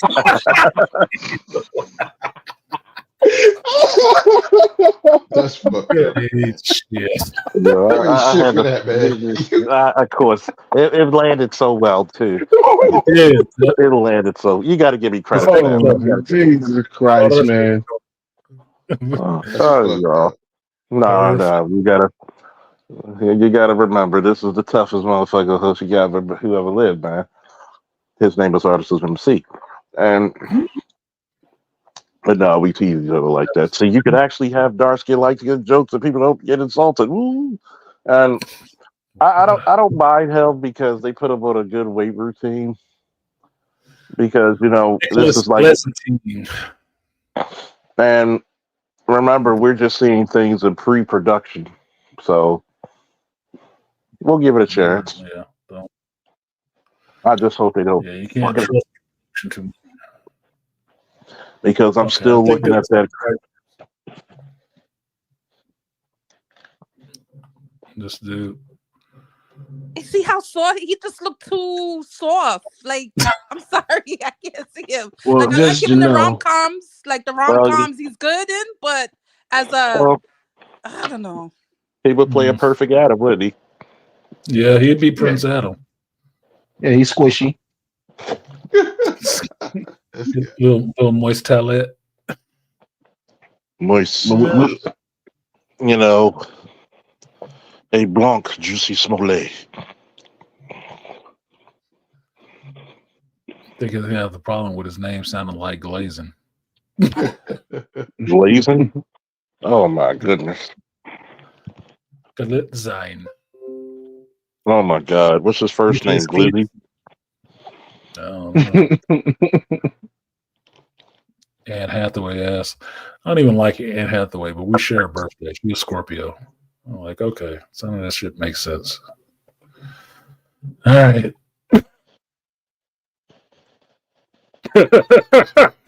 So Loris of Flowers. Oh, that Yeah, picture. he played. I think he played I don't know if the guy was bisexual or whatever. He just seemed too soft. I don't know. I don't see him as yeah, he's And squishy. being women don't like your softness, bruh. The first word that comes to mind when she looked at you was soft.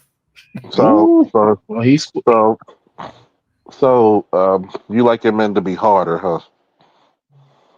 Tougher. I get it. I get that they want the difference, like the princely look. Okay, he could play a princely part, but he played a soldier and he wasn't even that buff. He looked very like kind of soft. Most He don't soldiers aren't look that buff. strong to me. He don't look that's strong. the thing. What I pulled up was they were saying the role that he was playing was He-Man. They didn't say he was playing Prince Adam. They said he's playing He-Man. I'm like, he don't look he might be a man, but he don't look no kind of he in him. No, he Sorry, like kind of we. The Adventures of Wee Man. Yeah, Nah, I call him man. No he. Yeah, man. No he. But I get what you're saying. Like he looks soft. He don't look like somebody who you be intimidated in a fight by. Unfortunately, It's funny.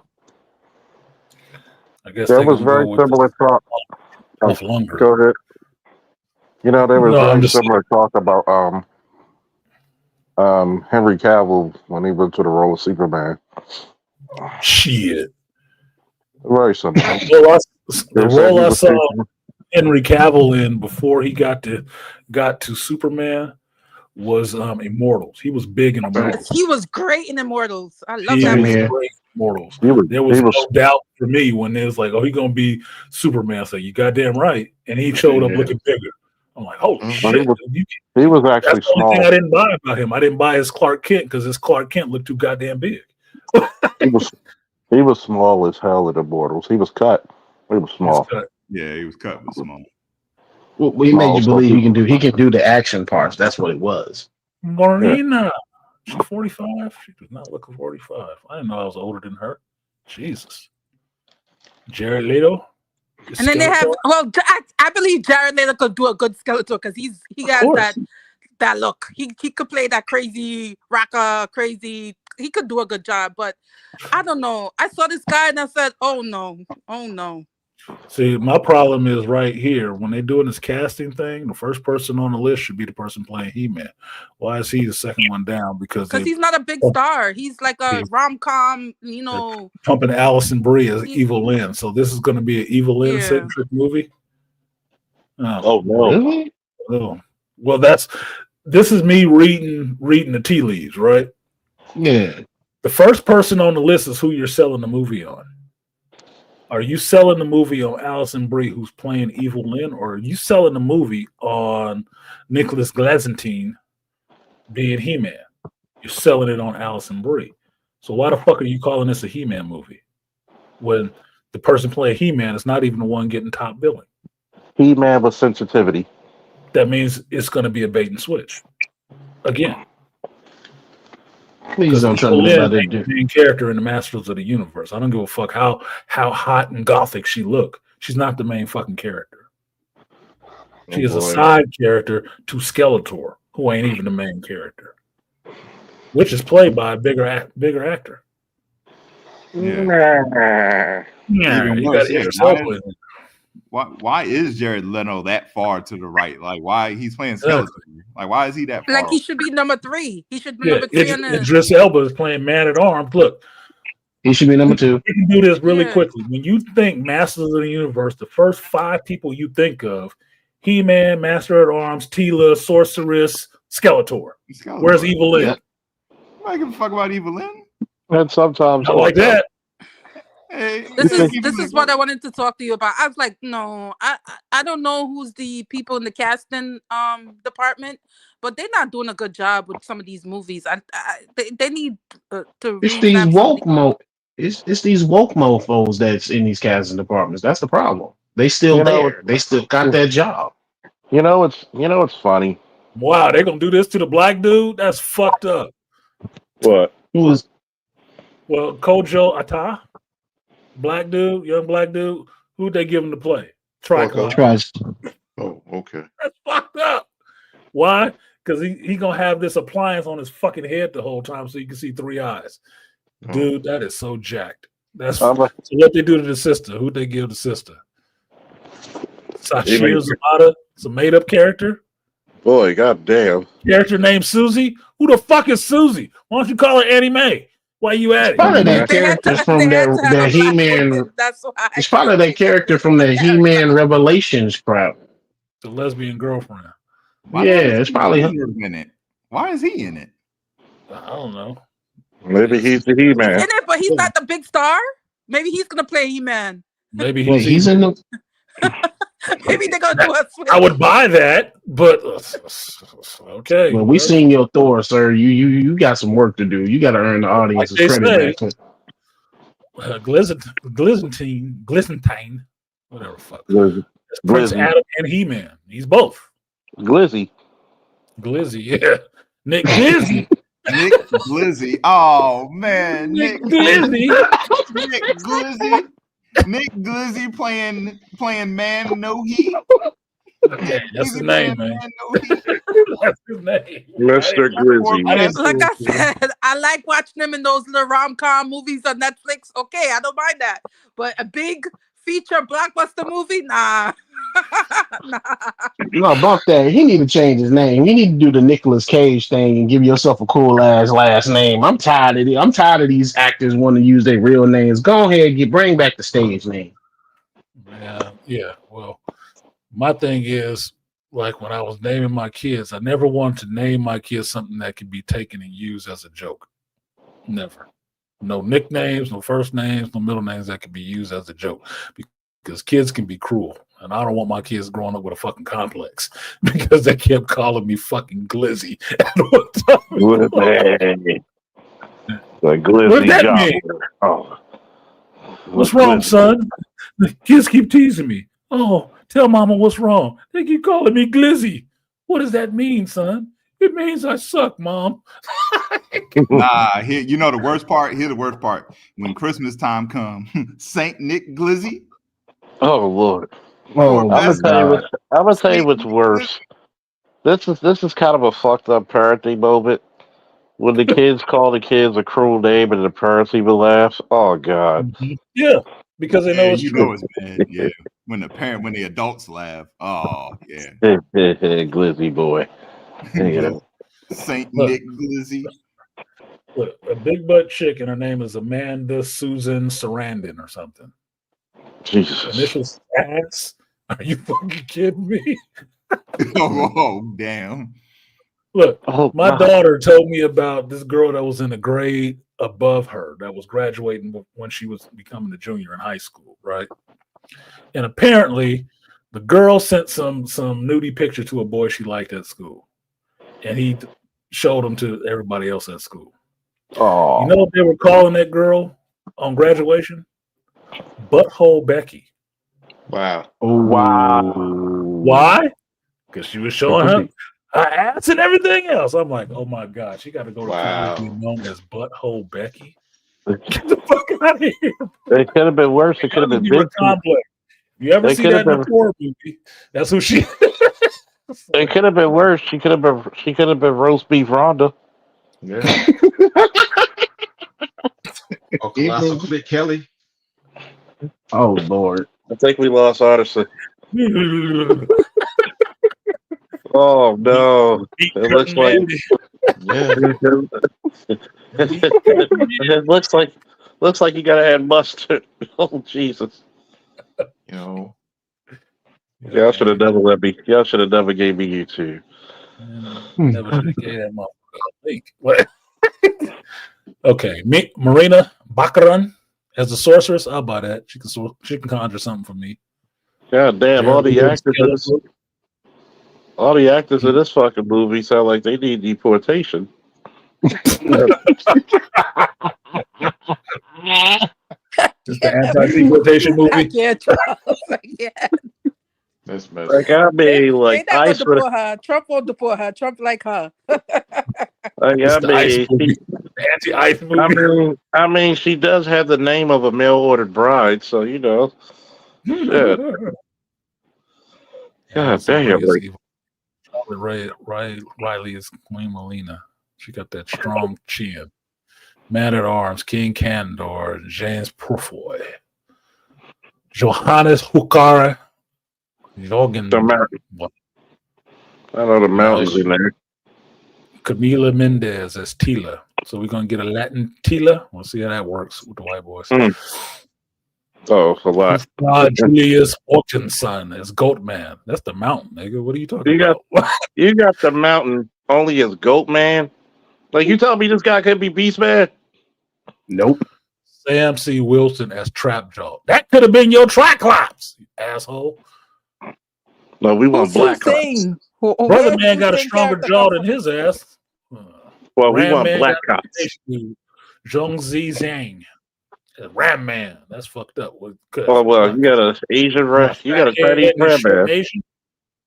Well, I'm telling you, your diversity bingo card is being filled out today. So who's gonna be the sweetness? Damn, they didn't miss. They didn't. Hussein. Who the fuck is Hussein? Oh, that's Who the fuck is Hussein?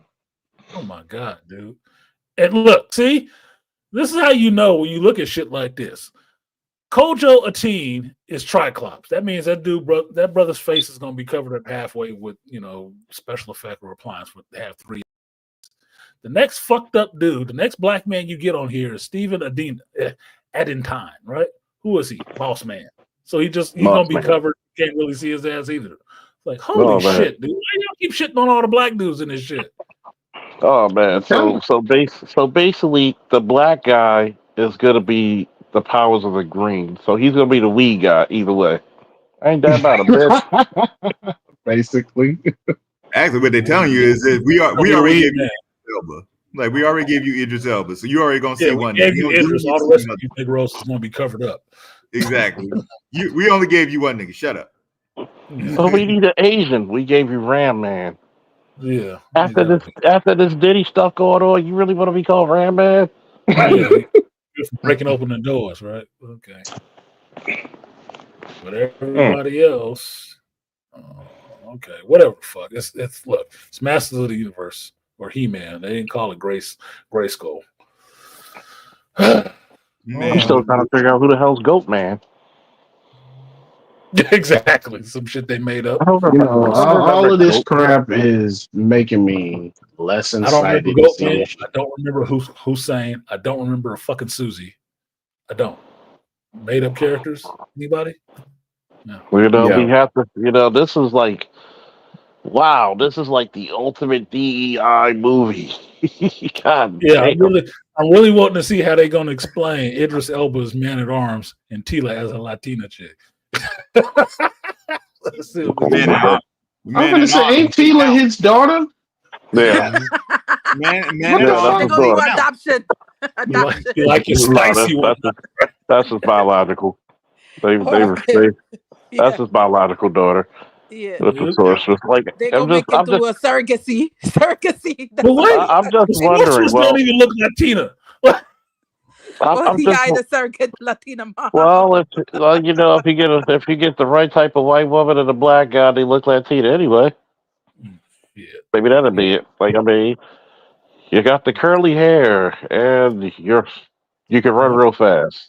yeah. We early here you can run really fast. Okay, we'll see.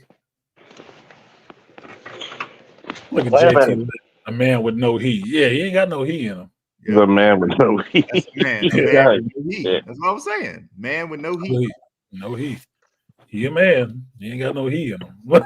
Yeah, it's a Sir, man. did you just you better respect his pronouns. Did you misgender that man?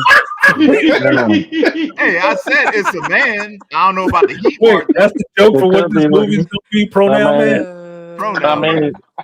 I mean, it could be worse. It could be Michael Jackson playing Prince Adam. Now you got he man. Oh, damn. Gonna be pronoun man coming soon. You know what? I'm Man. tired of giving everybody. I'm tired of giving everybody else's live streams my best material. Fuck y'all. Yeah, man. I'm like, Yeah, that's so exactly what thanks you for gonna bringing say. that up, Kareem, because I hadn't looked at that at all. Though I had wanted to talk to because I know Charles has spent hours talking about this. I wanted to have his opinion on it because I was like, when I saw this cast, and I was like, no. You know, I'm Even gonna me, like, give Kareem my number so we can do a show together called. We're gonna use the show called Soft Man Meter. The soft man meter. It might sound like something else. Hold on. I got you. I got you, Rainfire. I got you, Rainfire.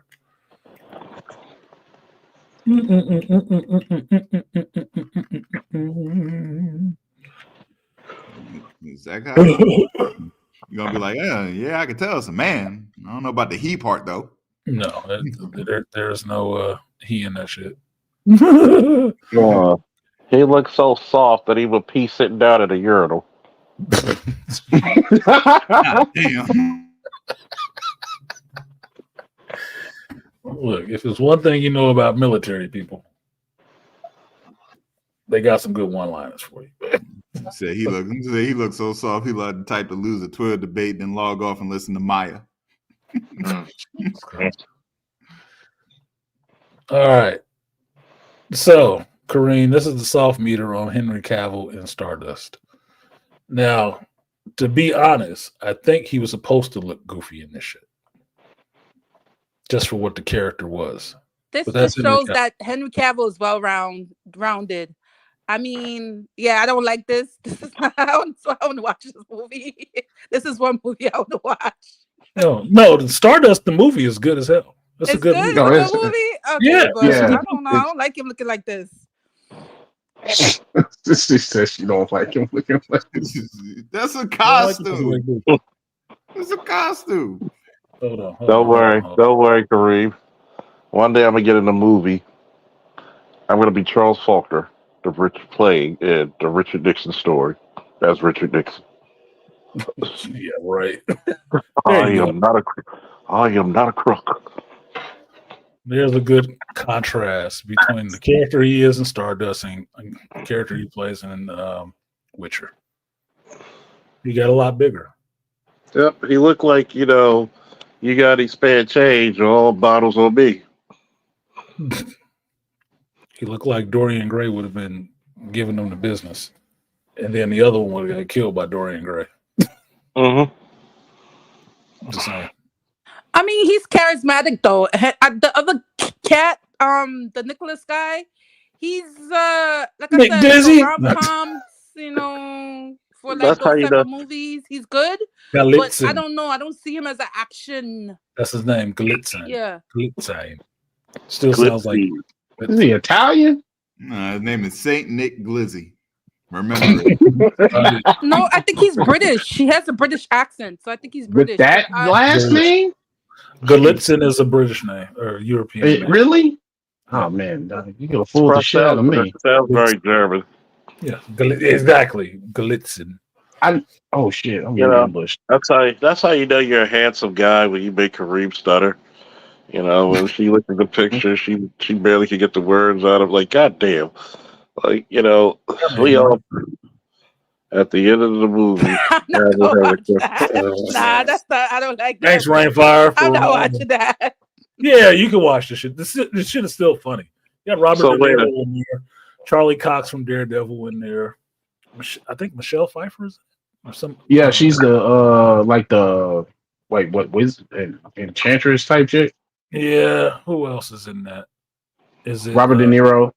Mark Strong? No, Mark Strong is not in it. I'm mixing up a movie. Robert De Niro is the pirate. Yeah, I said that. Man, so Rainfire, he was chasing a seaman. Pretty much. Was he trying to get some booty? Yes. Damn it! Some pirate's booty. Oh yeah, there are certain times I know I could be on a casting call on a certain thing. Charlie Cox, giggity, come in and take your role. You know who I think? What's the guy that played in Reacher?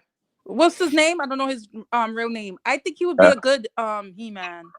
Alan Richardson. The guy that played on Amazon Reacher.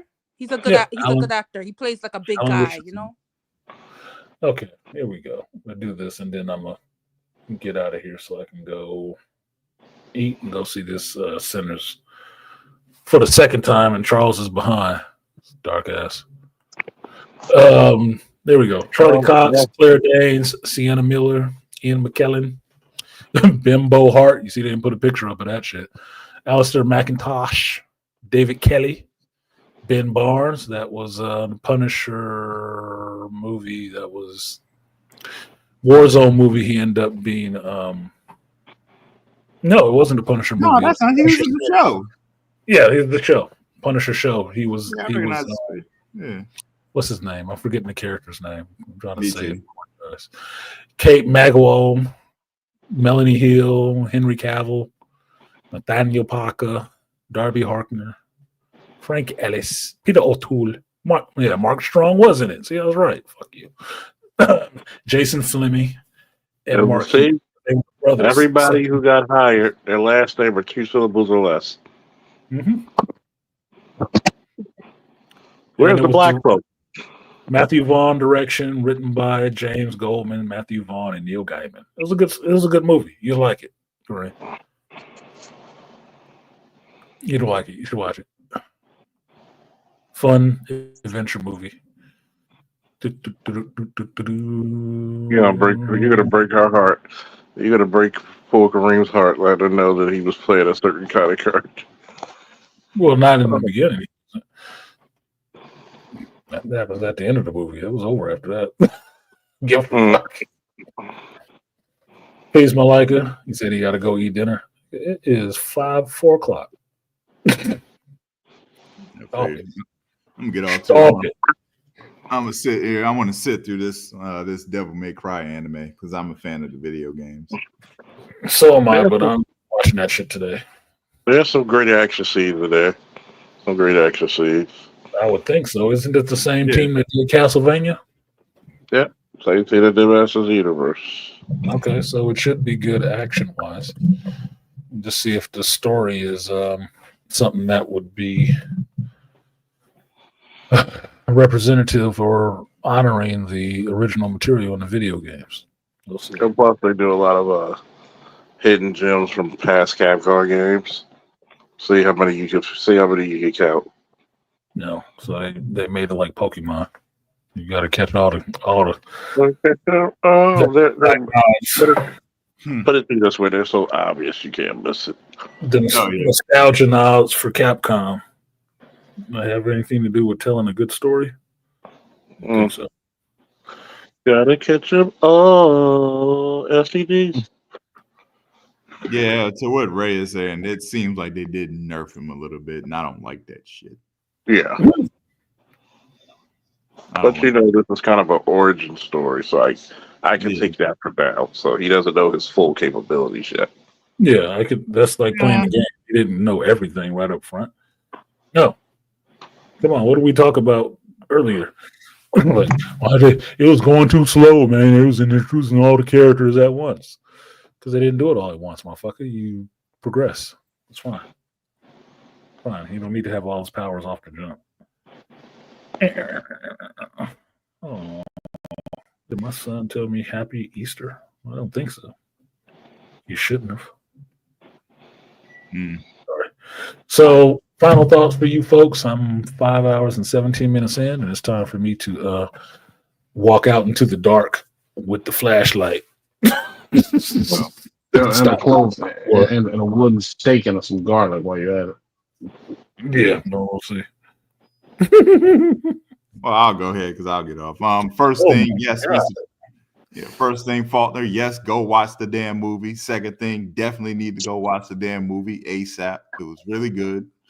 Enjoy it. But yeah, shout out to Ryan Kluger. I hope and wish him all the success. Collect all the money this weekend and the next weekend before we kick off, before we start. Because thank God for this big release, and now it kicks off because now every 2 weeks we got a big movie coming. So I'm glad he released it when he did, so he made sure he collect all his money for it. Well, you got a movie with a lot of money behind it coming. It might not be a big movie at all. Yeah. But I guess we'll see when they start. Yeah. The theaters. Yeah. We know I know what you mean. Thunderbolts. Oh, joy. Look, I want to see the Thunderbolts. I've been on board with wanting to see the Thunderbolts since it was announced. But yeah, look, I'm not going in for the folks glazing this shit just because it's the first movie that ain't got some colored folks on the front of it. Sure. Whatever. I'll go see it too, but I have a channel, nigga. That's why I'm going to see it. So I have to go see it if somebody's gonna ask me about it. If they're not, I'll just sit here and watch it myself and not worry about it. Yeah. So I'll be going to see it. I like Florence Pugh anyway. So yeah, I'm good. I don't like her Sharon Stone cut, but I do like Florence Pugh. Yeah, she looked better in the show, in the Hawkeye show to me. But yeah, she can get it. No, she looked better than Oppenheimer. Oh, she damn sure was. That damn sure was her. Shit. Damn sure was her. It was. Damn sure was. Oh, Mistress Ass. Yeah. So that was good. So y'all got some final thoughts? I know Charles ain't got nothing to say on Center since he didn't see the shit yet. Yeah. But nah, I'm out. Y'all be safe. All right, see. Lion, I got one question for you though. Ow. Okay, so we know the stove is hot now. Ow, okay. I know the stove is hot. I will never touch it again. Good now. Understood. We good. We're gonna see if you learn. Because there'll be another opportunity to prove if you learned your lesson yet. Yes, so the lesson has been learned. I got it. I'm good. I got it. I'm gone. Peace, Lion. Later, man. Watching that shitty ass movie. All right, final thoughts. Beast, Kareem, one of y'all got something? Yeah, the movie was great. Charles, you're gonna love it. I also wanted to say real quick about the costume and how the people were dressed. I loved how the ladies was dressed. Mary character, the attractive black woman, even Annie with her green pretty dress. I love the suits, the way they wore their suits. It was wonderful. Even the sharecroppers. I love the costuming of this actual movie. And also it kind of remind me of the costuming in Working Man when they had like that 90s type wardrobe that was going on in Working Man. I love that too. So go watch the movie. It's great, Charles. You're gonna enjoy it. Everybody give this man his credit. He's a talent. He's a real talented. Ryan Coogler is really talented. Michael B. Jordan, I love him. Go support later. Bye. Thank you, Kareem, for coming up. I ain't seen you in a minute, but thank you for coming through and sharing your view on these movies. I know you see a lot of flicks too, like I do. So appreciate that, sister. You didn't do anything that got you grilled, so you good. Hey, rely on. And thanks for the update on the soft pronoun, man. The soft meter. The soft meter. Yeah, thanks for the soft meter. Like you did not make her wet, dude. It's not working. She don't. Oh wow! Wow. She ain't feeling it. She ain't feeling it. Try something else. Get some Enzyte or something. I don't know. But, appreciate it, Kareem. What you got, Beast? I would like to say this is an example of when you make good material, people will come, and like word of mouth about this movie is spreading. Like you see it all across social media and everything. The app now you're seeing even more, promotion than for this movie since it's come out. And so even though it's only been out for like a couple of days now, but when you make good stuff and you focus and it's more character driven and story driven, we will come and support it. When it's dog crap like what we about to get, I believe, you're gonna catch all kind of hell from it. So just make good stuff, tell a decent story. If it's dog water, it's dog water. Yep. Ain't nothing I can do about it to save it. It is what the hell it was.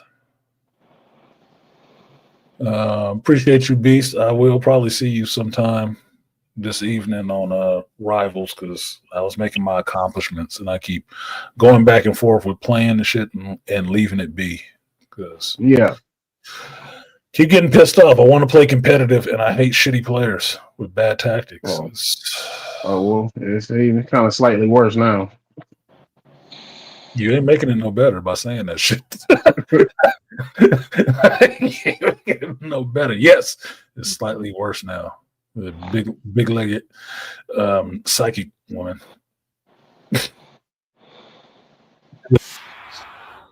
It is what the hell it is. Because of that, because I'm trying to take the shit a little bit more seriously and play it more often seriously, I am really reluctant to play more times than not with assholes. And because I usually end up playing later at night, every time I do that, thinking about your ass, like, don't play at night. Like, stove is hot, nigga. It's nighttime. It's nighttime and I have time to play this shit. And these motherfuckers are just stupid on there. Night. Yep. It's 10 o'clock. It's 10 o'clock and I'm wide awake. What am I about to do? I'm going to play the video game for a little while.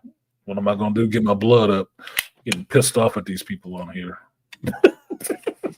and not be sleepy for another 2 hours. And frustrated and angry and frustrated. I'm like, why is these motherfuckers playing this game? Go to bed, kids. Let the grown-ups play, and they ain't no better. So, anyway, I'm gonna get back. I'll get back to it.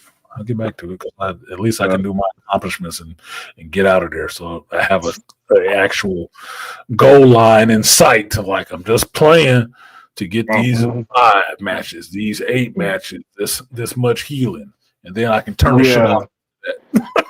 And shout out to Artisan, aka Gil Lightness.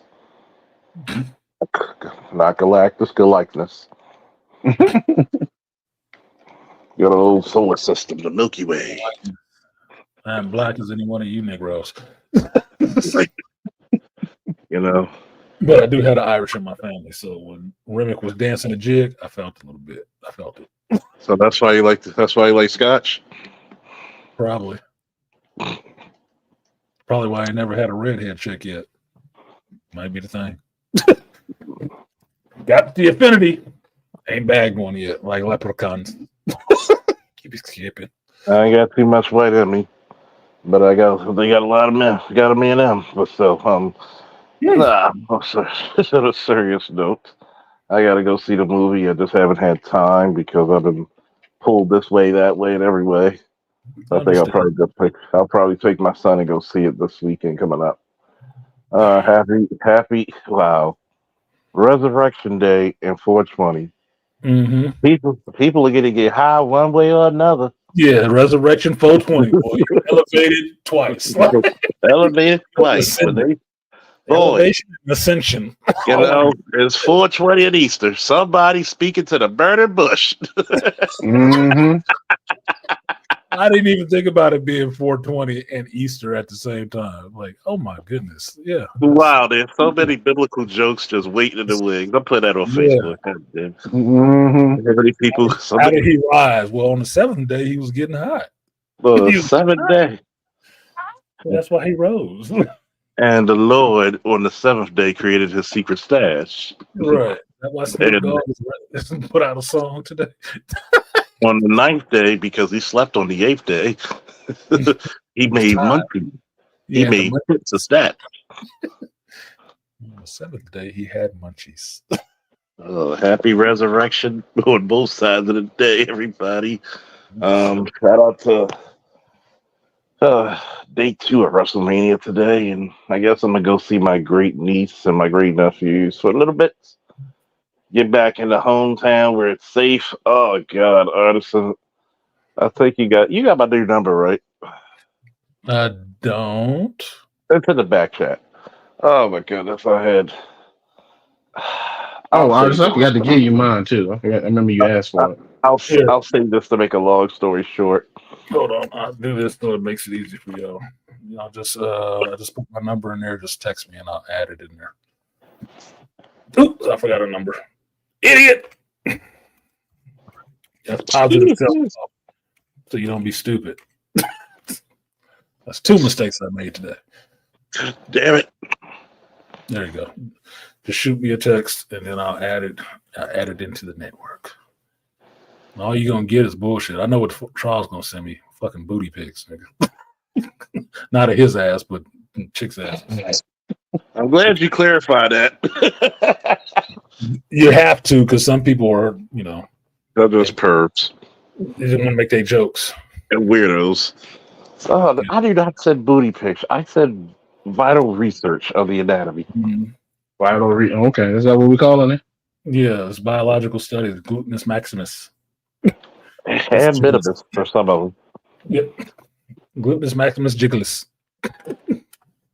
Look at this rare specimen here. So Buddhist majoris. This backside is almost bulletproof. Don't be Like the bullet. don't be too close. Get them away.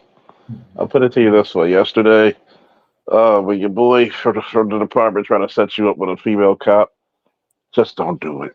Yeah, why do you need? You don't need his help for that shit. Nah, because he wanted to introduce me to this chick, and he thought that we had a lot in common, and You don't. shit went more south than the Civil War.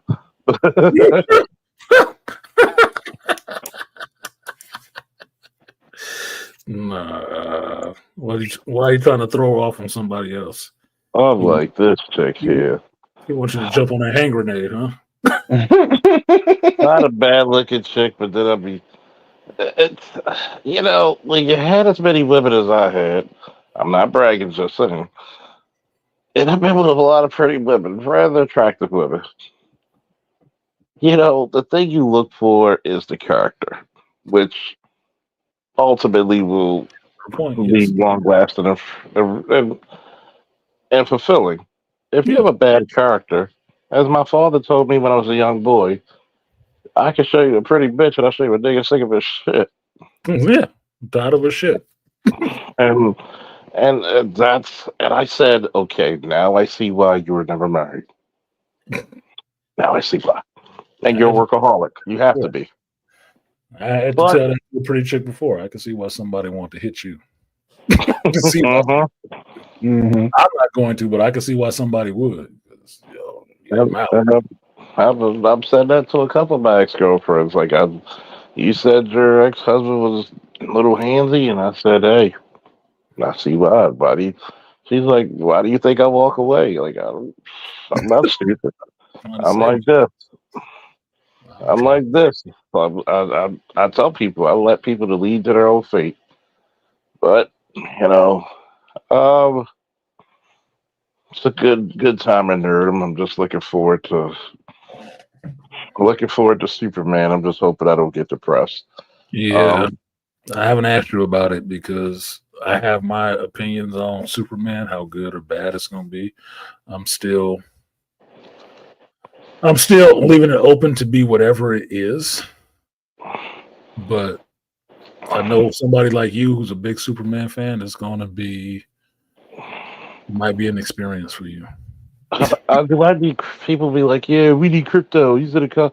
There's a reason why Man still didn't have crypto. It makes sense. Um, The reason why I never saw that John Peters version of Superman with them fucking guard robots at the Fortress of Solitude. There was a reason for that shit. yeah, But apparently it got rolled into this movie. I'm like, this is an old idea put in there again. and it's not a good thing, and I'm scared. I'm very scared because something tells me this movie is gonna make Man of Steel look like even better classic. Mhm. And Mm. the reason why I said, and I told people, well, Superman doesn't kill. I said, well, what else could he do? He had to make a choice. Their Yeah, lives are his. that was And one of the few problems with Man of Steel. He killed Zod. Well, he shouldn't have killed Zod. I didn't say the whole movie was shit. I just said he shouldn't have killed Zod. that's First what day on some the job. people. I Yeah. mean, I understand it was this really, like you said, his first day. Like he's growing into the Superman that you love. It takes time. It's like you look at a rookie in any profession. Let's say we take yours when it comes to your your carpentry and your repair work. Mhm. You have Carpentry, first day, he gonna hit his thumb. He gonna to, smash the fuck out of his thumb yeah, with the hammer. And he gonna be bouncing around crying like a little bitch. You gonna have to look at him like, you wanna go home? Or you wanna get back to work? yes, Oh man, I just hit my thumb. So do you want to do it again or are you gonna learn how to use that damn hammer? yeah. So Come what? on, Tua. Yeah. Figure it out. We'll do it right next time and you won't hit your thumb. Mm-hmm. Self-corrected error. Exactly. So I hear what you're saying. Like the rookie cop, Yeah. you're gonna have to let him get his run on. That Well, first he's gonna do the running, but you can tell the rookie cop, yeah. I got one running. He's got drugs, possible weapon. What street are you on? I don't know. I don't know. Wow. Well, Kind of hard to help you. kind of exactly. Yeah, kind of hard to help you. Just drive Rookie, around. rookie, very good rookie mistake, and you learn from it. Of course, you give him shit about it and joke with him. You gotta have thick skin, and that also helps when you're dealing with an audience that has thick skin. Every little thing doesn't have to be included. Every race of people doesn't have to be included. I'm pretty sure. I'm pretty sure if I have a movie in Africa, I don't need too many white people. Okay, we don't. No, I'm sorry, we don't need all this diversity. Does it make sense in some movies you need some diversity? Sure, yeah, but but it's not every. based on a location in that world. Yeah, like if I see a modern military movie, okay, I'll give you that. It's much more diverse than it was 80 years ago. So it's like you said earlier, you're putting in agendas for the sake of storytelling, and that never works. No, it hasn't. It hasn't. And yes, JT, giant spider. You know the joke. That's how I'm laughing at you. Like you know. You seen the same show I did with Kevin Smith talking about John Peters' stupid ass ideas for Superman and what he envisioned in the Superman movie and how no Superman movie gets made without him having some say so on it. And one of his two inserts into the Superman mythos that he wants is a giant spider and robot protectors outside of the Fortress of Solitude. Somebody was listening to him this time around. Wow. That doesn't bode well. Does not. They could just be a caveat, but I have to see. I have to see. Do we In have my- to put the giant key there too? Pretty much. That's there too. So understand, I have not watched the second trailer that everybody was bitching about the special effects. I haven't watched it because I don't want to watch another trailer of Superman. I think that's another thing in the last 5 years. A lot of these companies can't hold goddamn water. You should not show. You should not show me some of the best parts of the freaking film through your commercials. Why do I need to go see it now? There's no anticipation. One of the worst examples of this is Civil War. You had me sold on Cap versus Iron Man. It'd have been nice to be like, oh shit, Black Panther and shit, Spider Man. Mhm. It's like Marvel reminds me of like WCW in the late '90s. Like you had Hogan and Goldberg that you would have made a million household pay-per-view buys, but you put it on fucking Nitro and you wonder why you're out of business. You get what I'm saying? Regular television show. Like, why'd you do that? You get what I'm saying? Like, yo, we got this anticipation. We're gonna be making tens of millions, if not $100 million from this shit. No, we want to beat them on next week on Raw, and you wonder why. You wonder why there's Eric Bischoff and there's Vince McMahon. Guess whose product surviving? Oh yeah, we have WrestleMania today, right? Yeah, It's the same concept, man, and it's like you get these people, and I really do think they need to start hiring fans, long-term fans, to actually be consultants. I'd be like, no, it's you took one of my favorite characters of all time, She-Hulk, and you made her into this jackass that she would never say to Bruce, and it's heartbreaking. It's like she would actually empathize with Bruce because she knew how he grew up, very abusive, and she would not compare her struggles as quote unquote as a woman against his struggles of being chased down to be the a weapon of the military, B killed by the military, or C experimented and make other weapons out of them. Excuse me, if a cat calls just as bad as a damn Patriot missile coming up my ass. A cat call is just the same equivalent as a tank rolling up on you and shooting you. Yeah. Mm-hmm. The whole force of the military chasing your ass down.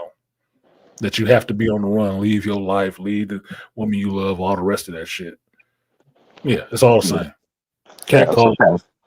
And the bullshit about shit like that is that women are thinking like that now in real life. And I'm like, I had to tell that one chick, you got a son. And she actually told me she doesn't know any good men. I said, you've been a police officer in a profession that's 90% men. How many of these men are dealing with tough things in their real lives, still saving people's lives? That's a hell of a dude. She don't know men, but she called you. I wish you could see my face. Apparently, she don't know what a good man is. So you probably, at that rate, she ran into a lot of them. She wouldn't know them to see them. She wouldn't know if I was suture tied, hot glue welded, and genetically bonded to her. Forcefully bonded to her. Like, holy shit, dude. I mean, just give me a good story. Give me a good story. That's why when Netflix came out with Extraction, no wokeness, no nothing, just great action, great story. Point A to point B. That's all we need. None of that. If you're gonna have women in there, even in part two, where you saw more of his female teammate, she struggled, but she was cunning enough where it was believable. Okay, I can see a woman doing that. Okay, she was cunning. She wasn't this Black Widow flipping and doing hurricanranas and German suplexes on grown men. No, she had to be ruthless. She had to hit you with a knife in your quadriceps and then grab Yeah, her she gun. had to try something different. She used what she had available to her, which was a little bit more speed and a little bit more cunning, which I can buy. She Which was I not would totally. brute fight a motherfucker with a little ass. She wasn't doing the Henry Cavill double fist up in the bathroom and just say, Yeah, "Let's no, go." I don't come hear on, no bell. let's get it. No. I don't hear the no shotgun, bell. the shotgun arms. The shotgun arms, the double boom, boom. Let's go. I don't hear. Double, he was to warm up them hands. Wait a minute, I got you. She wasn't out there trying to warm up them hands. Yeah. They used to tell me about my Dutch name, Hans Christian Andersen, but but it was good, and it's like this lets you know you have a bastardization of creativity, story writing, and I'm hoping that very soon we'll get back to where we used to be great at, and it's that's why it's like you get a waning interest on your favorite hobbies. You kind of don't want to look at the new shit because you're afraid that, oh my god, it's like when I read the new comic book of the Thundercats and they had Tutar beating Panther with a one-on-one fight. What? Mm-hmm. Get all the fuck out of there. That's not possible. I'm like, you do know, even in the oldest cartoon, vast superhuman strength, master of all fighting arts. Beast, that was not the one I was trying to sing you, nigga. Oh, Ooh, man. What the hell was that? I was like, I didn't see I couldn't read the script on that. And Yeah, then brother. I did see it, and I'm like, what in the hell? There you go. That's at least funny. I got you. oh.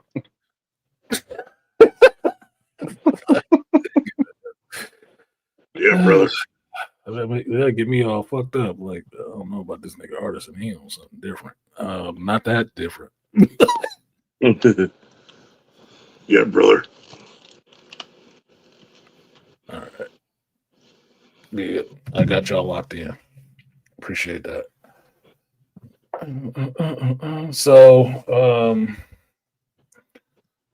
Falkness, definitely. You said you will, but definitely go see Sinners. Yeah, I'm just seeing how people waiting a week to see it, but the only reason I'm giving a caveat right now, I'm thinking about it, is like it's Easter weekend. Some of these people might be religious. Might be a little religious. Yeah, it might be a little religious, and it is called Sinners on Easter weekend.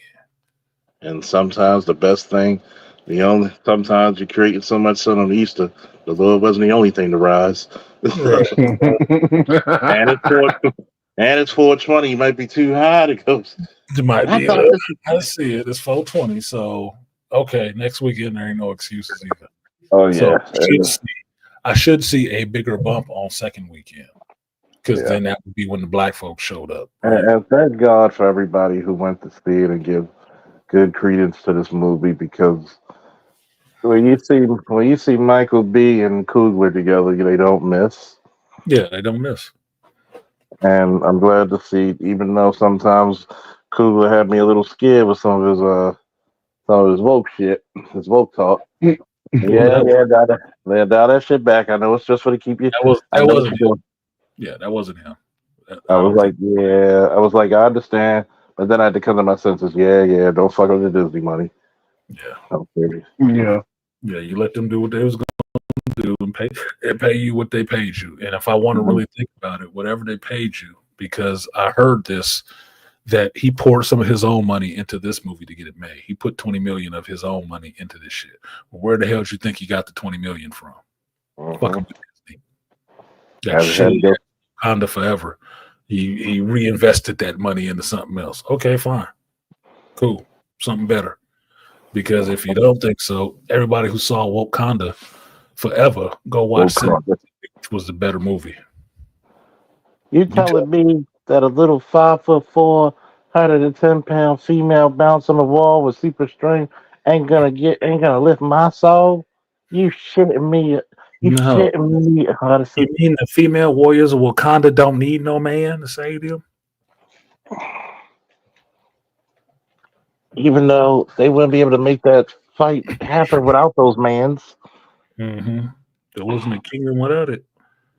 Like, y'all asses were the King's Guard, not the border tribe that you locked up. And that's the saddest part about it. Like the Dora Milaje is not that large of a unit. It's not. It wasn't protecting everybody. It was protecting one body. And even though technically, I always laugh like, who the fuck is fucking with T'Challa?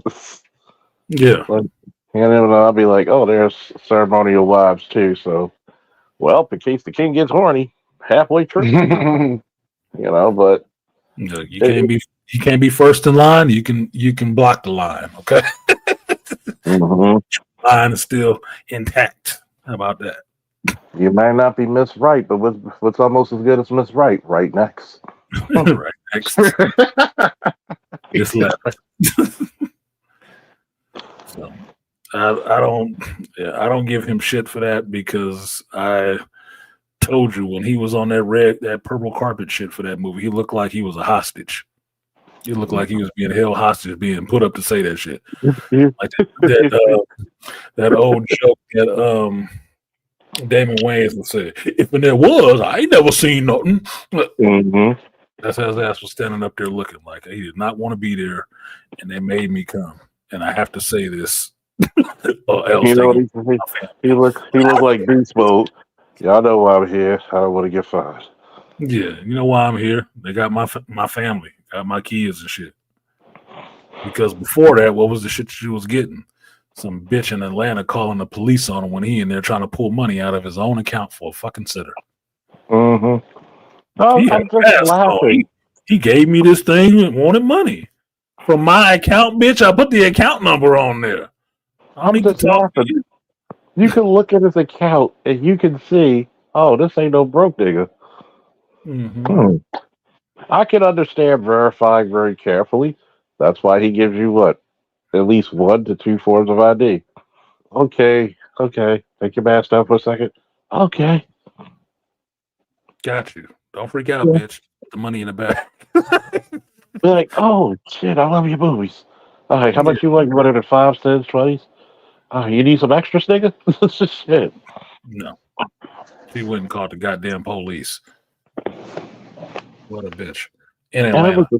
And it was a sister too. Come on, man. Yeah, and it was a sister. He had to explain this shit to police officers why he did what the hell he did to pull money out of his own account, giving you all the information you fucking needed. Yeah. To pull it out. If you're popular, one, you don't want people to follow you or get shocked when they see you. People is weird. No. And you ain't gonna pull out that much money and announce it. No. And I'm just like, well, you do bodyguard for celebrities sometimes. They dumb themselves down. Or you don't do dumb shit. Like, call them. Like announcing you taking out a large sum of money and gonna be about right outside in a minute. Just saying. Not to mention, you as the bank person could be up to no good your damn self. No shit. Can have me set up. Let me go. I need to make a call. It'll just take a second, sir. Yeah, this nigga about to Ray, Pookie, Ray. I got that Ryan Coogler dude up here.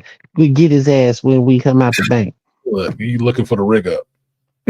And you not letting yourself be set up like that. So it is what the hell it is. What's up, Braxton? LA, Louisiana in the building. What's up? We closing the building down now, man. You showed up to the juke joint late. Sun coming up, Negro. Look. Did you get past the vampires? Mm-hmm.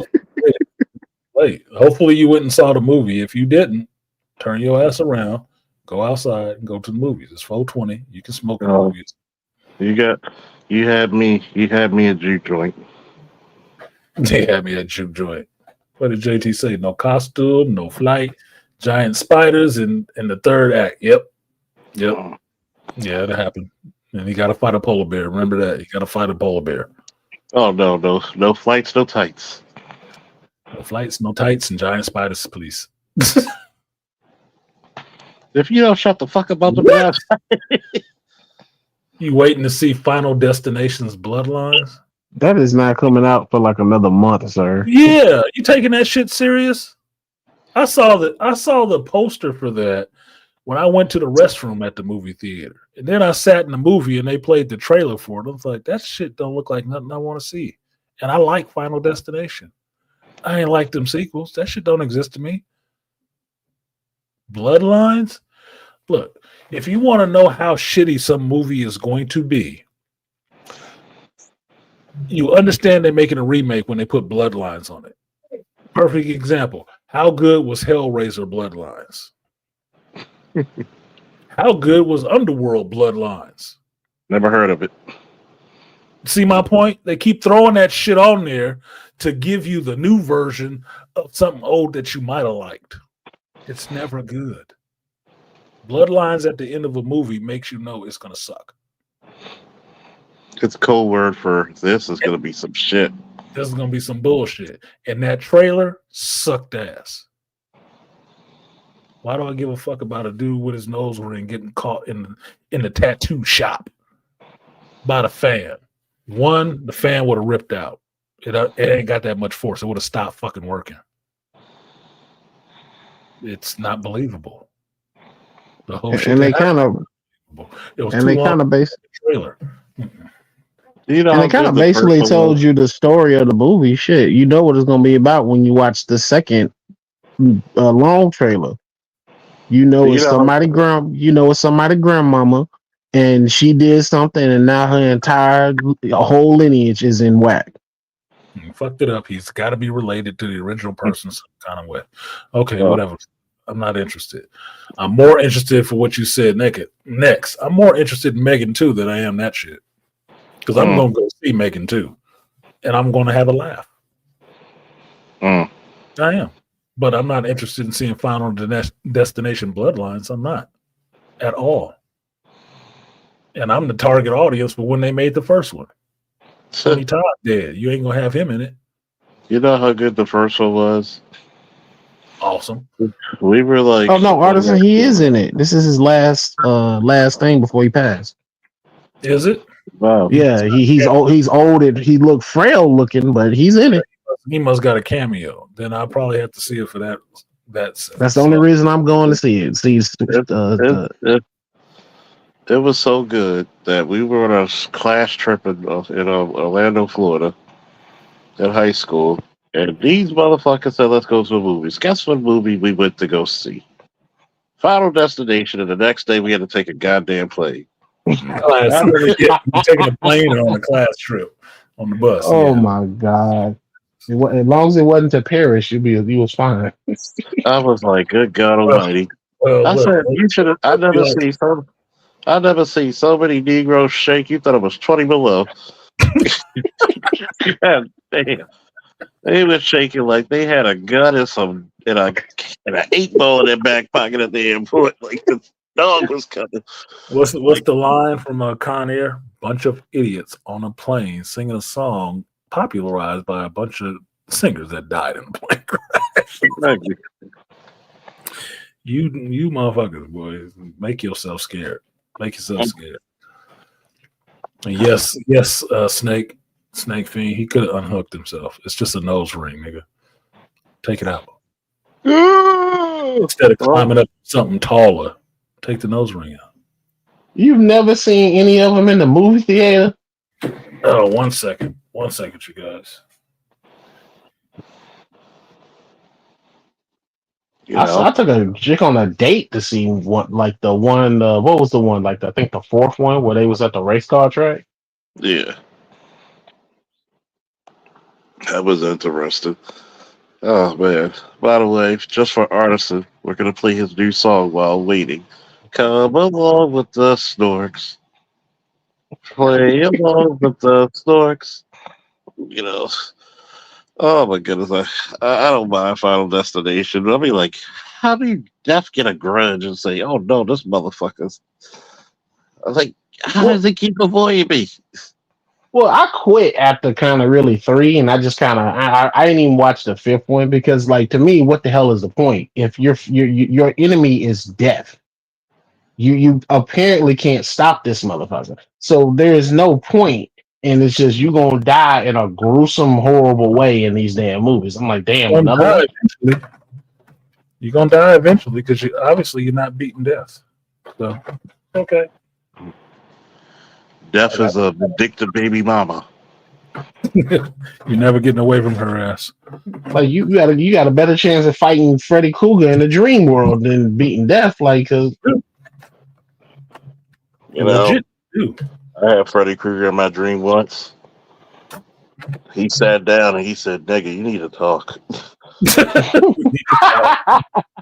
He said, "You got some scary shit going up in there." He's like, "Can we talk, man? I'm sorry.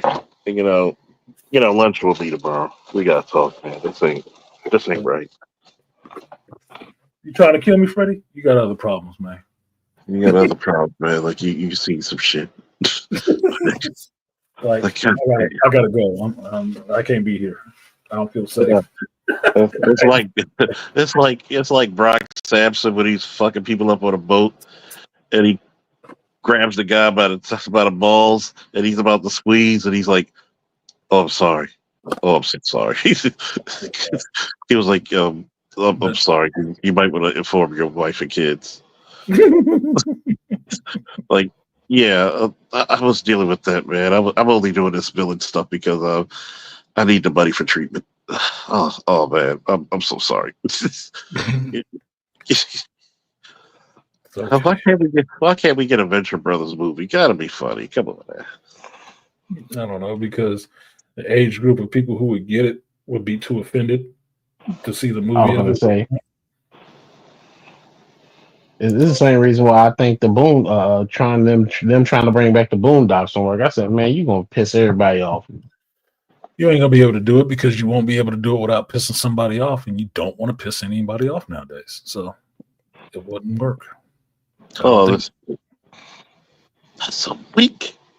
Never seen them in theaters? Well, you missed out. This ain't gonna bring that back. This new shitty movie is not gonna bring back that love of seeing the first ones in the theater. It won't. They can put the originals in the theater again. Maybe you'll catch some of that, but a remake is not gonna do it for you. It won't. Rebooting your favorite movie from the 90s. He did in the last one because he was dealing. Well, you don't need to explain that to us. We know that. But seeing Tony Todd in the first one, you got that indication that, dude, this is death. This is around the time of the first Candyman. You kind of got the inclination of what it was. He's just playing a mortician. Like, this motherfucker know too much. Something's not And right. he's in every damn movie. He's in every movie because you understand after that point that he is probably death. Talk to these people. And he's usually the one they go to tell them how to defeat it. Like, he told you New Life can defeat it in the second one, and then he told you, well, if you kill somebody in the fifth one, you actually can stop it too. I was like, well, damn, why you didn't say that in the first movie? We could have been off, and that would have made the movie more interesting. But I'm gonna get out of here now. I got 6 hours. Y'all got double up out of me, and I don't think I got double up in donations. The same way. But I will give props to the people who did donate. So let me do that and then go ahead and get out of here. Wait a minute. We do got WrestleMania coming on soon, so I'm gonna watch that. I gotta see this next night because last night, Charles, you might have saw that shit if you was watching Peacock. Last night was some bullshit. That middle card was trash. It was trash. That was sloppy as fuck. Well, the dudes, because it seemed like the women been kicking ass, and all of a sudden, because they write better stories for the chick. The women's match was sloppy too, but I like the look of Charlotte Flair. I did like her. She cut right. But some of the other shit was sloppy. Jacob Fatu and LA Knight, he they were calling one of his moves, but he fucked it up. It didn't look right at all. It was like, it didn't even happen, dude. What are you talking about? You know what the BT? No, he didn't. He missed it. The fuck are you talking about? We saw it. It's live. I know you still got to read your script, but goddamn, can re-edit. Re-edit. Don't show that shit ever again.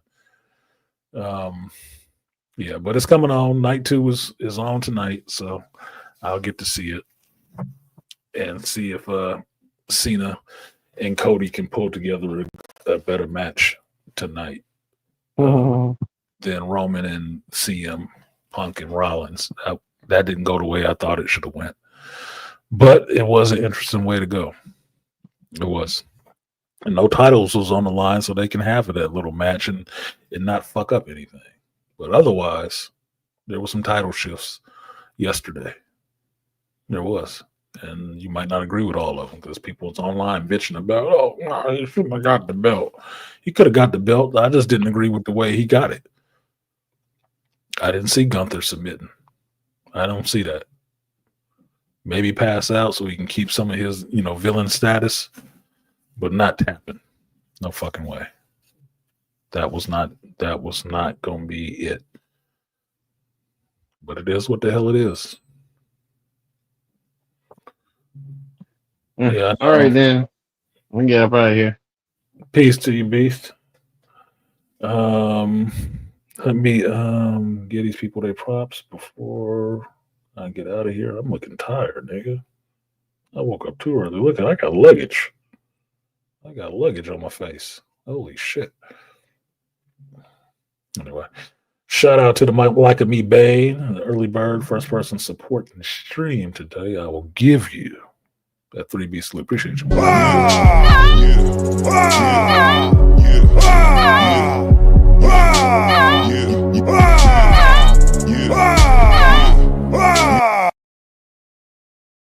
Shout out to the Aquateki in the building supporting the stream on the Cash App side. Appreciate you, Aquateki. I will give you that double up.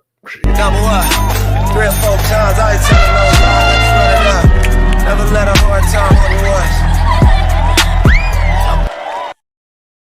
I only give you the double up Aquateki because I didn't put your own personal thing on here still. It wasn't finished, so I didn't put it up here. Shout out to the Joe Herb coming through with a big $30. Appreciate you, Herb, for supporting the stream. I will give you that Red Man. Appreciate you. Yo, I'm doing all right. Yes, sir. I get an attitude when my money ain't right. The team don't want to see me rich. I bet they all back down when they hit a click. Yo, appreciate you, Herb. Next one goes out to the Beastly Nerd. Beastly Nerd in the Danger Room supporting the stream. Appreciate you, Beastly. I will give you the double up. Appreciate you. Double up. 3 or 4 times. I ain't telling no lies. Run it up. Never let a hard time on the was. Herb be serving you. Shout out to Rainfire. He had to inhale. I got you, Dennis. I see you. Told you I'll subscribe to the black folks. Shout out to Rainfire. Was comment about Henry Cavill and Stardust. I did show her Henry Cavill and Stardust. Appreciate you for that. And I will give you a 3B salute for that.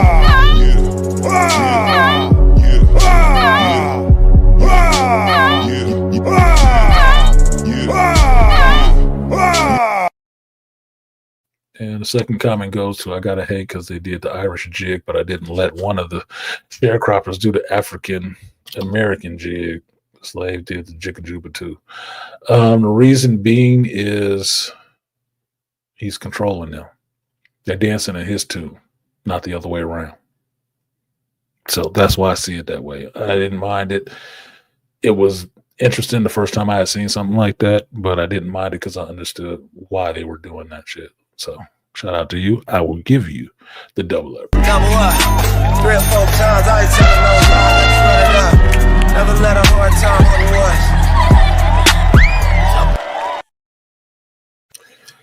And that is going to come to the end from my show today. Thank you for everybody who supported the stream. Thank you for everybody who came to watch the stream. And hopefully you donated a like if you could not donate something for the resurrection. If you haven't picked up what I was putting down and the rest of the people on the panel was putting down, you should actually go and watch the movies Sinners as soon as possible. It's Sunday. It's Resurrection Day. It's 420 Get High Day.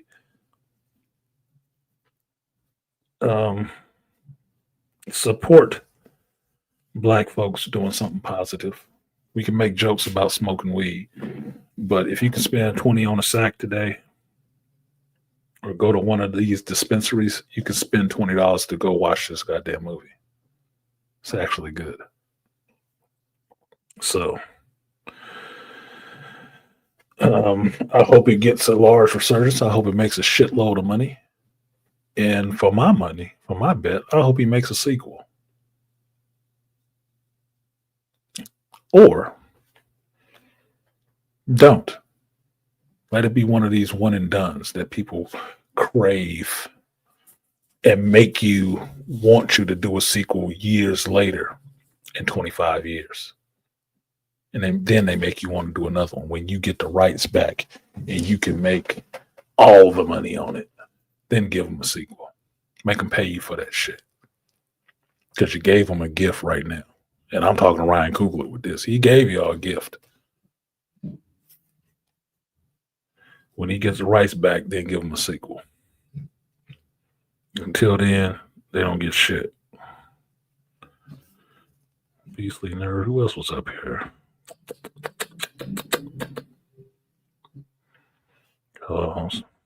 Lion. Kareen.